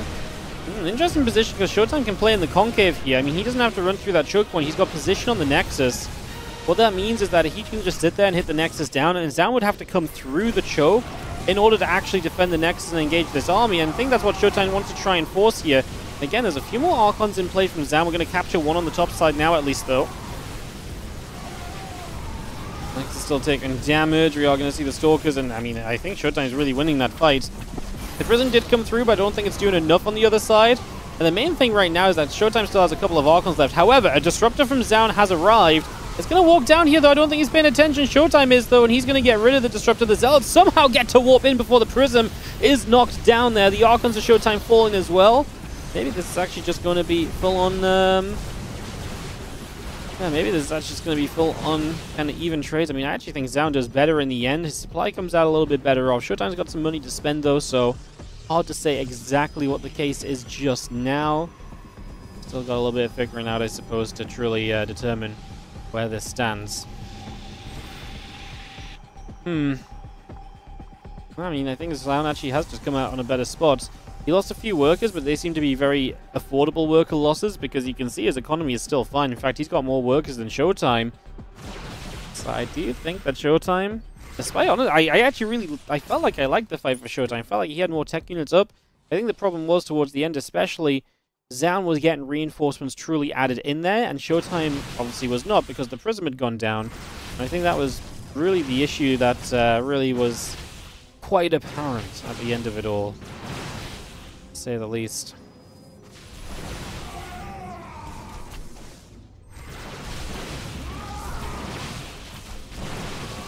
Well, a few shots going about. Showtime trying to find some value here. He's about to finish his +3 attack upgrade, so that's one thing to mention. The other thing, obviously, we already saw the first signs of Disruptors, and ZOUN lost one wandering into the army. So the Disruptors are on the way out. The Showtime is taking an upgrade lead again. Disruptors are a very interesting unit because it feels like Disruptors should be able to do a lot, but Disruptors are going to heavily rely on, being able to make those hits. There's a world where Showtime can dodge the hits nicely and be in a very good position for the near future still, so I think that's going to be very interesting as well. Let's continue to gather around. Just going to see another Disruptor shot flying, but not quite landing.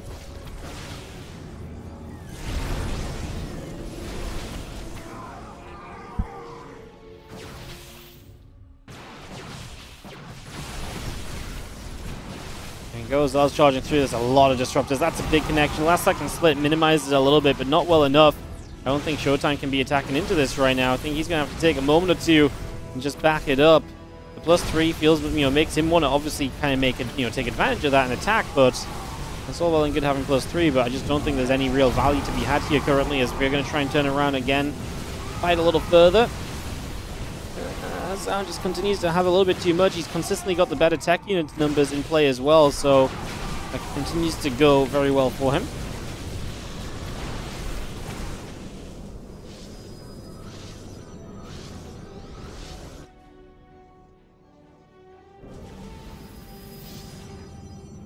Disruptors on the way out, a few more Stalkers warping in. We'll see Stalker just continue to move up the left-hand side currently.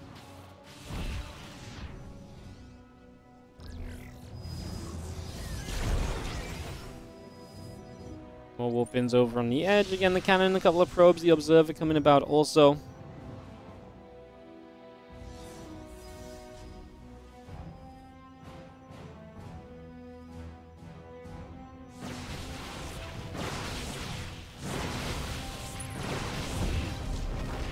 Get rid of the units on the high ground. Oh, it's a disruptor shot, though. I mean, yeah. Showtime is just not content with the disruptors. Well, it's not just disruptors, like I say. He doesn't have any tech units really in his army at all anymore, which is very notable. And I think it's very apparent, like, Showtime's not really been winning a fight for a long time. And yeah, you just can't have that be the case. You need to be in a much better position a lot of the time here, and this is just not happening, so... Very much so feels like we are going to have ourselves ZOUN taking a game 3, taking the lead in this series, go up 2-1 in this best of 5. As the current seeming plan and way of things.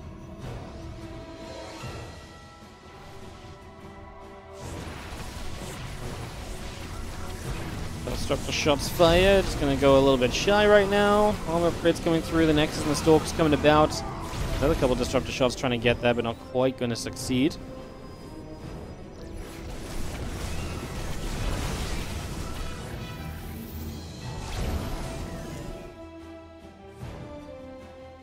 An armor upgrade coming through on both players. The Nexus coming about. The Immortal coming in. Let's get settled here for a few moments. I mean, Showtime is going to try and make a defense. I still just don't think he has the tech to truly make a defense, though. And again, that is just the problem through and through, is ZOUN's army is just better, it's stronger, and right now it's absolutely bigger as well. Can't really, like, say, name anything which really goes in Showtime's favor right now, sadly.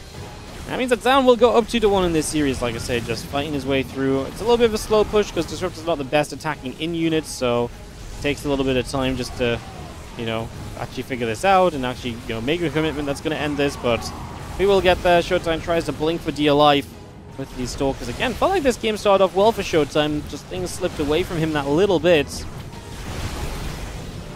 I was unable to really maintain as we continued through.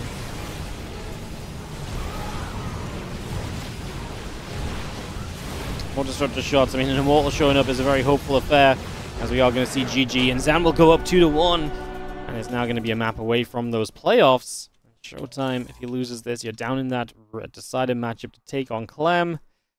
Beat him once a day, but beating CLEM a second time, and in a best of 5 especially, I think is a tall order to ask, so I think that is a little bit of a question mark up in the air, so we will see, we will see. Obviously, Showtime can still bounce back here, just...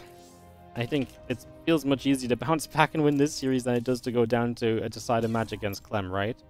West Central, so Showtime server preference here for Game 4. Let's see if he can get himself into a little bit of a better PvP scenario against ZOUN.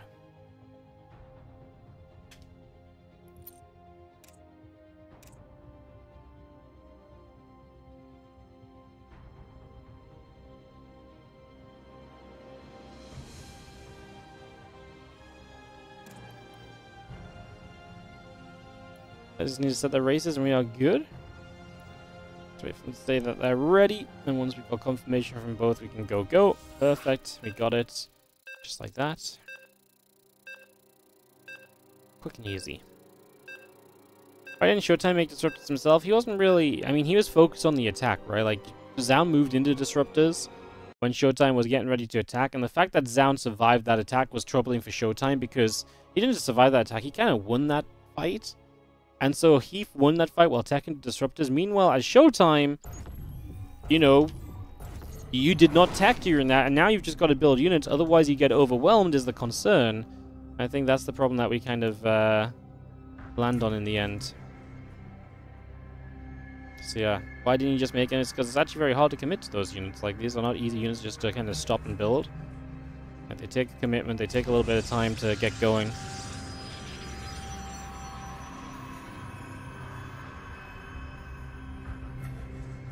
There's definitely like a period with disruptors where you just aren't as strong as you want to be, and if you're down in the game, stopping to build disruptors, like ZOUN would have probably just overwhelmed him on a surge across the map, you know? Like, they are quite an expensive tech unit to add on. One disruptor isn't super scary, neither's two, really. You would have had to wait for the Robo Beta build. You know, like, there's just so many aspects of it that lead to him just being a little bit behind, I think. That's was going to be very difficult to bounce back from.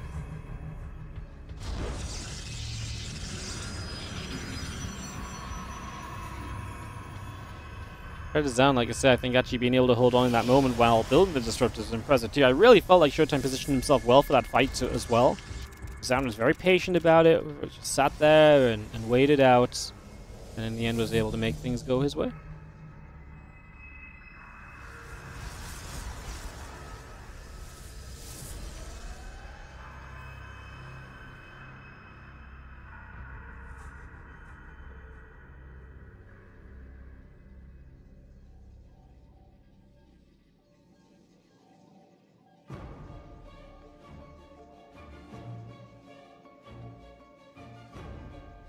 Cybercore coming through. As we take a couple moments to get on in here with the couple of probes. Going to chase around for a little bit as well.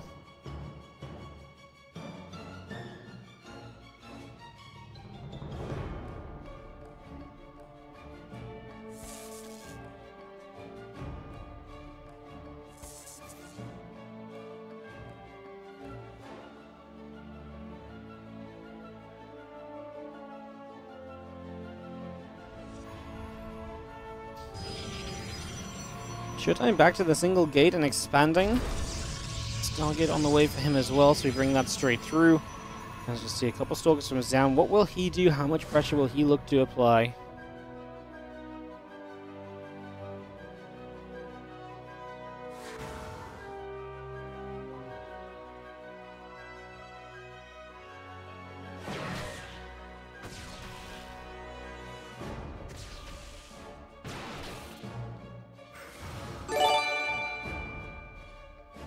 What's up, Dunhozzy? Thank you so much for the 9-month resub on the Prime. Love the continued commitment, Wardy. Stay awesome. Oh yeah, thank you so much for the resub. Appreciate it. We'll do our best to keep on staying awesome. As requested. Thank you so much. Appreciate it. That just wanders in here from Showtime. It's a very good force field that actually does save the probe. Ends up going to shade away. Man, yeah, that force field is absolutely spot on. Push the Adept back, save the probe. Very nicely done. There's a couple units of ZOUN poking about to try and get their own thing done over here. But obviously not exactly going to go too great overall. Twilight Council coming in from both.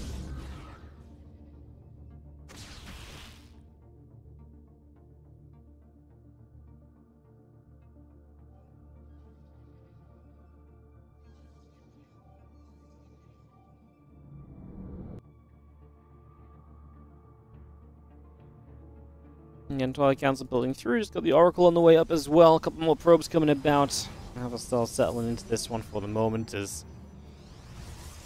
I just have a little bit of build-up continuing. The Stalkers will come about from ZOUN, go down to the front. Again, gates building, probes on the way. Get ourselves in here.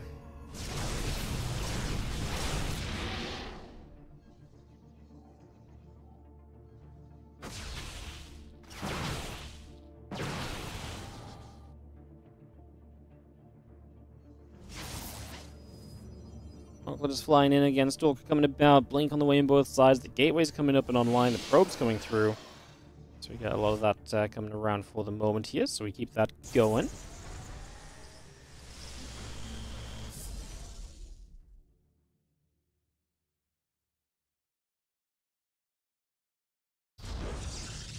Gonna drop a gateway down on either side, so we get that settled again. I'm just gonna see that Blink continuing through for the moment, bringing this all up and into play.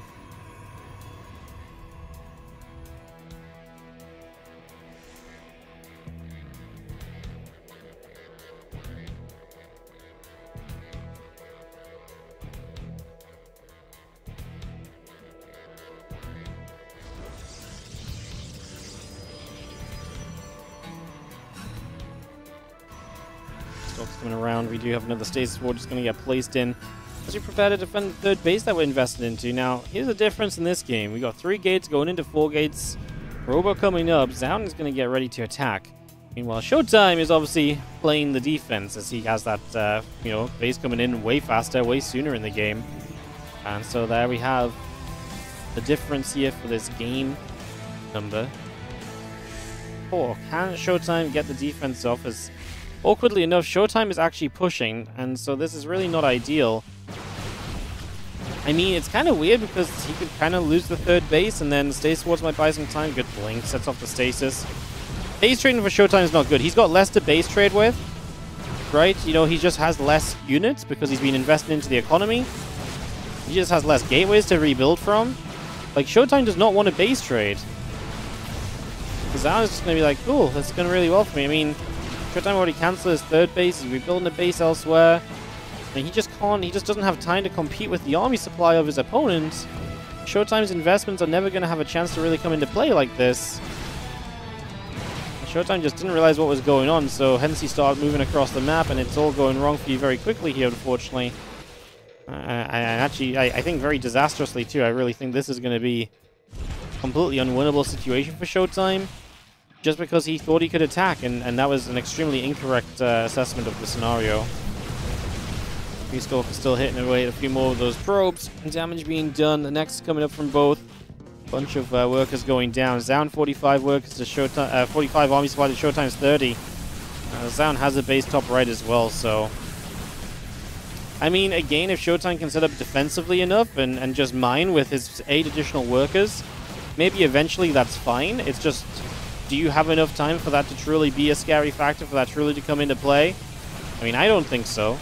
I don't think that's really a thing at all, to be honest.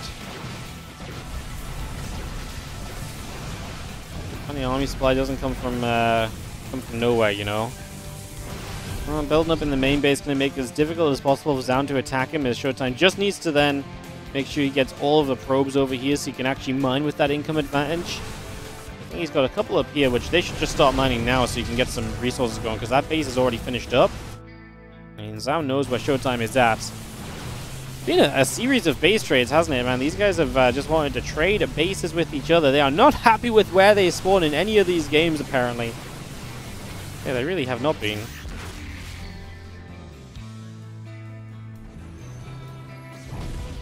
Pretty crazy to see this amount of base trades in just one series anyway. It's interesting as well, because this one was obviously a very different kind of game. As Showtime recalls up to the top, and so ZOUN's like, well, I can do that as well. I can also recall to a different place on the map. I will show you I've got a Nexus. And Showtime is mining more. ZOUN's got to figure out where Showtime is. If ZOUN doesn't know where Showtime's at, hence the hallucination, Showtime might have enough time here, but I think it's so difficult for Showtime to actually get the time that he needs to make a significant difference in this game right now. I am, unfortunately, a complete non-believer in Showtime's position.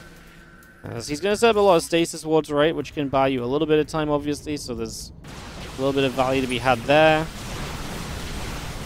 Gonna hold the ramp. We have got ourselves a stasis ward on the high ground yet to go off. Single Stalker blinks into it. Showtime's just gonna try and blink back. Second Stalker blinks into the next stasis. Showtime gonna pull the probe as he tries to throw a defense. He can warp in a single Stalker. Not exactly gonna do it. GG. ZOUN gonna move on to the playoffs. 3-1 over Showtime. So much of this game. I mean, this game just went. Series just went wrong for Showtime. I feel like first game very cool, and then just. Even when he got ahead, just couldn't really capitalize. Series really felt like it just got away from him. And hence ZOUN gets that first place in this Group D, and we get ourselves back to Europe for a rematch of the opening match of the day, which is, well, actually, ZOUN was our opening match of the day, but the second series of the day, Showtime CLEM, the rematch now coming through best of 5 style. Showtime beat CLEM once today, and he do it a second time. That's a tough question. I think that's a tough ask. But we'll be finding out. We'll get into that in just a few moments, guys. We'll get that underway, and we'll kick this off in just a little bit. So we'll get that all set. Thanks for joining us here. We'll be back in just a few for Showtime CLEM, the rematch.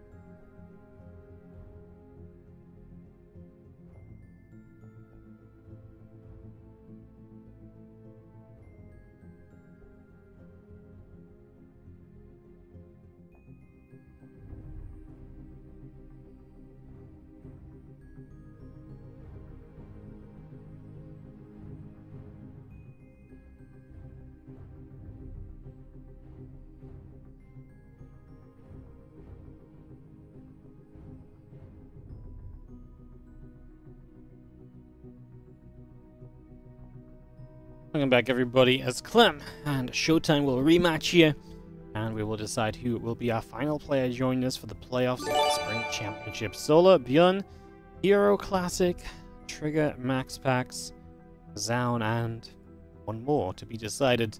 Port 2, thank you so much, or HRDE2, thank you so much for the 4-month resub on the Prime, appreciate it. Ready ourselves into this next game in just a couple moments. Get this ready to go. We'll be starting up in a few moments.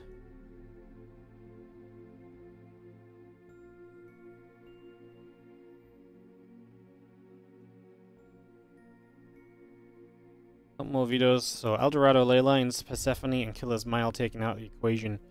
To begin with, we will have ourselves the first map pick in a moment. We'll start up the process again, that hosted guys, and we'll get into our final best of 5 series today. Been a good match. Set of matches, been a good group. I'm excited to see the Showtime CLEM rematch, especially because CLEM obviously fell to Showtime earlier today and has now lost 2 series in a row to Showtime, which is pretty wild altogether. Pretty darn wild.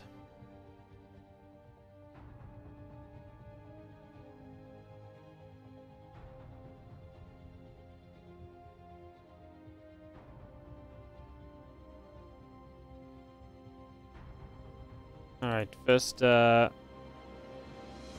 is going to be Ultra Love. Amygdala, Whispers. Oh my god, they're picking maps so quickly all of a sudden. I'm just going to BRB 2 minutes. Good. Get the first lobby up though. Get that ready for him coming back. And we'll be good to go very soon.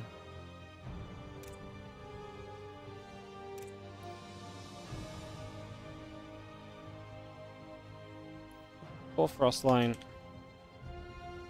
5th map. Where's the 5th map then? Sandworm. Perfect. Let's go, CLEM. We need a Terran. Yeah, usually I've been cheering on the underdogs lately, but we really could do with a Terran in the playoffs, like an additional non-Protoss. Otherwise, we're going to be very PvP heavy throughout the event, which I'm sure some people don't mind, but I was cheer for the variety, you know.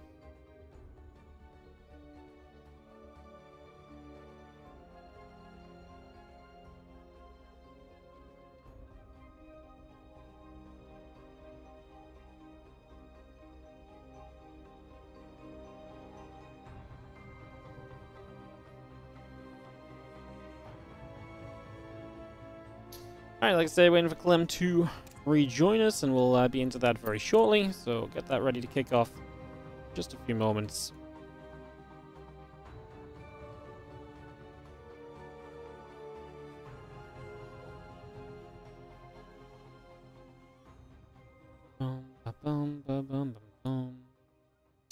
Perfect, yes, just waiting for CLEM, guys, and we can get going into this. And before CLEM gets solo as his first opponent, yep, I would love to avoid... Well, yeah, I mean, obviously, we'll just see how the bracket pans out, but it's very likely we'll probably have at least one PvP. I think it's very difficult for that not to... I guess it is possible. No, we'll have at least one PvP. It's whether we avoid a second PvP in the first round, I suppose, more than anything else. They're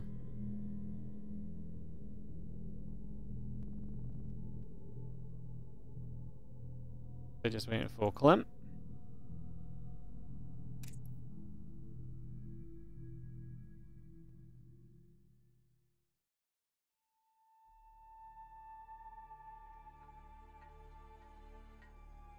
One of my favorite things when we're hosting events is when people randomly join the lobby. And they just seem to think that it's okay for them to join, and they're like, hey, no. They're like, I want to watch the game. I'm like, I'm streaming it. And they're like, I can't watch from in-game? Why? And I'm like, in case you, like, spam, in case you lag, in case, like, you know, in case you just don't have any reason to be there. Like, this happens so much more often than you'd think. Like, it's one of those, definitely one of those things where it's like, this should just be so obvious, and yet so many people just apparently oblivious to this. Ay. Not actually happening exactly right now. Right now we just have someone that's joined the lobby like twice, as though picking them the first time wasn't gonna... like, as if like I kicked them the first time, but I wasn't going to realize the second time, you know, it seemed to be their logic.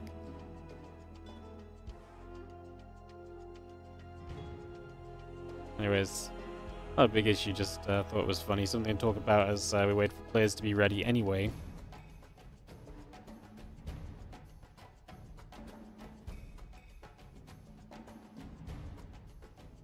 Get ready for this,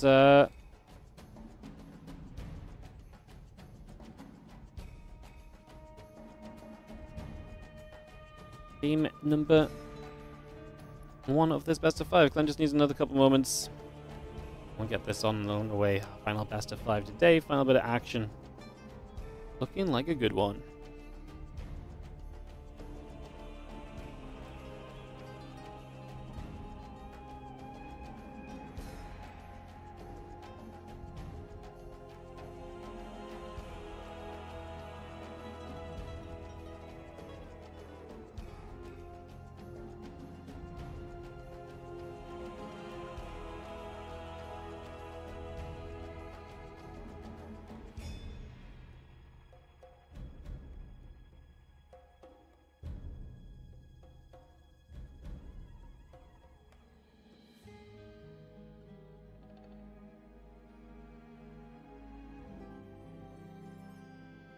Alright, players are ready. Let's get into this, guys. Let's kick this off. Let's keep the games rolling through.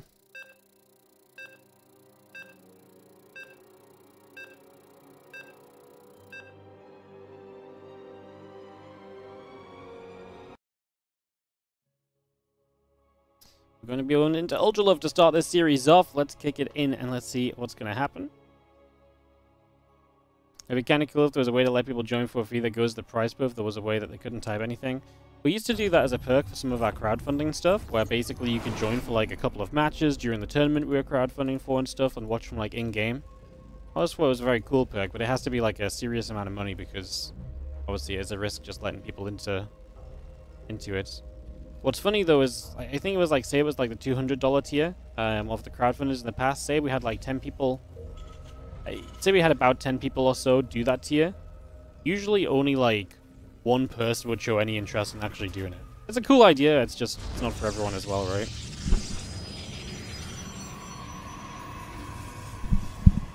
Alright, game number 1 of this best of 5. We get started up.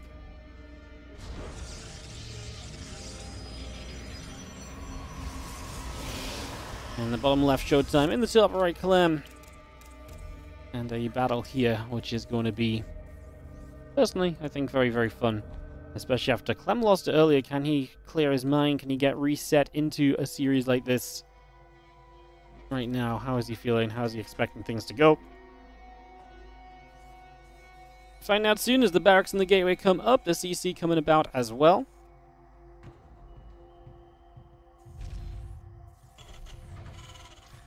I'm just going to see the engineering bay coming around, the gateway coming through, the probe and the racks and all the rest coming up as well. So again, just getting settled for a few moments.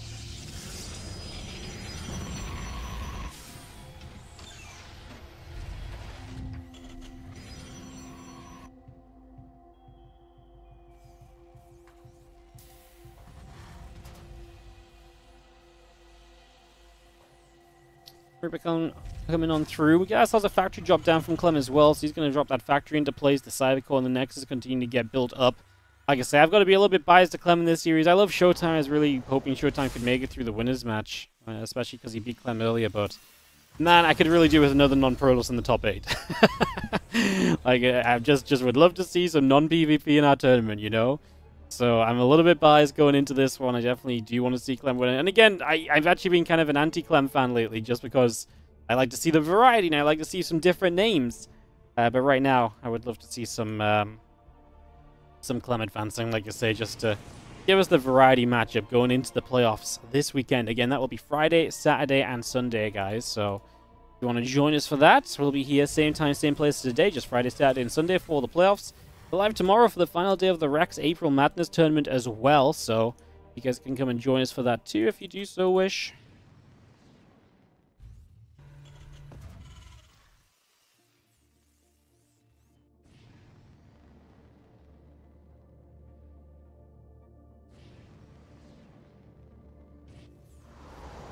Oracle on the way up, the Warp Gate coming through as well as we just get settled in here for a few moments. Cyclone on the way as well. Continue to build into this just for now.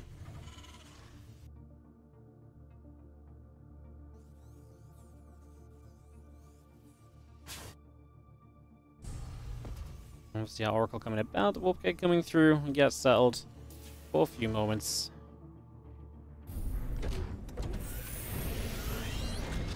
TC going to float on down to the natural. Factory going to move over. It's going to build up a tech lab there as well. It's just going to get that on the go. It's going to get that started off initially as well. And our Twilight Council on a couple of gates building for now. Just have ourselves the rest of this continue going through.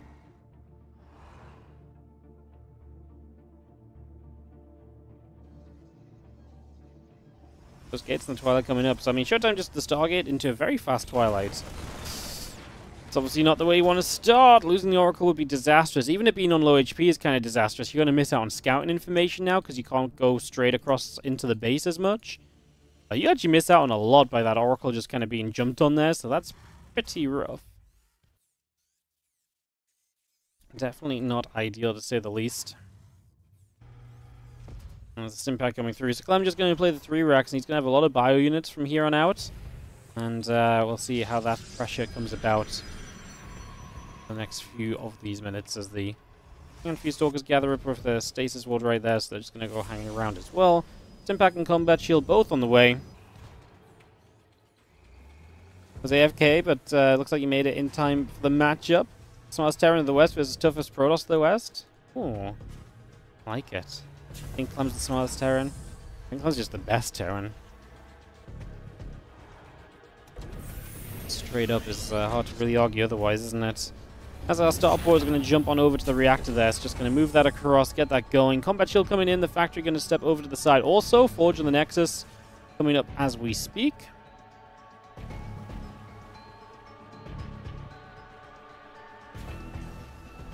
And obviously the Blink is going to give Showtime some pressure available on the map. As I say, obviously it's not the fastest possible Blink because you've been playing into that Oracle initially, which is why it's a shame that Oracle nearly goes down. That could have been really a disaster because losing the Oracle would have really sucked. So at least the Oracle didn't actually die. That is the positive you're looking at the moment. As sad as that still may seem. Definitely something though, right? As Marine Marauder coming about, +1 attack coming through. The Stalker's going to get up here. They get a Marauder. CLEM loaded up into the Medivacs looking to make a play, but kind of getting punished for doing so. And is getting jumped on. So a few of his units going down already, and this is a fantastic starting point from Showtime.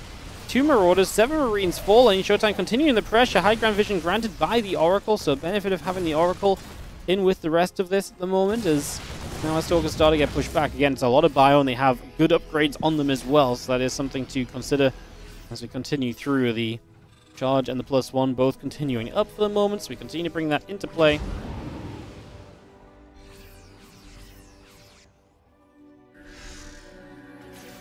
Oracle's going to drop the Stasis Wards down.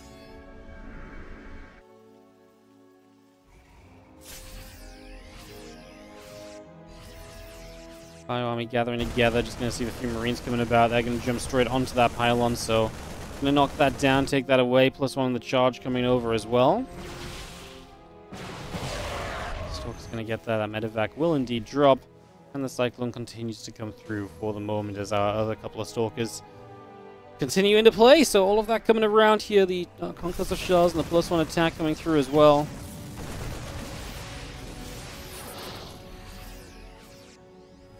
CLEM would love to get his way through, but a couple force fields will be good enough to hold him at bay for the moment.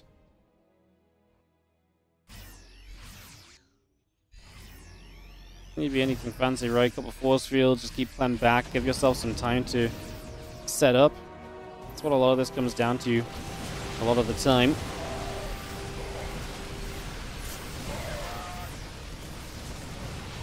Stalker's actually going to keep on fighting and pushing CLEM back quite nicely so far. And Showtime is going to be able to keep himself alive and very comfortable here for the moment.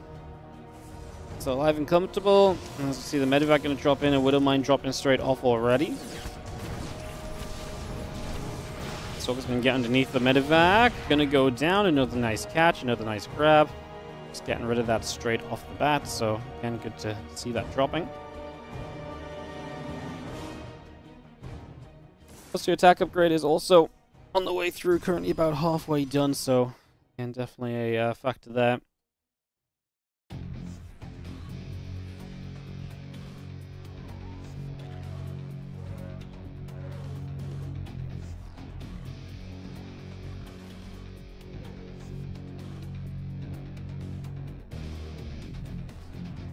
Gathers in the center, just going to wait for this army to maybe try and move through. It's going to be obviously difficult for Showtime to justify moving through into that force.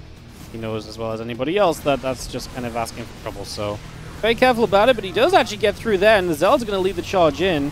So he feels like he's got enough. Rock Tower going to be under fire. You got to be careful of that because your army can get separated if that drops on you at a bad time. Felt as though one of the players was trying to target it down as Showtime just getting the jump, and the SCVs have to pull. Hold position's very nice. It messes with the AI of the defense of the attacking units, so they don't have a good way to target fire necessarily. Just attacking into hold position SCVs really does not do super effective things. It forces you to target fire yourself a little bit, so the tower now goes down, giving CLEM a little bit of a reprise, forcing Showtime to come around the left side instead. Widowmine's forced to unburrow here as CLEM has to pull back. The Zealots now do eat up a couple of Widowmine shots. Stalker's still trying to get forward. To tell you the issue is we've only got one medevac, basically no energy. This Bioforce is not getting any healing. It's not getting any love. And I think Showtime is very close to potentially breaking through in this game one. It's obviously not done yet. He blinks back over this side. Another reinforcements of Zealots. I think the reinforcements are just going to be too much. I think they're going to come at too rapid a pace for Showtime, for CLEM to kind of hold on against. And Showtime is going to take the opening game and continue to see success against CLEM on this day and in recent history. Showtime is here to play, apparently, and CLEM are going to have to fight from a game down. She also had to do against Rogue earlier as well. He came back in that series against Rogue and looked fantastic. And obviously, I spouted the whole story then about, obviously, well, you know, CLEM played Rogue yesterday and that wasn't great, and, you know, it went very wrong for him, etc., etc., etc. You know, so I could say the same about Showtime and CLEM here. You know, he lost to Showtime earlier. That's not great. You know, this is a momentum thing. He's a very momentum-based player. But he already showed us once today that that was okay against Rogue.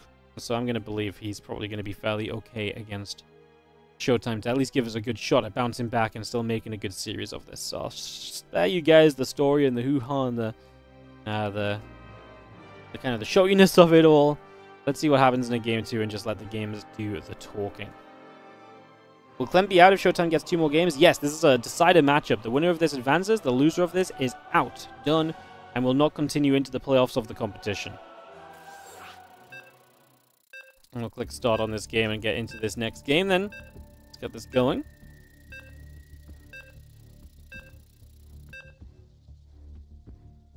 Also been destroying CLEM lately. I think a lot of pros are picking up the blueprints that Hero has laid out recently, as Hero's kind of figured out a little bit of like, hey, if you play like this against CLEM, it can go quite well for you. And I think a lot of other pros are definitely picking up on that. You know, this whole thing about being aggressive with your Colossus and being very brave to take fights and really focusing on knocking down medevacs.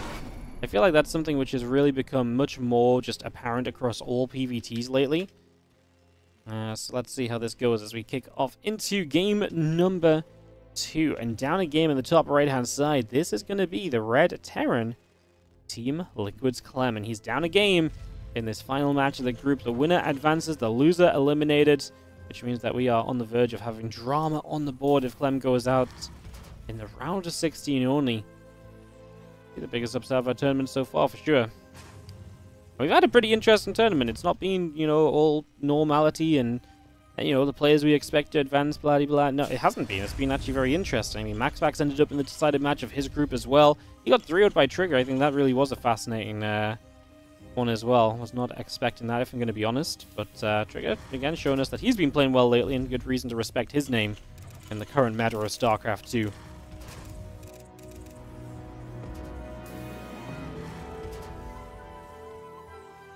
A lot of refineries coming up as we get settled here.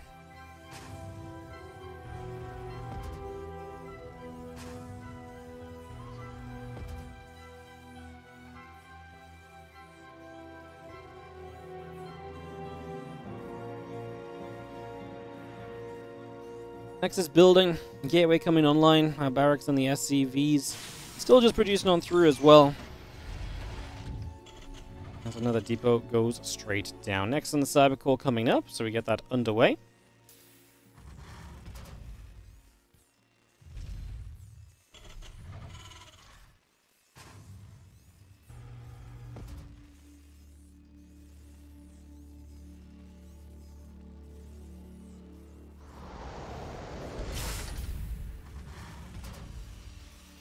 Factory drops into place, the Reaper is about to finish, the Assimilator coming through, the Nexus coming about as well, so again, got a little bit of everything coming online for the moment.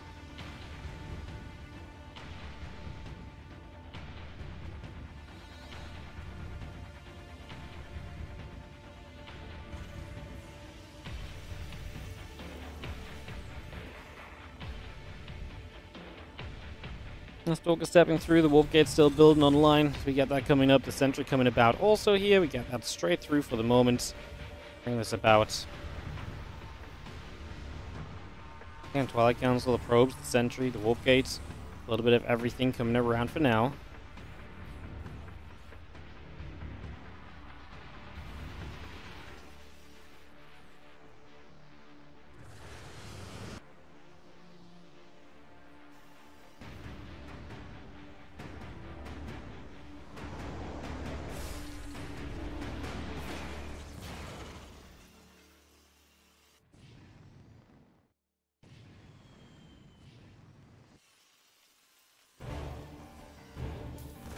Just for a couple of moments. Not been a lot of peace today, like I say. It's been a pretty hectic group. Some great games, some crazy games, some longer games as well. And Showtime opened the day with some bangers as well. Like I say, they really played some great SC2 earlier on. And obviously wanting to see more and more of that here now as well. Give me some of them long games. Give me some of them deep, long macro PVTs. I'm into it. Hell yeah.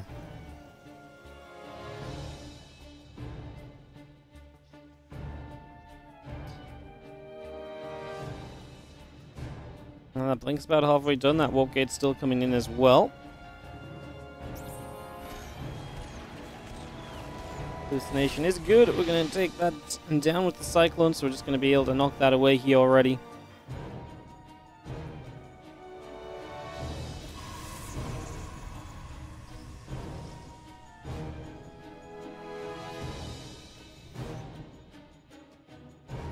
And Siege Tank and a couple more Marines continue to come about. It's just going to continue to bring that straight over. Our Stalker's going to be there. The Reaper going to get chased around the bottom side.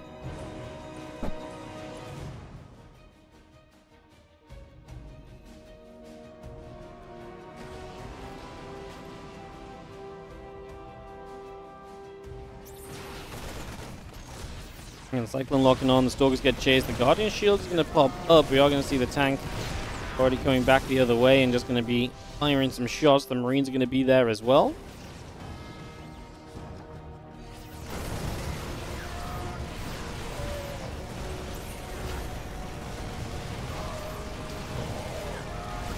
So, shutdown from Showtime so far. Now we're going to lose the medevac, you lose the Siege Tank and the Cyclone. And Clem's entire initial push. Okay. He's not a shutdown at all. My goodness. Disaster striking right here for Showtime as he starts to lose Stalkers. This happened in the earlier series as well. It felt like there was moments where it's like, okay, he's pushed the attack back now, and then he proceeded to lose a whole lot more than it felt like he ever needed to lose. That's a cancel next. He just tried to start up, and Clem, with very little still hanging around, is actually going to be okay here and still in an aggressive spot and still holding Showtime back. Like I say, a little bit of a shocker to see Showtime getting so caught up there. Yeah, Showtime kind of believed he could go, and I kind of believed he could go as well. I think it was a lot of him kind of moving forward the way he did. I thought he was like, yep, he's identified that this looks good. I thought I was with him, but clearly shouldn't have been, as that was a bit of a mistake from Showtime. Trying to chase again, that Siege Tank is just getting away low HP, so we're having a lot of cute little movements from CLEM, saving units on low HP and so on, just to give him a little bit of a better shot continuing through. Tank's going to come around. And you're going to see those Stalkers still stepping over as well. The +1 Stim and Combat Shield on the way through. The Observer goes down. Robo-Bay Forge and the Nexus continuing up as we speak. So, Showtime going to get to that Robo-Bay. That's been, again, an important part of things lately. Robo-Bay allows you to obviously get the Colossus going. We've talked so much about having that core Colossus backline able to really kind of have its way with Terran armies and really being able to control the map because of the threat of that Colossus AoE and what it forces the Terran to have as an answer to it is definitely not an easy thing to find. You know, getting enough Vikings up early, especially with the Protoss being so good at zoning the Vikings out as of late as well. I feel like I'm sounding like a broken record in this matchup. I feel like all I talk about is Stalker zoning out Vikings and Colossus controlling maps. It really has just been such an apparent factor in this matchup lately.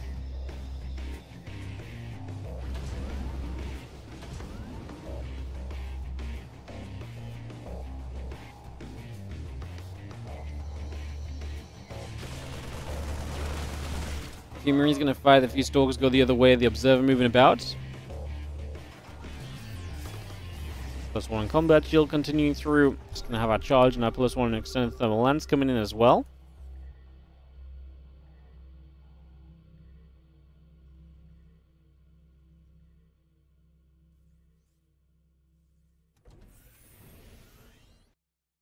Army coming down that side again. Charge +1 and thermal lance continue to come by, so just going to continue to bring that over. CC moving over into the main base as well. Just going to drop that straight across here. Our Stalker stepping about. CC still moving around. That Bio Army coming down the right-hand side.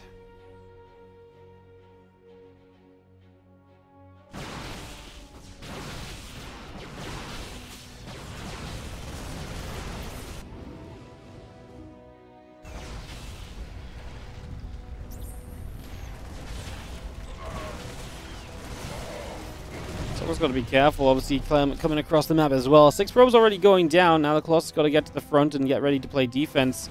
Obviously, SHOWTIME ended up expanding right up the left side of Amygdala, right into that upper left-hand corner.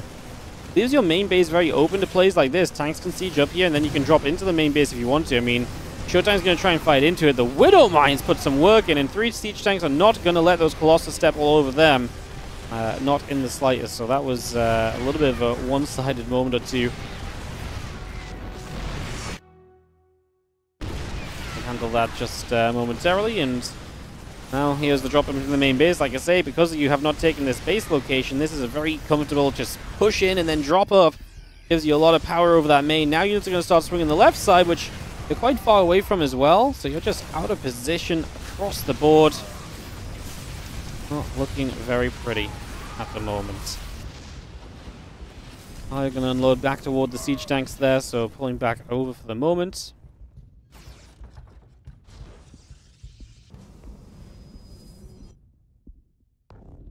And Bio and tanks coming back through one more time. Just going to see the Bio units gathering up, the Viking joining there. More shots coming around. And our Immortal and our Sentries coming about. The Twilight Council and a couple of Zealots are coming in also.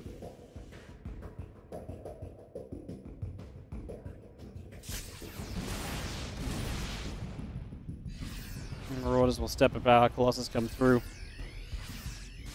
We have our armor upgrade coming about as well here currently, so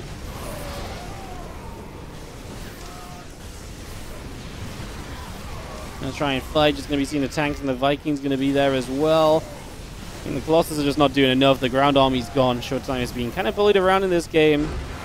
That is gonna be all they wrote for this one. So we get ourselves to a game win on the side of CLEM. He will fight back in this best of 5, so we are going to start seeing a little bit of back and forth. Good to see it. CLEM fighting back. SHOWTIME going to be holding up a little bit. That's CLEM.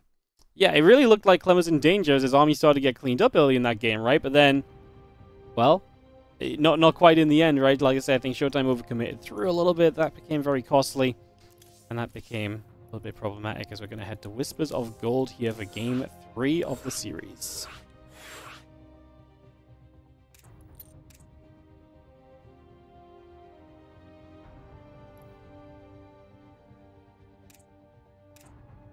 Alright, no ads here on the Twitch channel. We'll just take a second then to do a little bit of selling out, guys. If you are enjoying the WardiTV Spring Championship, do not forget you can support the channel, because without you guys, we would not be here running this event. This event is fully funded by you guys supporting the stream, watching, the ad revenue help us generate, and all the rest. As always, it's a cycle of, if you guys enjoy the content, you support the content. With their support, we can put on more content, you guys get to watch more content, and then you guys enjoy it and you support more, and that cycle continues. I think it's the core cycle that we live on here on WardiTV. And again, we're always about trying to just put your support into the pockets of the players. Without the players, we cannot have all these tournaments, we cannot have awesome StarCraft 2 games. So always trying to find ways for them to participate and have a good time and make the most of it.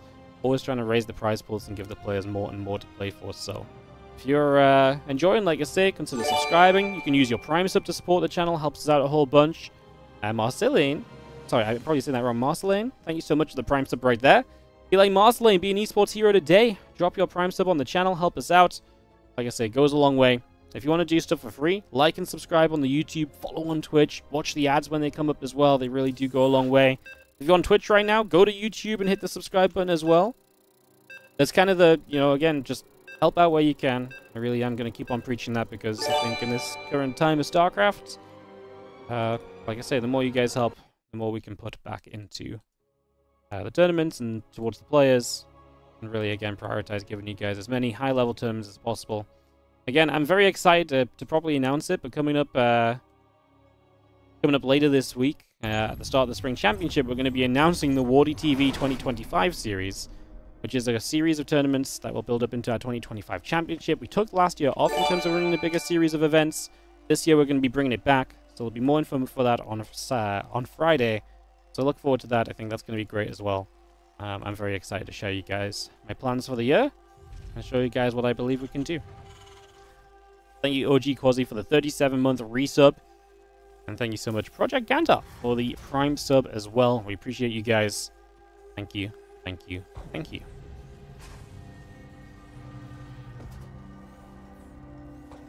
Clem in the top left, Showtime in the bottom right. It's game 3, it's tied up. In this best of 5, we get this underway, we get this started off. And get this all ready to go, go, go.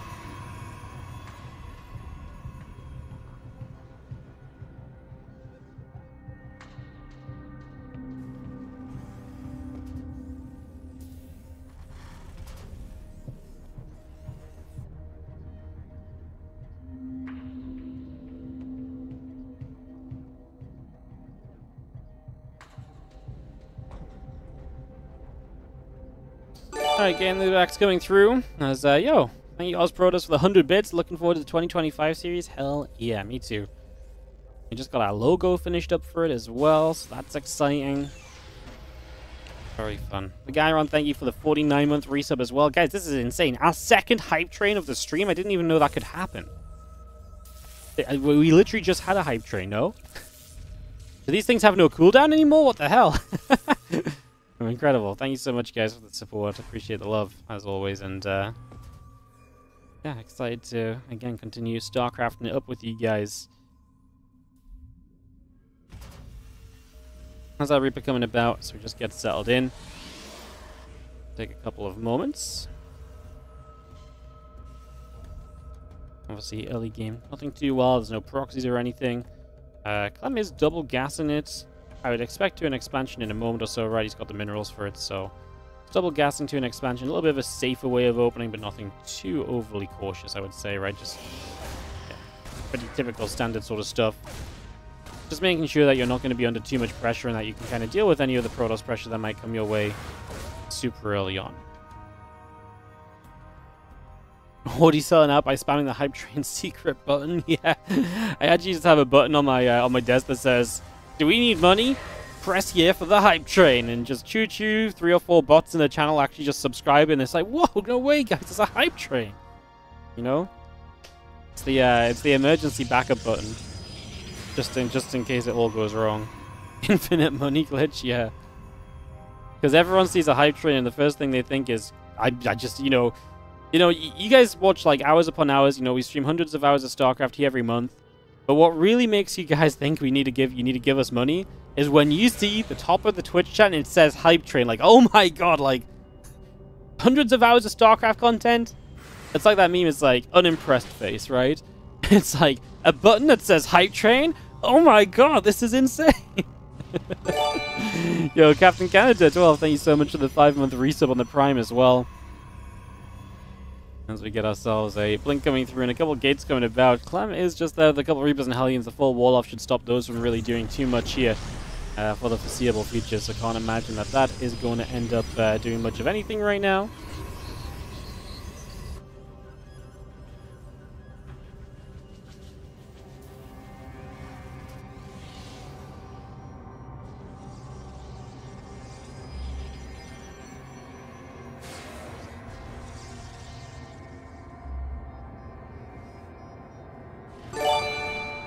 couple of Reapers and the Hellions then will still just linger. Clem is coming across the map with his medevac, Cyclone included, and a few Marines in there as well. It's just going to be getting across, heading down to that bottom right side toward that main base. What's up, hello, Zergling? 98-month resub, getting so close to that 100, huh? Heard we're doing a hype train. We are. Second of the day. You know, you can tell Wardy's really hitting the sellout button lately. As a Cyclone lands and a couple of Marines come through. Fellow pros begin to drop.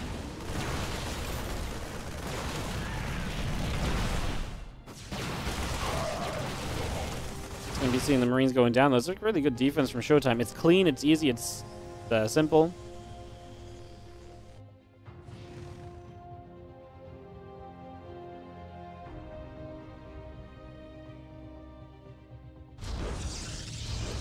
And Nexus coming through, the Stalkers and the Adept coming about, Reaper coming through.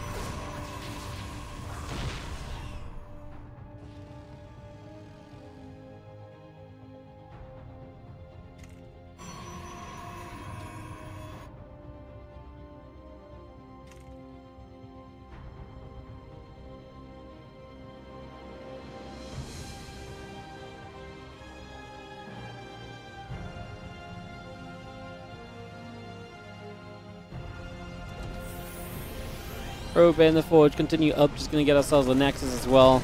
Reserver here going to go down to the Raven, auto turret being used to help expedite that. Let's just have a couple of bunkers set up, so very safe from Clem. Showtime just to the third base, and like I say, tech coming through. As we continue in for the moment. Yo! The $10 super chat coming in from Zalbag's Backpack. That's a hell of a name. Thank you so much for the super chat on the YouTube. Appreciate it. Thank you so much for the $10. The Showtime has shut down Clem here early. See some love in the chat. On the YouTube especially, let's see some YouTube love for our YouTube support. How about that? We don't get the YouTube support every day, you know. It's always cool to see. It's crazy. We've been streaming probably pretty much everything on YouTube. I want to say since about October. So like half a year now. It's still absolutely mesmerizing to me that people like support on the YouTube channel. like to me, this is a crazy thing that the YouTube is like actually some successful location of like streaming revenue for me. Like this is completely bonkers in my head that this is like a thing. So I always sound so surprised when someone supports on YouTube. I really appreciate it though. If you ever think I'm just sound like overacting like the amazement of a YouTube support, I just genuinely in my head I'm like, whoa, that's so sick. People actually supporting on YouTube. That's wild. Never would have imagined that. I thought YouTube was just going to be some little side thing that we delved onto every now and again for the, you know, just because we could eventually, basically. Crazy. Well, Aya, thank you so much. I figured out it was meant to say for Aya. I got that. Typo or not. Thank you. Appreciate it, mate. Really do. Let's just have ourselves a few hallucinated probes coming out. Hallucinated probes are fun because you can kind of send them across everywhere and get a really good scout. And you can even leave them in position for a few moments to kind of keep an idea on anything coming across as well.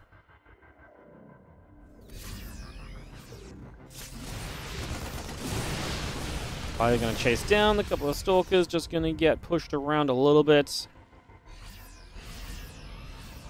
Gen +1 and the extended thermal lens coming through as we speak. So we get all of that coming up and around. These Marines going to jump straight onto this Nexus, and we start to put some pressure onto that. As Showtime taking some pretty heavy hits, so Nexus taking a few shots already, taking some damage.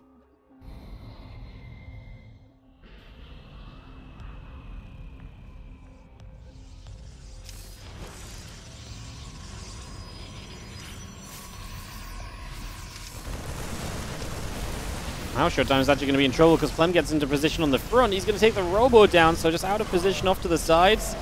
And a little bit overcommitted, and it's just going to allow Clem to run straight into the natural. With the Robo down, no new Colossus are going to be popping out. That already is a disaster. Never mind the fact that you're currently chasing the Terran down still, who's running into your main base and looking for even more. Bunch more probes likely going to go down over here as well, as it does look as though we are in some trouble right now. Here as Showtime, he really does not look too great for himself at the moment, unfortunately. As much as it pains me to say it, I think Clem is going to maybe just whack his way through to a 2-1 lead. I mean, like I said, I kind of want Clem to win for racial diversity in the playoffs, but feel bad for Showtime. I feel like he's actually played some great games today. He's obviously not out if he loses this one, and it's not lost yet. Just man, it sucks. We should have like a 9-player playoff. Let everyone. We should let everyone be in the playoffs. Whole eliminating people thing sucks. I hate it. It's no fun, you know, having to say goodbye to players that we really like watching. Ay. Yo, Terranzoid on the YouTube Super Chat as well. The 10 euros coming in and says, armed and ready by the numbers, Clem. Yo, thank you so much for the 10 euros, mate. I guess that's one of the YouTube supports I don't get as great as surprised by, because Terranzoid's been out here supporting on the YouTube so much since we started streaming on YouTube. So thank you so much, buddy. As always, appreciate it. Thank you. Really appreciate it. As Awesome hits us with the raid on Twitch. Oh my goodness, we're getting love from every angle. God damn it. I was on a streak of raiding Awesome every day because he was pretty much the only guy alive when I finished. And now I guess today we went too long, and I guess I'm going to have to find someone else to raid when we finish the day. Unbelievable. Alright, well, I settled down. We're going to see a bit of bio gathering together in the medevacs overhead. A little bit more healing being done as we continue to settle here just for the moment. So again, we get that set up. Colossus and the Stalker coming through. The Prism is on the way. And again, Viking, Marines, Ghost coming out, and Armory coming up. That's going to get across. Widowmine going down.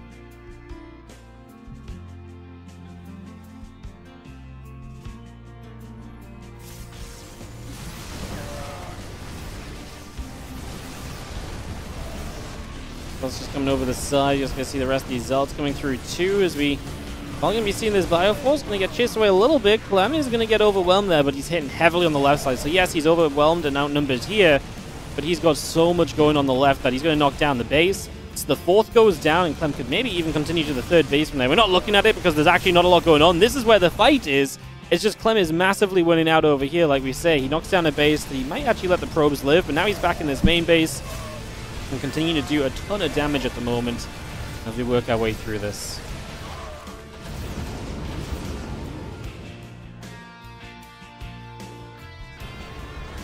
And definitely just looking better and better for Clem. Showtime looks as though he might be getting ready to just go across the map and try and make a little bit of a bigger play. Just head straight over to the top and just send it. I mean, he just lost his fourth. I think he knows that maybe the chance he has right now might just be the fact that, hey, I lost my fourth, but he did lose some units kind of with that chase I had on the, the units that end up in my main base. So yeah, I wouldn't hate it if Showtime just said, you know what, let's just give it a go and just send it in. You look at this numbers, and it's like the numbers don't even seem that bad. Showtime rebuilds his fourth, it's equal workers. He's a bit behind in army supply. Is that really all as bad as it seems? I mean, the thing is, it's definitely not great, right? to kind of put it somewhat bluntly, it's definitely not great. It's definitely not ideal.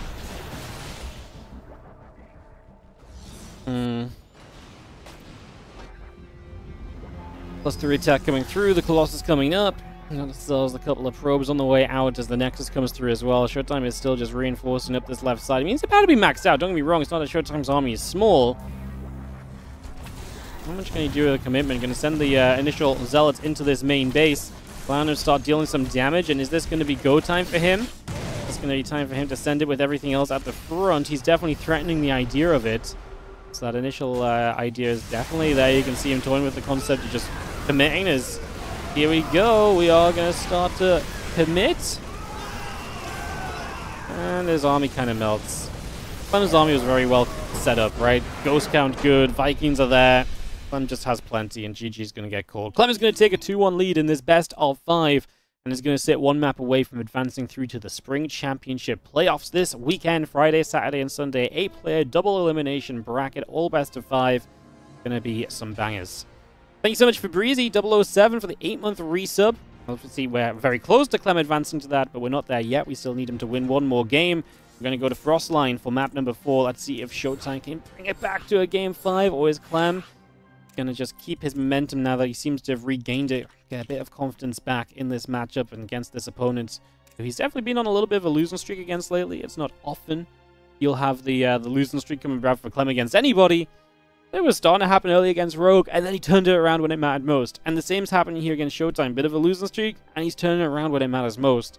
And that clutch factor is a little bit of obviously what sends Clem through to this higher level as well a lot of the time, so... Will I be drawing the playoff bracket live after this series? Yes, we will. We will be sending that straight through and getting that ready to go and showing you guys exactly what's going on and who will be playing who in the playoffs. I will probably even be able to tell you guys the rough schedule. I've had a couple of players request certain schedulings so far, so we'll see how that goes as well. I think we're going to do 5 matches day 1, 5 matches day 2, 4 matches day 3. Or we either do that or we do 4, 5. I don't really like doing 4, 5, 5. I think I'd rather do 5, 5, 4. I'm not sure. We might actually do 4, 5, 5. That actually may be better. I don't know if that Sunday is going to go a bit too long if that's the case. I also have the Boomer Bash finals to cast on the Friday. So do we want to do like a super long stream Friday, or would I rather do 4, 5, 5? 1, 2, what would we look like if we did 4, 5, 5? 4, 5, 1, 2, 3, 4, 5. It's not too bad. 1, 2, 4. What if I did 5, 5, 4, 5, 2, 3, 4? I think I prefer 5, 5, 4. I think I prefer to get more matches done Friday, and then just have Sunday as like a real focus on like building up to that grand finals, and just a few less matches so players aren't as drained and don't go as long into the matches. So yeah, maybe we do 5 plus the Boomer Bash playoffs on Friday, then 4, then 5, 5, 4 or something. So yeah. Just waiting for Clem, by the way, guys. He is not joining our lobby here on Frostline as he takes a 2-1 lead.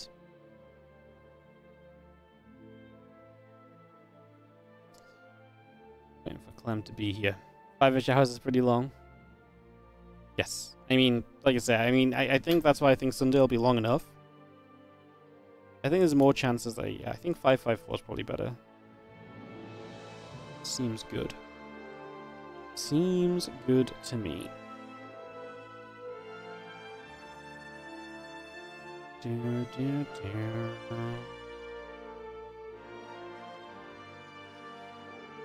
Bum ba ba bum ba da da bum ba da da bum.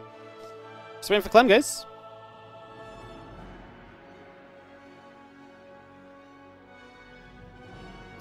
Waiting for Clem.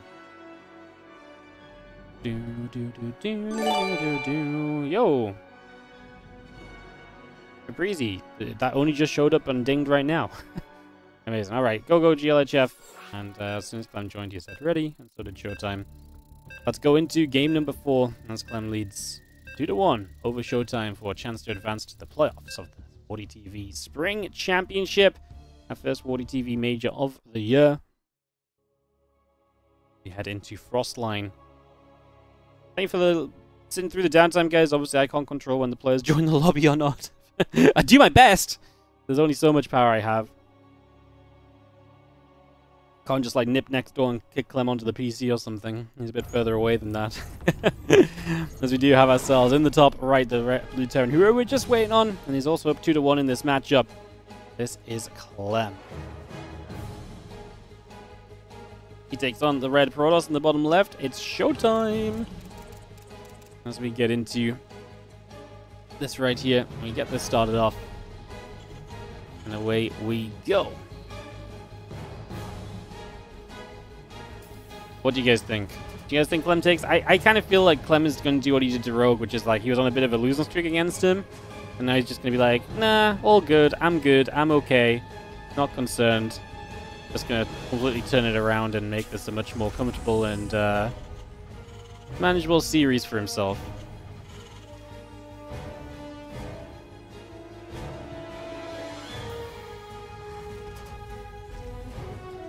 So yeah, I think not really going to be too concerned or anything. Let's just see our CC setting up. Couple of refineries coming down here on Frostline as we get going initially, get started early.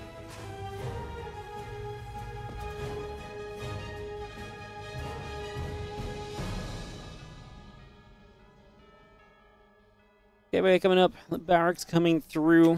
Get ourselves settled in for the moment.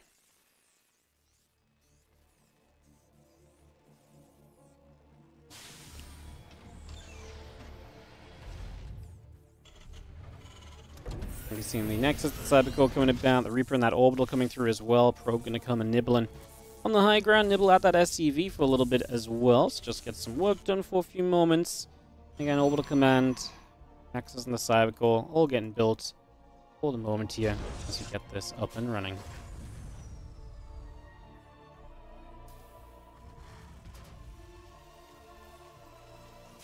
Did I notice that nobody ever comes back to the barracks? How do you mean?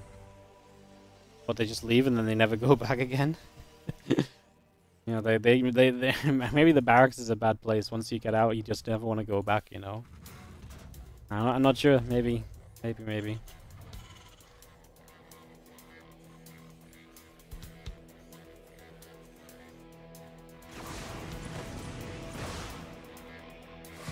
We're coming around. The Adept is going to be there. Let's take a few moments. The Command Center coming up. Twilight Council coming through.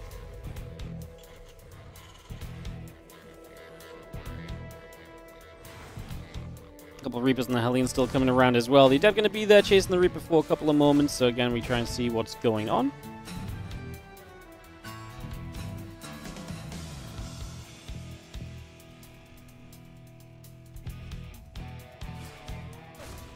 Adept going to hit the Reaper. Going to go back the other way. A couple of Reaper and a couple of Reapers and a Hellion coming out. Starport on the way too. So we just get that going for the moment.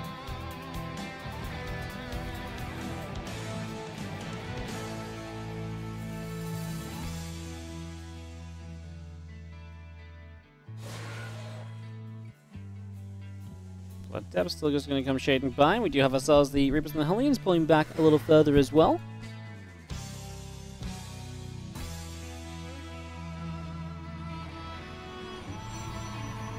Uplink building through as we take ourselves the Reapers and the Hellions just pinging away at the gateways. The Robo facility coming up as well. Obviously Blink already coming about for now.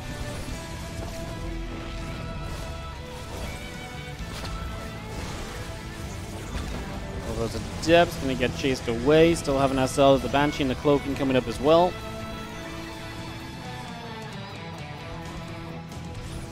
Hellion's going to get there. We are going to have a couple of the probes already going down, so workers dropping, 4 workers falling so far. Nicely handled at the moment as we just see the chance for CLEM to get in and do some damage. Even going to keep these Reapers alive so we can maybe pop back in with those at some point. Always interested to see what we can maybe do with that, so an opportunity definitely for the future to look at once again at some stage, I'm sure. Again, Banshee tank. Cloaking coming through and gets settled here for now.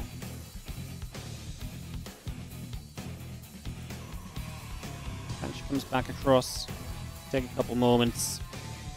And yeah, Observer coming through, the racks and the Cloaking. Continue to just get set here from CLEM at the moment as well, so we bring that about. Have ourselves the few Stalkers going to go after that Reaper for a moment or two. Stalker still very much so after said Banshee. Trying to shut that down. For the moment is, yo, Sir Hill, thank you so much for the 2-month resub on the Prime. Appreciate the support, thank you so much.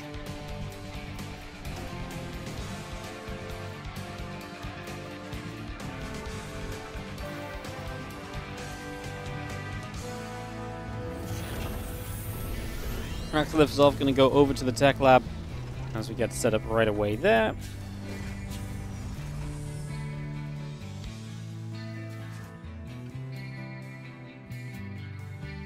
Again, charge building, a couple of probes coming through as well, so we keep that on the go, we keep that on the move, the Stalkers and the Adept going to come moving back.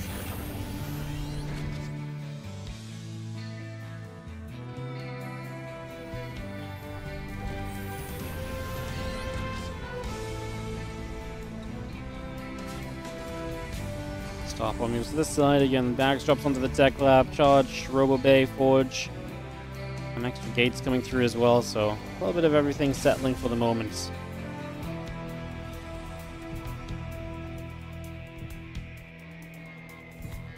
A few moments of just getting built up here.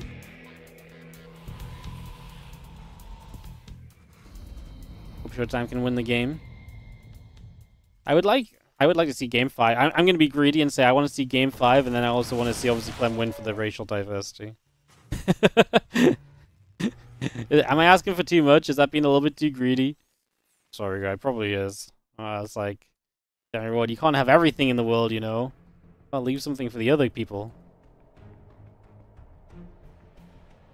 Impact Combat Shield and +1 all continue to come about for now then, so we bring all of that up. Extended Thermal Lance and Charge building through the Colossus, a couple probes, and the Gateway is coming online as well.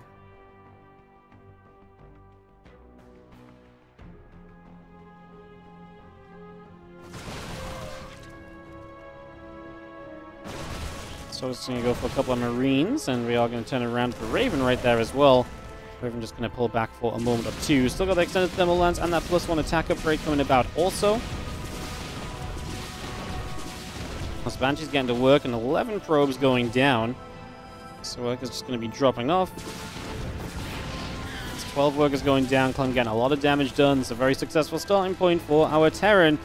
That's the sort of damage you just sort of die to, unfortunately, as a Protoss, because now CLEM's going to show up with an army on the right side, and do you really have a way to fight that right now? Like, CLEM's missing the medevacs here. They're on their way, so if he fights before then, maybe that's Showtime's opportunity, but you're kind of basically relying on a mistake then from CLEM if you're relying on him to fight without his medevacs, because that is a mistake, and that would be a sizable mistake at that as well. So I think we're asking for maybe a little bit too much on the side of for Showtime right now, who's definitely in a little spot of bother following this as the Marine stims across to the sides.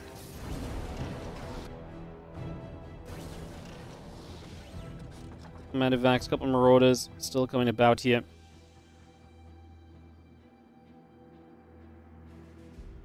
Moving to the top. He's going to bring the Raven over here as well, so we'll have that to aid him in the near future.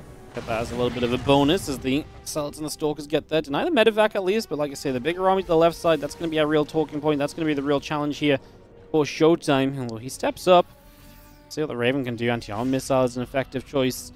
Sometimes auto turrets, depending on if you're just getting kind of overwhelmed quickly, can be a pretty reasonable choice as well. So it's also not a bad way to look at things.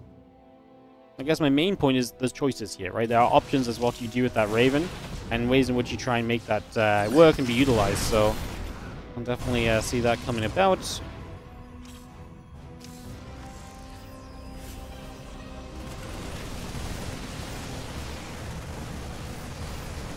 Going to dive onto the Nexus. Fourth base going to go down for Showtime. Just wasn't quite in position. This time he did use the autos just to choke things up and to make some of the Zealots waste their charge. Going to come around from the other side. The Woodamines get set up. They're going to just go off on the nearby Zealots, honestly. So not even anything too crazy there, I would say. CLEM gets chased away. I mean, he's going to lose a fair amount, but he's also killed a decent amount too. Plus the fourth base died. It might take him a few moments to recover from this, though, as Showtime. Do you think he can go across the map? I wonder if he might, because it's kind of a weird one, but you look at Showtime's position, he's like, well, I just wiped out a bunch of army. What's ran away is low HP, so that may not have much life left on it. That might not be truly valuable supply for CLEM at the moment, so maybe Showtime looks at this as a winnable fight.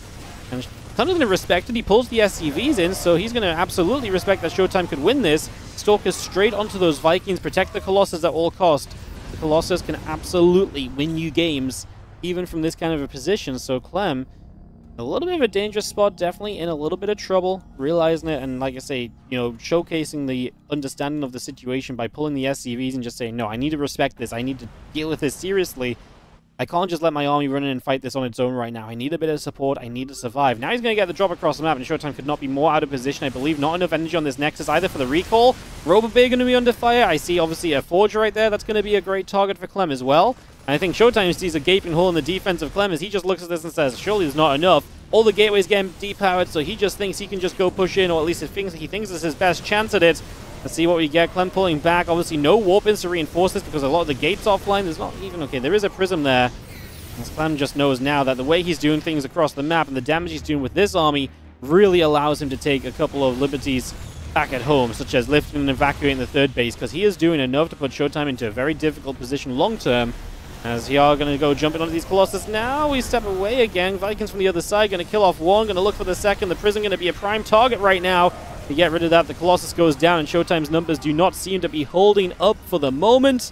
And it does feel as though we are going to be having ourselves CLEM advancing through to the playoffs. He is going to get the 3-1 over Showtime. As Showtime seemed to just lose his touch a little bit in the end of this series, and I think that's just kind of the CLEM heating up factor, right? It felt like Showtime had something special against CLEM the last few games. And then CLEM just said, no, not anymore, right? Just shuts it down, turns it around, figures out what's starting to go wrong for him a little bit too frequently, gets it fixed, And especially when it counts, for example, you know, against Rogue earlier, when it really counted, when it looked as though he was going to be starting to drop down, he found a way to turn it around. And again, the funny thing is, it feels like so many of the games that you win against Clem are like these hard-fought, like really drawn-out games, especially for Rogue early. He fought a really hard, well-played game. And then Clem's just like, okay, what if I just take a good lead early with my micro, my decision-making, and my choice of just harassment, and we just take that and we just roll with it, and I just kind of run with that all the way through to success, and then, you know, and have all my ambitions kind of laid out ahead of me and all the rest. GG's, Clem advances to the playoffs. And that does wrap up our WardiTV Spring Championship round of 16 groups. Guys, we are going to do the playoff draft live. So we are just going to run some ads, and then once the ads are done, we'll do a live draft of the playoffs here for the Spring Championship 2025. The playoffs are happening this weekend, Friday, Saturday, and Sunday. Definitely come and join us, because like I say, it's not just the Spring Championship, it's also going to be our official announcement of the WardiTV 2025 series. We'd love as many people here watching as possible for that. Should be a lot of fun. Looking forward to it. Hoping to share that all with you guys. As, yeah, that should be awesome. As we will, like I said, get ready to draw this playoff bracket. We're just going to give it a couple of minutes on the ads, guys. You think it's going to be Clem Hero first round? It could be. It absolutely could be. I just really don't want it to be Solo versus Clem, right? Solo Clem first round just gives us an extra PvP. That's sad. That would be very sad. But there's no rules in terms of avoiding that stuff. We're gonna just seed the players' first places, get seeded into the bracket initially, and then the only other rule is you don't play someone from your group for as long as possible. So, for example, ZOUN and CLEM from today, they will guaranteed be on opposite sides of the bracket. We will make sure that that happens. That's the only real ruling that we're going to live by here. So there's no special rules. It's just going to draw it. We're going to see what we get. The bracket is the bracket. The good news is we have a lower bracket too, so we get a bunch of PvPs here and here. The pros are just going to start knocking each other out, and then we should eventually end up with non-PvPs, unless the two Terrans and the Zerglus. Then I guess that doesn't necessarily matter either.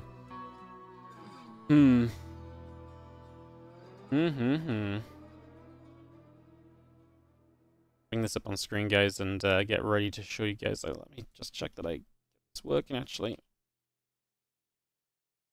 Cool. Bring this up on screen for you guys, and we can just sit and get ready for figuring this out.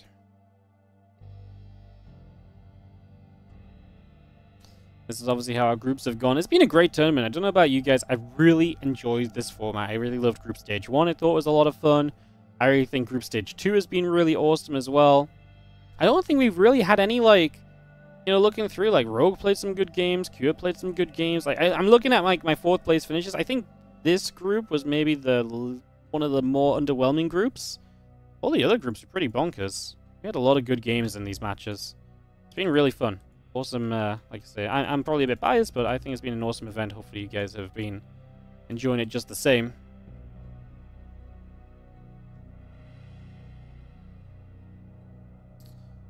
And we got about 30 seconds, guys. Then we're going to draw this playoff bracket and show you guys what you're going to be watching across this weekend.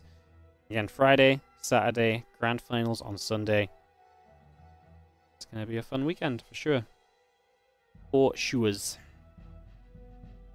That's what the kids say nowadays, right? Oh no, for real? Something like that.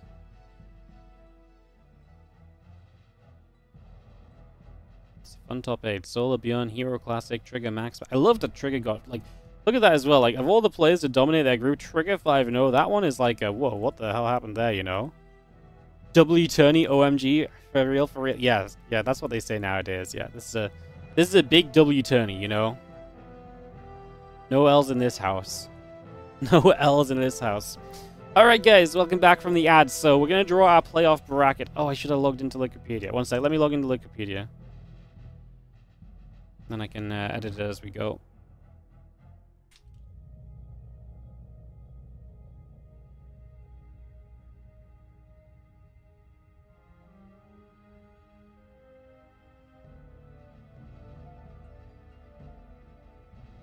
Did I log in?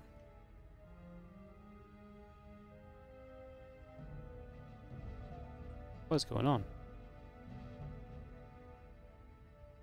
There we go. Worked this time.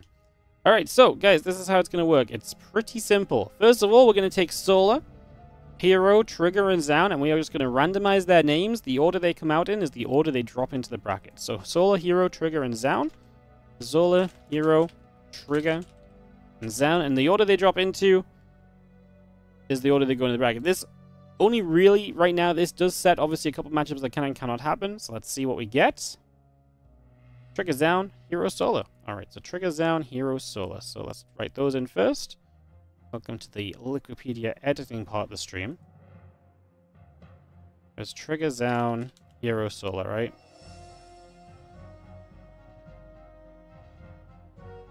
Trigger, ZOUN, Hero, Solar. Perfect. Save. To give Solar his easiest opponent, we gotta preserve Zerg. Look, I'd love to rig it, but this is why we do it on stream. We're not rigging it. It's live. It's happening as we speak. Alright. Trigger, ZOUN, Hero, and Solar have been seeded in. So what does that mean? It means Trigger and ZOUN can't have max packs or CLEM. Oh my god, we've created a bracket of doom. It means max packs and CLEM have to be on the bottom portion of the bracket because they can't be with Trigger or ZOUN.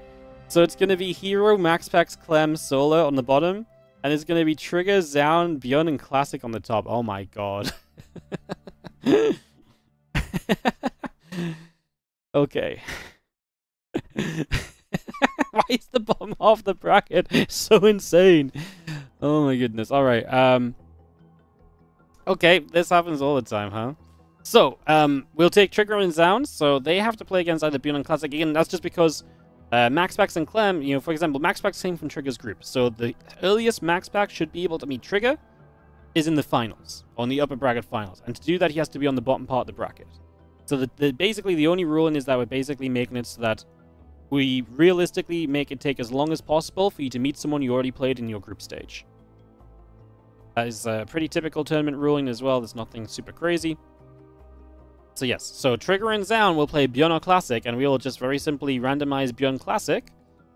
And the order they come out in is the order they drop into the bracket in, okay? So Beyond Classic stays as Beyond Classic. So we're going to get Beyond versus Trigger and ZOUN versus Classic. So Trigger, Beyond, ZOUN, Classic. Save. Well, you guys are figuring out what this is going on here. We're going to figure out if Hero's going to play Max Packs or CLEM, and if Solar's going to play the other guy. Please no Hero Max Packs. You'd rather see Hero... I mean, I'd rather see Hero CLEM, because then it would give us Max Pack Solar. I'd rather take the... Well, that may just lead into a PV. Alright, yeah, I don't know. Yo, ZG, thank you for the 104-month resub. Appreciate it.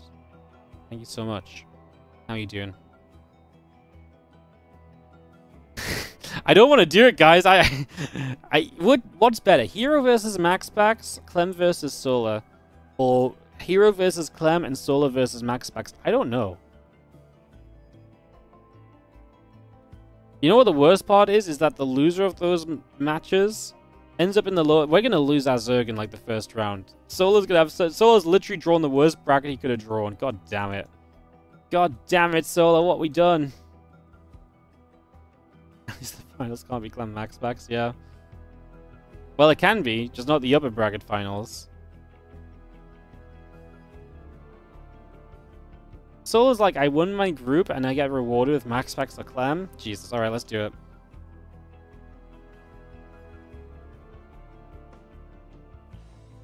CLEM Max Packs. So CLEM versus Hero, Solar versus Max Packs.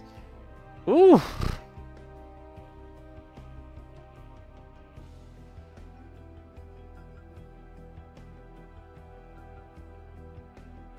That is a bracket, guys. That is what we call a bracket.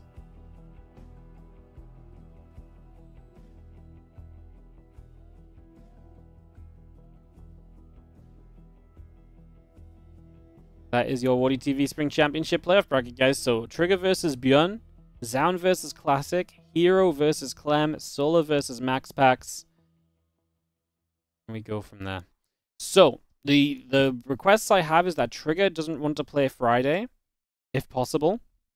So Friday, we're probably going to do ZOUN Classic, Hero CLEM. Solar asked to play 4th, but I think the best I can do is obviously make him 3rd.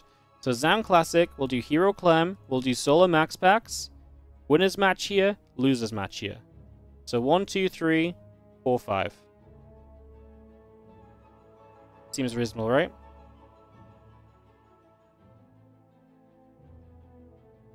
Is it still 1300? Yep. Same time as always. Same usual starting time. We try not to change that up too much unless I have like some personal requirements or stuff going on that just helps us a little bit. But this weekend we'll be going our usual time. Friday I might have to be a bit in and out of the room a little bit here and there, but just to sort some stuff out every now and again. But we should be kind of fine. You guys understand those things. And then the Boomer Bash finals after the 5 best of 5s? Yes, that's the plan. So yeah, I think we go ZOUN Classic, start off with the PvP, and then we just do the heavy hitter, Hero CLEM, Solar Max. Like, this section of the bracket is just nuts.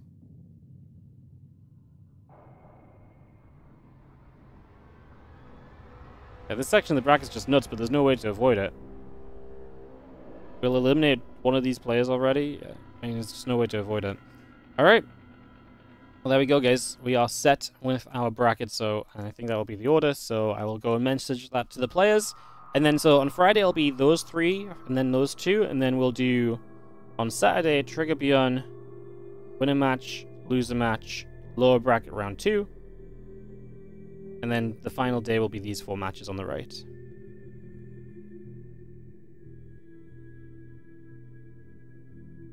Cool. Awesome. What a bracket. It looks great. You don't like this bracket. I don't know if I love it either. I feel like we get... to me, this could be the top 4 is playing in the top 8. Like, the bottom half of the bracket is like... If you just, like, block out the top half of the bracket, I'm like, oh my god, the top 4 looks sick. You know? I think that's a very reasonable way of looking at that, actually. Ay, ay, ay. Alright, we'll make do, you guys. It'll be fun. It'll be fun, it'll be fun. Alright, that's it for today, guys. I will be back tomorrow with more StarCraft 2 action. I've got to go and set up some stuff. Weekend playoffs into weekend finals. Hell yeah. Thanks so much for the 100 bits, Jareth. Hell yeah. Thank you so much. Yeah, excited for it. So yes, we'll be here Friday, Saturday, and Sunday for the Spring Championship playoffs. Remember, tomorrow, guys, is the Rex April Madness tournament. Final day. So we've got 3 best of 7s coming up tomorrow. That looks like this. Let me show you guys. So that looks like this. We're going to have Hero versus Rogue, and oh look, Solar versus Max Packs. Interesting. Alright, so that's going to be coming up on tomorrow. So tomorrow we've got these 3 matches. That will be our day of SC2. Look forward to that. I'm looking forward to it. You better look forward to it as well. And then we'll be, like I say, the rest of the, on the rest of the weekend, we play out this 8-player bracket. GG's. Should have topped their groups. Yeah, you know what? Hero should have made sure CLEM and Max Packs were in better shape to top their groups. It's actually crazy how those results have all lined up now, like, to really just make the bracket look so stacked on that bottom side. Hey, if I'm ZOUN and Björn and Trigger and Classic, I'm loving it. I'm really loving it. Alright guys, that's it for me today. Like I say, I'll be back to tomorrow. I'll be seeing you guys for this Rex April Madness final day. I'm going to go get my YouTube video for the night sorted out and stuff, so I'm going to go do all of that. You guys have a great rest of your day. Anything else to say? I do not think so. Thank you so much for the support today. Obviously, we had a bunch of subs and gifteds and stuff. Obviously, if you do enjoy the WardiTV tournaments, do consider supporting further. Do consider using your Prime subs on the channel and all the rest of this and that. It really does go a long way. It helps us out a whole bunch, so I appreciate it if you get that opportunity. And I really do think that's about all I've got to add, guys. So I'm going to run some ads on the outro. Obviously, help support the stream as well. So thank you on that regard. And I will see you all tomorrow. What did we cast on Tuesday, by the way? My ad revenue on Tuesday was terrible. Why is my ad revenue on Tuesday so bad? It was yesterday. Oh, it was the Rex. Yeah, yesterday's Rex games weren't that good, were they? That makes sense. Alright, guys, I will see... Sorry. I got distracted just because I was on the wrong page on Twitch for a second. Alright, I'll see you guys tomorrow for more StarCraft 2. Once again, thank you so much for the support. I'll see you tomorrow for more StarCraft action. I just pressed stop recording and pretended that I was going to actually, like, change the screen. I meant to press this button. I'm pressing my buttons in the wrong order, guys. Ah! Challenges of being a streamer. Ugh. Pressing buttons and stuff. Insane.